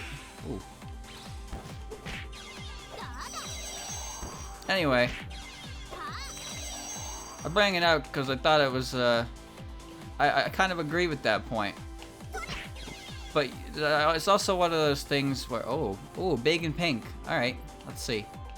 It's one of those things where it's like, do as I say, not as I do. Wait, what happened? Did I do it wrong?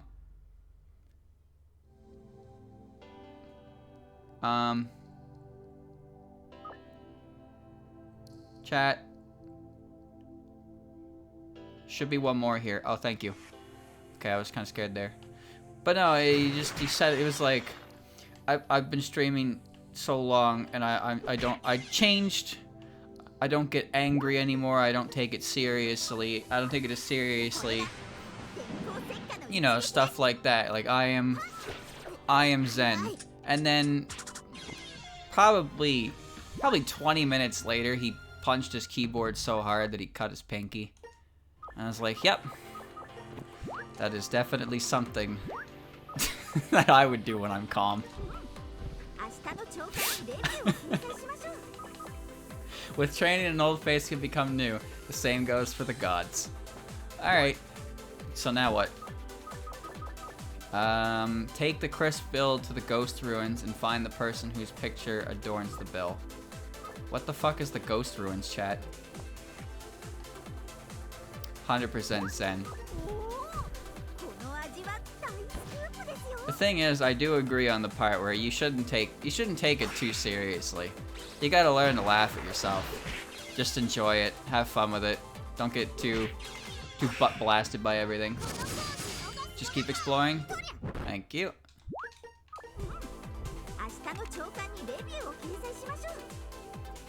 The only thing I didn't really like, the idea that the streamers that are popular because people watch them because they like to make fun of them. And that just kind of made me feel bad. Like, I don't know, man. I don't think I'd want thousands of views if the people are only there so they can laugh at my expense. It's like, that just kind of feels bad. This is the ghost ruins, I see.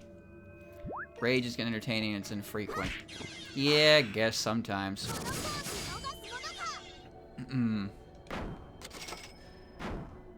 Sometimes it's hard not to be upset about things. That's just how the world works. I like when streamers make funny noises when they get upset.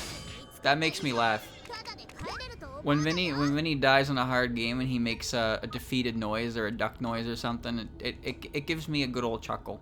Cause you know, I know what I'm there for, you know what's going on, I'm having fun, but like, I can't imagine someone watching a streamer just so they can, like, sit there and chat, wait for them to make one mistake, and then be like, way to go.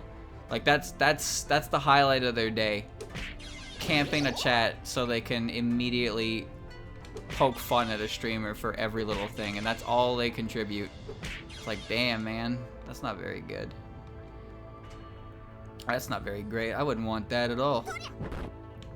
We're laughing with you, not at you. Okay. Okay. Alright. So, what am I looking for here? Take a crisp new bill to the ghost ruins and find the person whose picture adorns the bill. That's Miko, isn't it? Since Shotoku is on the 10,000 yen bill, right? And so Miko is Shotoku, so Miko Spark. Yes, there you go. Irony. Ironic ship posting is still ship posting. Shit! Oh. Whoa, someone got summoned and then immediately died. Oh, never mind, they were invisible. Miko Spark had to change when Miko came. Miko's name confuses me sometimes because I always think of it as Reimu's job. And then when I think about actually Miko, I'm like, wait a minute, you're not a Miko. But you are a Miko. What? Confusion. Alright, she's not on this floor. I'm more of a dumb noises kind of guy. Oh, fuck off. Okay, that's fine. I'm more of a dumb noises kind of guy. You know, if you make the pee pee poo poo man jokes, and you know, every now and again, if they don't have to be the most tasteful, but if they can elicit a chuckle, they don't have to be fucking amazing jokes. They can just be something real dumb. Doesn't matter that much to me. I'll laugh at it, whatever. Stupid noises make me laugh. It's okay to be simple-minded. I like bad puns. Like, just, you know, it's fun. It's just fun. Fun to enjoy things. No need to walk around with a stick up my ass. You seem like a very dumb noises guy. Yep. Yep. That is correct. I enjoy them and I like making them. That's just kind of something that I've done a lot through my life, though. No, I understand, because I fully agree. I think dumb noises are fun. It's just, there was a certain level of bluntness to that message that made me laugh. I don't mind, though. I really don't mind. I like it. I'm just saying, man, like, I'm sure at some point in everyone's life they've laughed to they've laughed at somebody just saying the word cock in a loud voice and in a response to difficult frustrations. Everyone's done it at least once. I know I have. Cock injured. That's just how it works. Sometimes shit makes you laugh. You can't really control it. There's no Miko here. Yes, I am a Vine Sauce fan. Yep. Hey, my Twitter puns are good. Speaking of puns, chat, you wanna hear a joke? Wanna hear a joke? Well, I know you don't, but I'm gonna tell you anyway. Alright. What did Suiko call her horse? You ready? You ready? Sunay.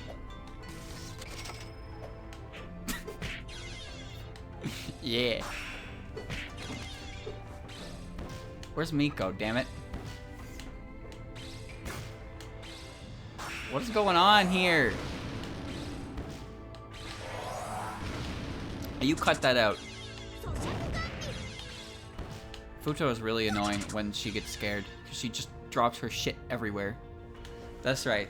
These are the things that keep me awake at 5 a.m. thinking of great jokes like that. Thank you, thank you.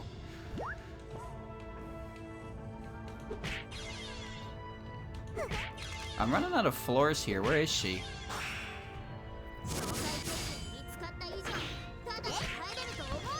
That was a good joke. That was a good joke, and you know it. Excellent. Ooh! Alright. Okay, cool. Very good. My bird didn't go over her head. Oh, we're fine.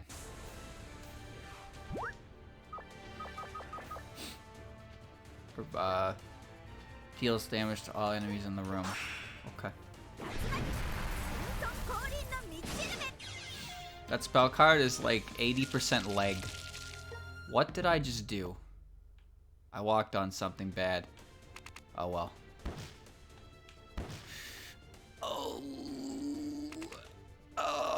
Oh, those are... Oh, I see. I get it. I understand now. Let me out of here, please. I am leaving... Yes. That's the beauty of spell cards, when you're, you know, the things aren't that strong. Pandemoniums are a struggle due to them being full of bullshit. Oh my god. Cool. Found a Scarlet Aurum. Nice. What do I do with that? Something get cursed? It got repelled. I didn't even know what I walked into. Serious Momiji. What the fuck? True form of the clairvoyant shield, which seal is broken by Momiji's fang. Elude enemy attacks to unleash its true power rather than head on. What? Oh, this is serious. What is this? I've never seen this before. What did I just kill? Better Tengu shield. Why is this cursed? Not that it matters. Why is that cursed? Not that it matters. Let me see. Ha! It's just a leaf, damn it. That must be what the Tengu shield level 43 turns into, huh? Looks cool. I had to do a recipe for it anyway, so I just never seen it before. Definitely new though, but I have a feeling I know what it's part of. That's all. Still looking for Miko. She doesn't seem to be anywhere.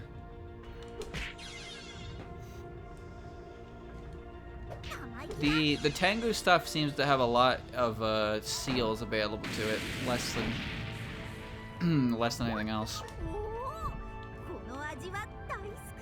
It's good beginner equipment, I guess, for that reason. But you know, I like beating people over the head with the hilt of my gun. Pistol whipping, but taking a whole new meaning. Not a pistol here. Oh, there's no gunpowder in this, right? I would hate to see what would happen if I hit it hard enough, and then it went, you know, like Elmer Fudd and his fucking trumpet gun. I forget what it's called.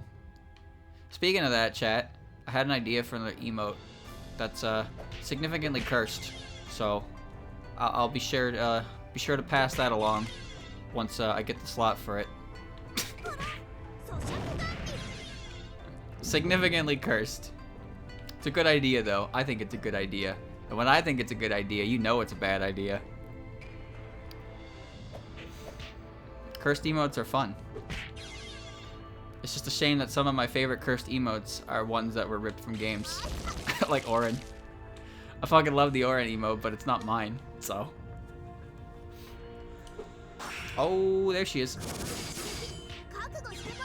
Hello. There you are, Miko. Here, eat this.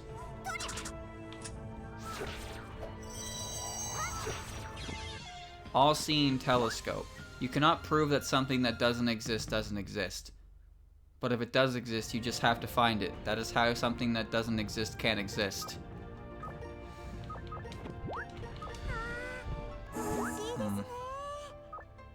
So now what? Title is I Want to Believe. Even if they say it doesn't exist, if you believe in it, then it does exist. Go find her. What? So where's the Jang? A manuscript that details the technique to make dead bodies hop around on their own. Sometimes the corpses go wild and end up increasing their numbers. Now you need to come back to the 20th floor. Are you? You for real? Yeah, you're just fucking with me, aren't you? I really have to do this again? Really? Are you sure? Are you positive? I don't wanna backtrack again, man. You know what? I don't care. I'll do it again. I'll do it again. Why not? I want to believe. Oh, that was great. Yeah. Oops. Excellent. Let's all go home.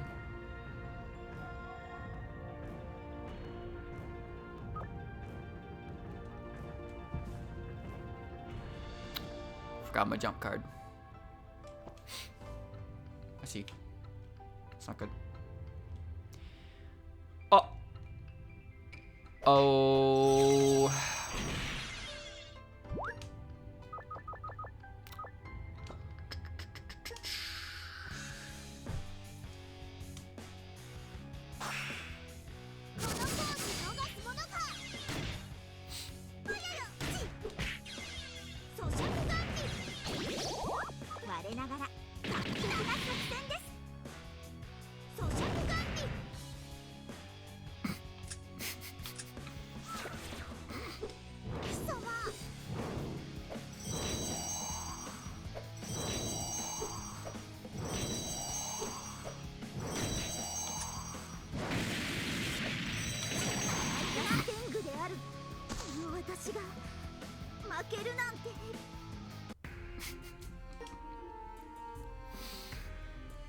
Oops.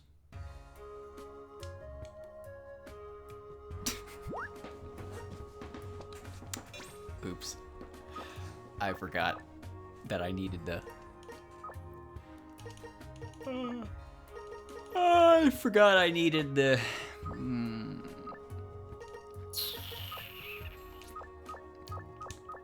I believe this is what they call... not good.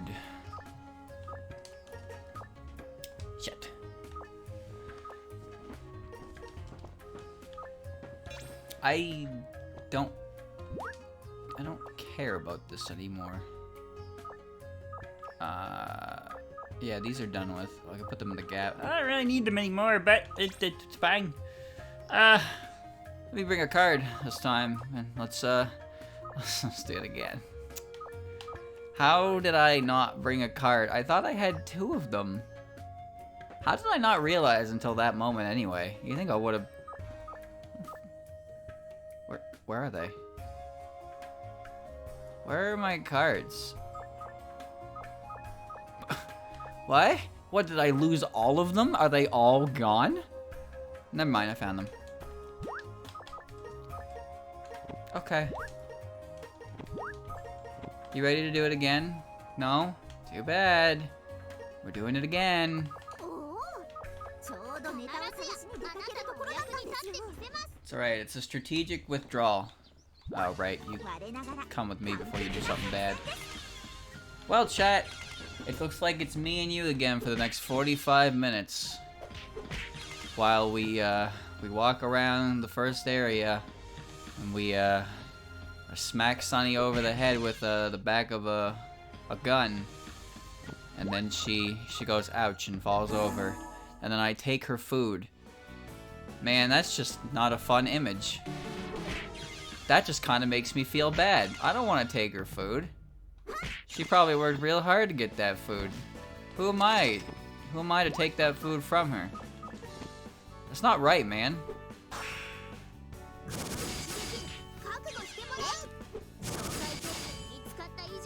I trust iDash about as much as I can throw it. I tried using it before and it cost me. Well, it didn't cost me anything, honestly, but I hated it. You know what? I'm keeping these. I'm keeping this. This is mine now. That's mine too. Alright, let's run. It's all about the journey, not the destination. I have to sneeze.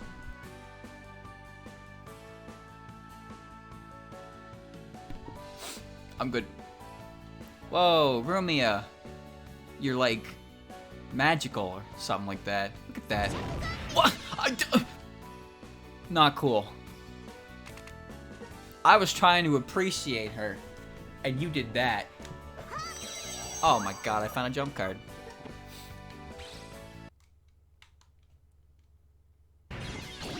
Big bite. Alright, moving on. We're gonna go speed. Speed! I need to get to where I need to be.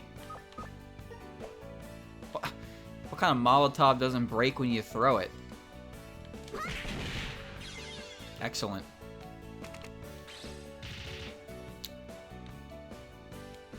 Your turn. Yeah. Yeah. Molotov in a plastic bottle. I drank a Molotov once and it put Molotov, it put fire in front of me. Positive that's not how that works. Ouch. Floor 4. Floor 4 is big. Big fairy. No, it's the other one, not the fairy. The girl who doesn't have a head. You know the one. Sekibanki.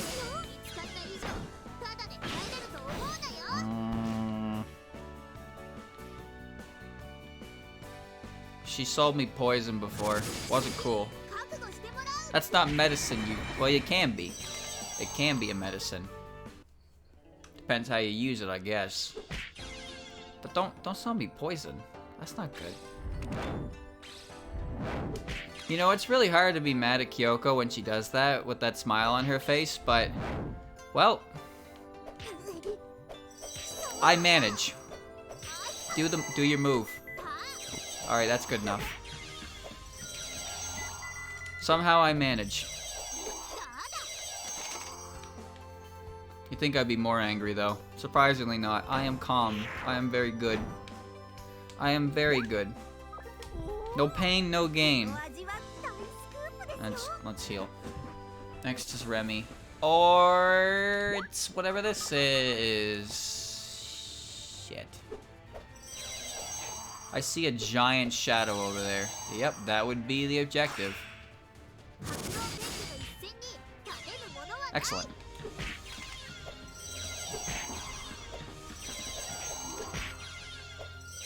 What a process. Well done. Good. Good. Very good. A lot of raisins.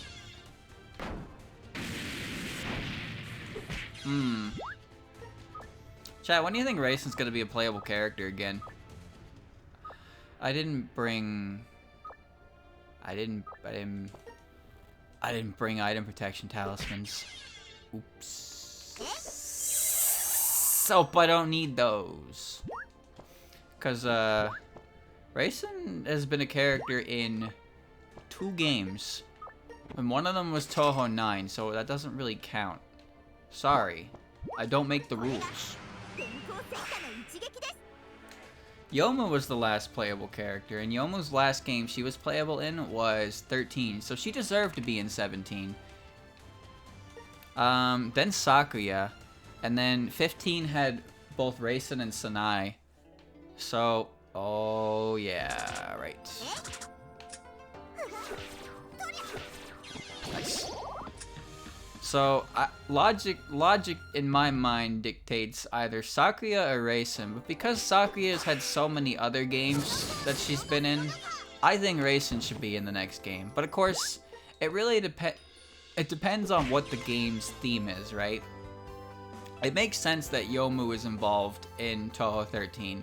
Speaking of that, chat, how do you pronounce Yuyuko's theme?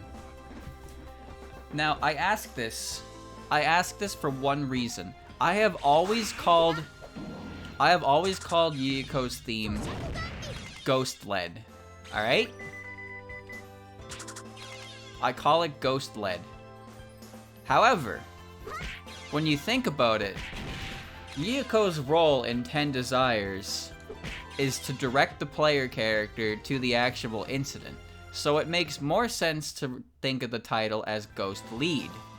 And when I thought about it like that, I was like, oh, wait, yeah, that makes way more sense than Ghost Led. So I've always Led is different because Led is LED, like LED, like LED. Yeah, fucking genius, Dylan. Genius explanation there. Lead is like the action of having lead, right? But lead is also lead, which is spelled the same as lead, which is the act of leading. Because English is fantastic. So I always read her theme as Ghost Led, which is really weird when you think about it because, well, if her theme was Ghost Led, I'm pretty sure it would have been an FPS. But at the same time, you know, if Yomu's skilled with the sword, then it stands to reason that Yuyuko would be skilled with the sword's very aggressive counterpart, Mr. Gun. I mean, she has a Makarov, right? We learned that in Busy Person. She's got the firearms, but does she have the firearm? Actually, I guess that would be Moko, huh? If Moko had a gun, that would be firearm. That would be cool, if not really stupid. Are you saying Yuyuko's packing heat? Well, she was. She had a Makarov pistol in her house for intruders. That's one way to manipulate death, huh? I don't make the rules, man. This is just Busy Person lore. When you translate the original name to German, you get Geisterführung. I'm not going to apologize for that pronunciation, and it translates roughly to Ghost Guidance. So lead makes more sense. Okay, I believe it's lead, but I will still probably call it lead because this is the things. This is what happens when you program your brain into to say certain words, and you just can't fix yourself because you know we're all a little bit foolish on the inside. Same reason I can't do 6 times 4 in a heartbeat. That's all. Don't worry, close enough. Good enough. That's all I need.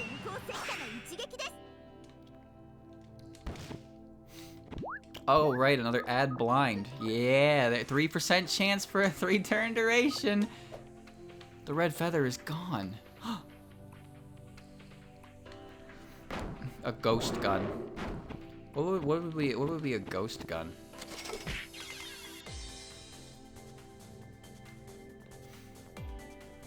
I don't know how it happens. There's always one equation that gets you somehow, though. Doesn't have to make any sense. Doesn't have to make sense. You just have to understand that it happens to everyone. Unless, I guess, unless you're a perfect human being. In which case, what are you doing here? What are you doing here right now, perfect human being? You should be off, you know, getting us into space on a rocket or some shit. Do something with that big brain of yours. Well, yes, my IQ is 170, and yes, I do hang out in Twitch chat. How did you know?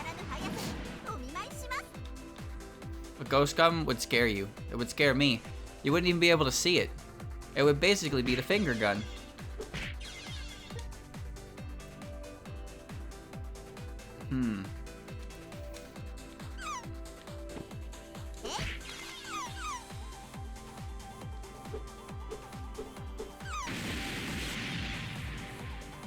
Yes. 1 cough. 2 cough. 3 cough. 4 cough. Ooh. Item drop resistance 70. Hey, that ain't actually that bad. Yeah, why not? Give me that. That thing never has seals on it. Crazy. Scares you without touching you. You can do that to Yoma with, like, anything. Yoma being afraid of ghosts is one of my favorite character aspects to her. Because it's just silly. It's silly to think that she's Yuyiko's servant. And then she's afraid of, like, entry-level horror stories. Like, that's just such a needless character trait for her.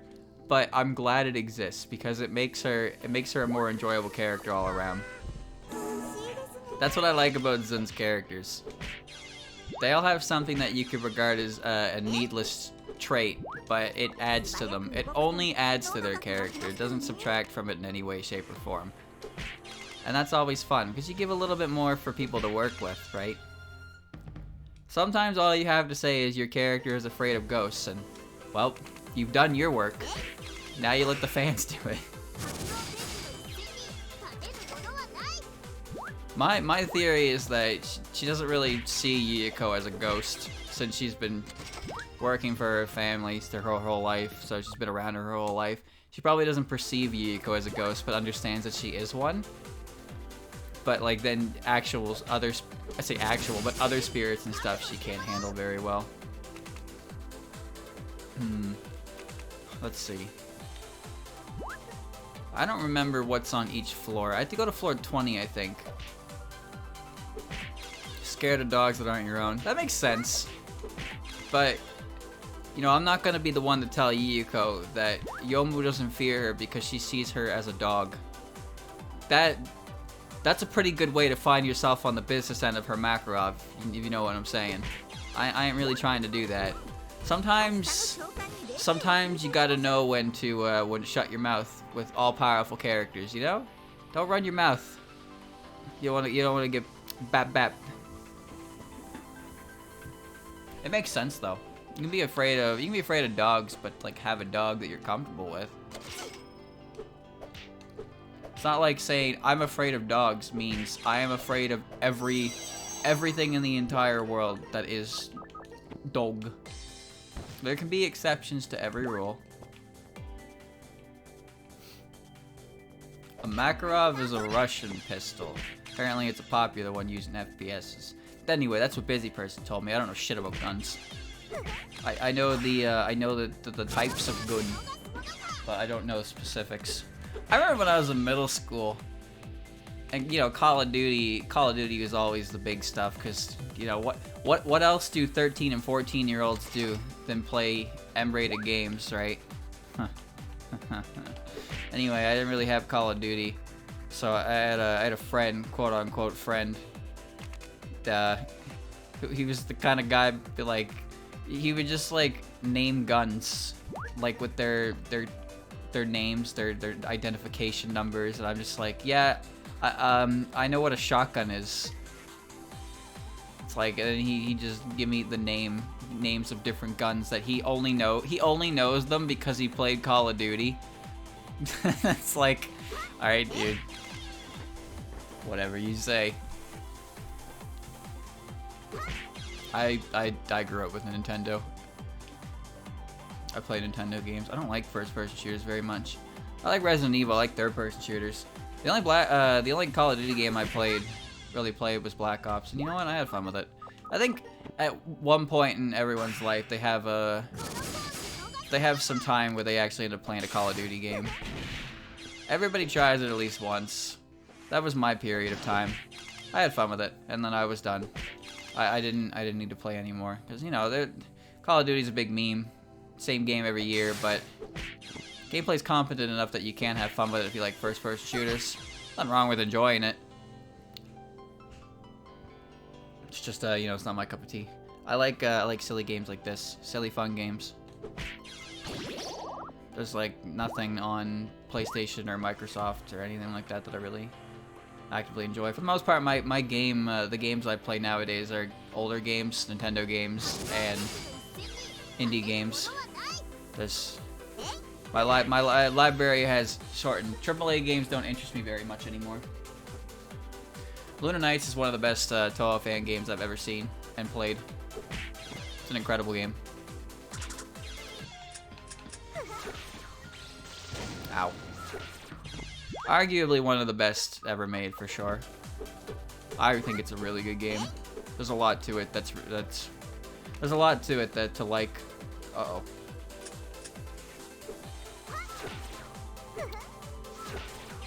I'll take the free XP. Alright, now I need to go to floor 20 with the ancient telescope. A DS Call of Duty? Yeah. Yoyami Dreamer is very good as well. Has great replay value. Something that's not supposed to turn into money just turned into money. So that's not good. Let's get that back. Yoyami Dreamer is a very good game as well. Has great replay value. Just not very good at it. Luna Nights also has great replay value though, and I love the style. I love the style of gameplay, the art direction, the bosses and stuff. It's all really good. What's hitting me? Nice. That's why I want to replay it. I also want to do a video on it too. Now that the Cherno's been included in the game, so I want to do that. And do a harder run of it because I want to play it again. That one will probably be decently big. I don't really know what I want to work on next, chat, because just, you know, just spent a month on one video and I'm still not even done yet. Gotta finish it. I don't know if I want to start something big. I don't know if I want to start another big one, but I don't really plan these to be big. It's just however long it ends up being is how long it ends up. It just so happens that when I was writing the current one, it got to like page 8, and I was like, I have barely even started writing. So that wasn't great. But it is great, because it's long and it's, you know, it's good. At least I think it's good. Put a lot of effort into that shit, and I'm looking forward to finally putting it out, because all I do is talk about it in all my VODs, so it's gotta really plug that up for a while. Cherno like just got added because the console versions of the game had her, and they just recently released and they updated her to show up, so that's a new fight. I will play that game again eventually. Yeah, the Switch version's been out for a few weeks now. Forget when exactly it came out, but I know I saw... Oh, well that sucks. Oh, I didn't need it anyway. I remember when I saw a tweet, the tweet that said it was coming out in a week. And that was like, I think that was in December. You think it would get a physical release? I wouldn't think so. I wouldn't think so. You know what's crazy is, fucking. I came home a few days ago. I forget where. I think it was when I came back from the dentist. Christian showed me he bought Clannad for Switch. I was like, what do you mean you have Clannad on Switch? Yep. He straight up got the Clannad visual novel, because apparently it was ported to Switch, and he has a physical copy of it on Switch. That's a thing. Yeah. Yeah, that's a thing. I was like, holy shit, that's crazy. Let's just move on. They don't even limited run, yeah. I hope they have one for Little Busters. I would buy that. I like that one. That's my favorite one. Clannad's good. I think Clannad is actually better as an anime, though. I think it does better as an anime. Conveys more emotion in the important parts. Of course, it only really is better. It's only better in the last 13 episodes when After Story really kicks off. But for Little Busters, the anime for key stuff is just dropped in quality every time they do more. Every time they do more of them. Little Busters was not very good animated. It was not good. I love the visual novel though. I've actually played through it twice. That's how much I like it. That's not a very short game. It's a long ass game. I downloaded it once and played it, and then I found it on Steam, full version. Played that too. Do not like anime that makes me cry. Well, every now and again, it's all right because it's a good story. I would watch it again. I would watch it again. I haven't watched it in a long time.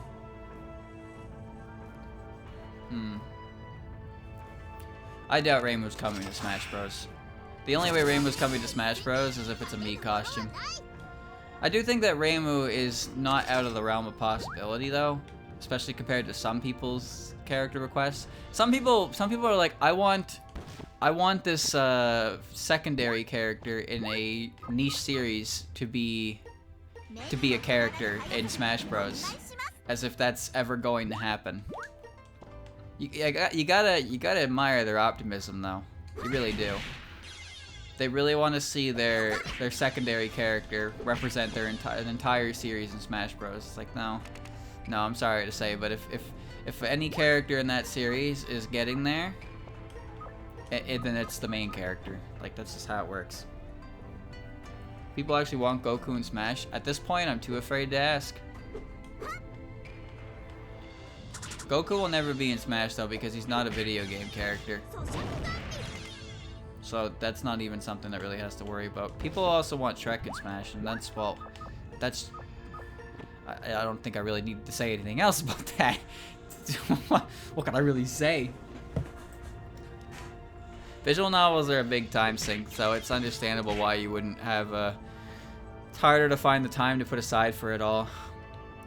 But having played the visual novel and then watching Little Busters anime was definitely underwhelming compared to it. A lot of things kind of cut for the sake of time. Because like I think the anime of Clannad portrays emotion better, but I think the visual novel of Little Busters portrays emotion better. There's a video explaining Gensokyo's calendar out there. Their calendar. I mean, aren't they on the same calendar we are? Aren't they on that Mayan shit?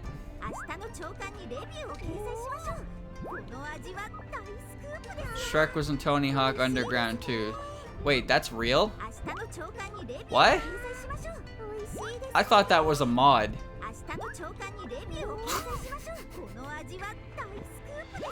You're kidding, right?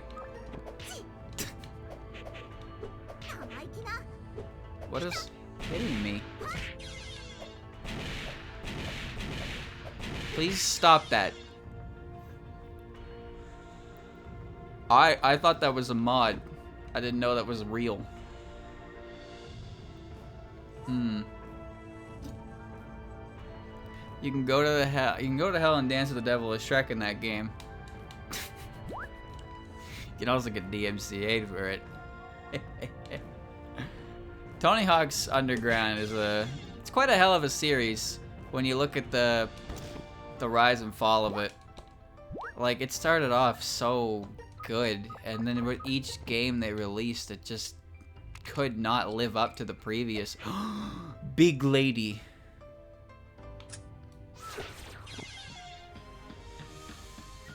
Will-o'-the-wisp. At an old battlefield, there are burning fighting spirits and a flame of dying indignation. These feelings are found in the depths of a long dungeon. What's this? That's what you needed? Cool. So what's it do? So what's the Jiangxi manuscript? That's something.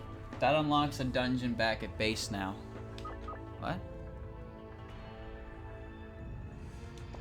A dungeon at base? What? Oh, should I leave? The lovely spherical well-looking thing. You better fucking not. It better not be a goddamn well. Oh, I'm so done with wells, dude. Better not be.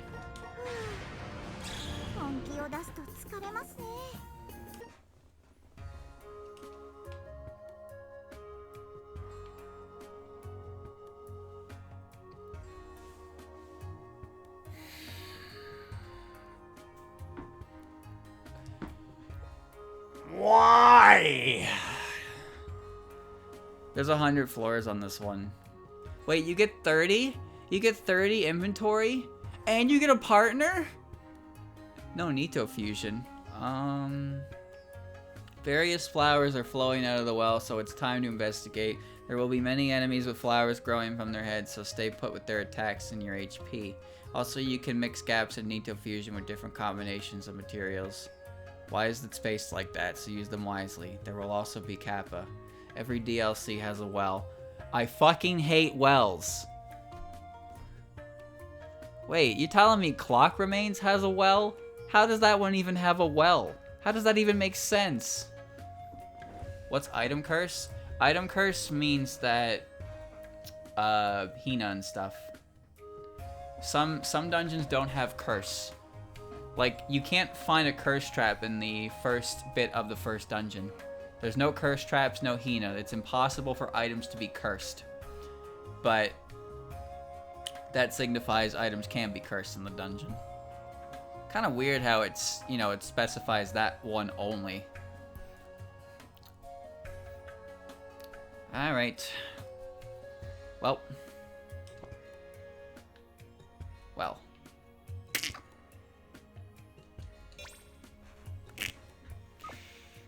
There's some fun in this there, well, ain't there, mate? So, all of this shit I collected. All of it. What have I done? There's gonna be blue seals and stuff in there, which is gonna be cool. I can't identify things, though, again, so it's gonna be the same bullshit as the other one. Mysterious Dimension X. X these nuts. How's that sound? Oh, why is that cursed? God damn it. Whatever. Whatever. Whatever. I win. Give me your stuff, Momiji. Yes. Well, that was fun. If that's what you want to call what I just did. You can identify stuff. It said no Nito fusion, though. Usually when it says no Nito fusion, it just means I can't open that thing at all. And it would make sense considering it's not accessible in Aya's campaign or DLC anyway, so there's probably none of this happening over there. There's probably compound gaps and combo gaps, though, so a bit easier in that regard. I don't know why there's 100 floors, though. That seems weirdly specific. Everything else is 99. Why does that one just have one extra floor? Anyway, let's do I have 95. 95 scrolls, but I'm only using my freebie. The 100th floor has a boss. It has a boss. It doesn't say that it has a boss, but it has a boss floor. What? What do you mean? What do you mean it has a boss? You know what? You know what? It's okay. It lets me bring a partner in. So I'm just gonna go in there as Tojiko. I'm gonna bring my best friend Daiusei. We're gonna play mid-boss the characters, and then we're gonna beat the dungeon, right? That's all it's gonna be. Unless the dungeon only lets me go in there with Aya and Momiji. In which case, yeah, I'm not gonna think about that right now. I'm done thinking about this game for at least a week. All right, at least a week. At least a week. I hate Wells, dude. But the benefit of today is I beat that big stupid moon dungeon. So that's great. That dungeon was butt, and it was probably going to be awful if I didn't beat it there. But I beat it. So that's good. It's very good. So next time I play this game, maybe I should do the moon dungeon, the 50 floor one with the boss to finish that off, because I don't want to do another 99 floor dungeon right away. So I think I'll do that. I should have, Chad, I have the gear for that. Yeah, I can beat that with my gear. Yeah. My crystals and stuff, my high level equipment. Surely it's not that bad. It's not marked as lunatic. It's marked as hard, so I imagine the boss, I'll bring invincibility medicines, you know, the usual. You'll need a spell card to kill the boss with. What do you mean? You know what? Save it. We'll save it, because I'm just going to forget everything you tell me right now. We'll worry about that when we get there. Give me my mouse. Before the room gets okay. Well, we'll do the 30-minute prep time ahead of time as we usually do. I'm gonna do it as Reimu, by the way, because I like doing the story dungeons as Reimu, but I'm not an idiot. I'm going to do the extra bullshit dungeons with the character that makes it so I can float over water and not have to deal with traps, because the game is hard enough without additional shit on the floor costing me everything I have. So yeah, and we'll just next time we'll finish the moon dungeons, and that's probably the 8th time I've said that, but I really think that there's no more in there after that, because it has a very final moon dungeon feel. And then there's all the stuff behind the statue, because they just love the moon. The devs of this game love the moon. Ugh. Look forward to it.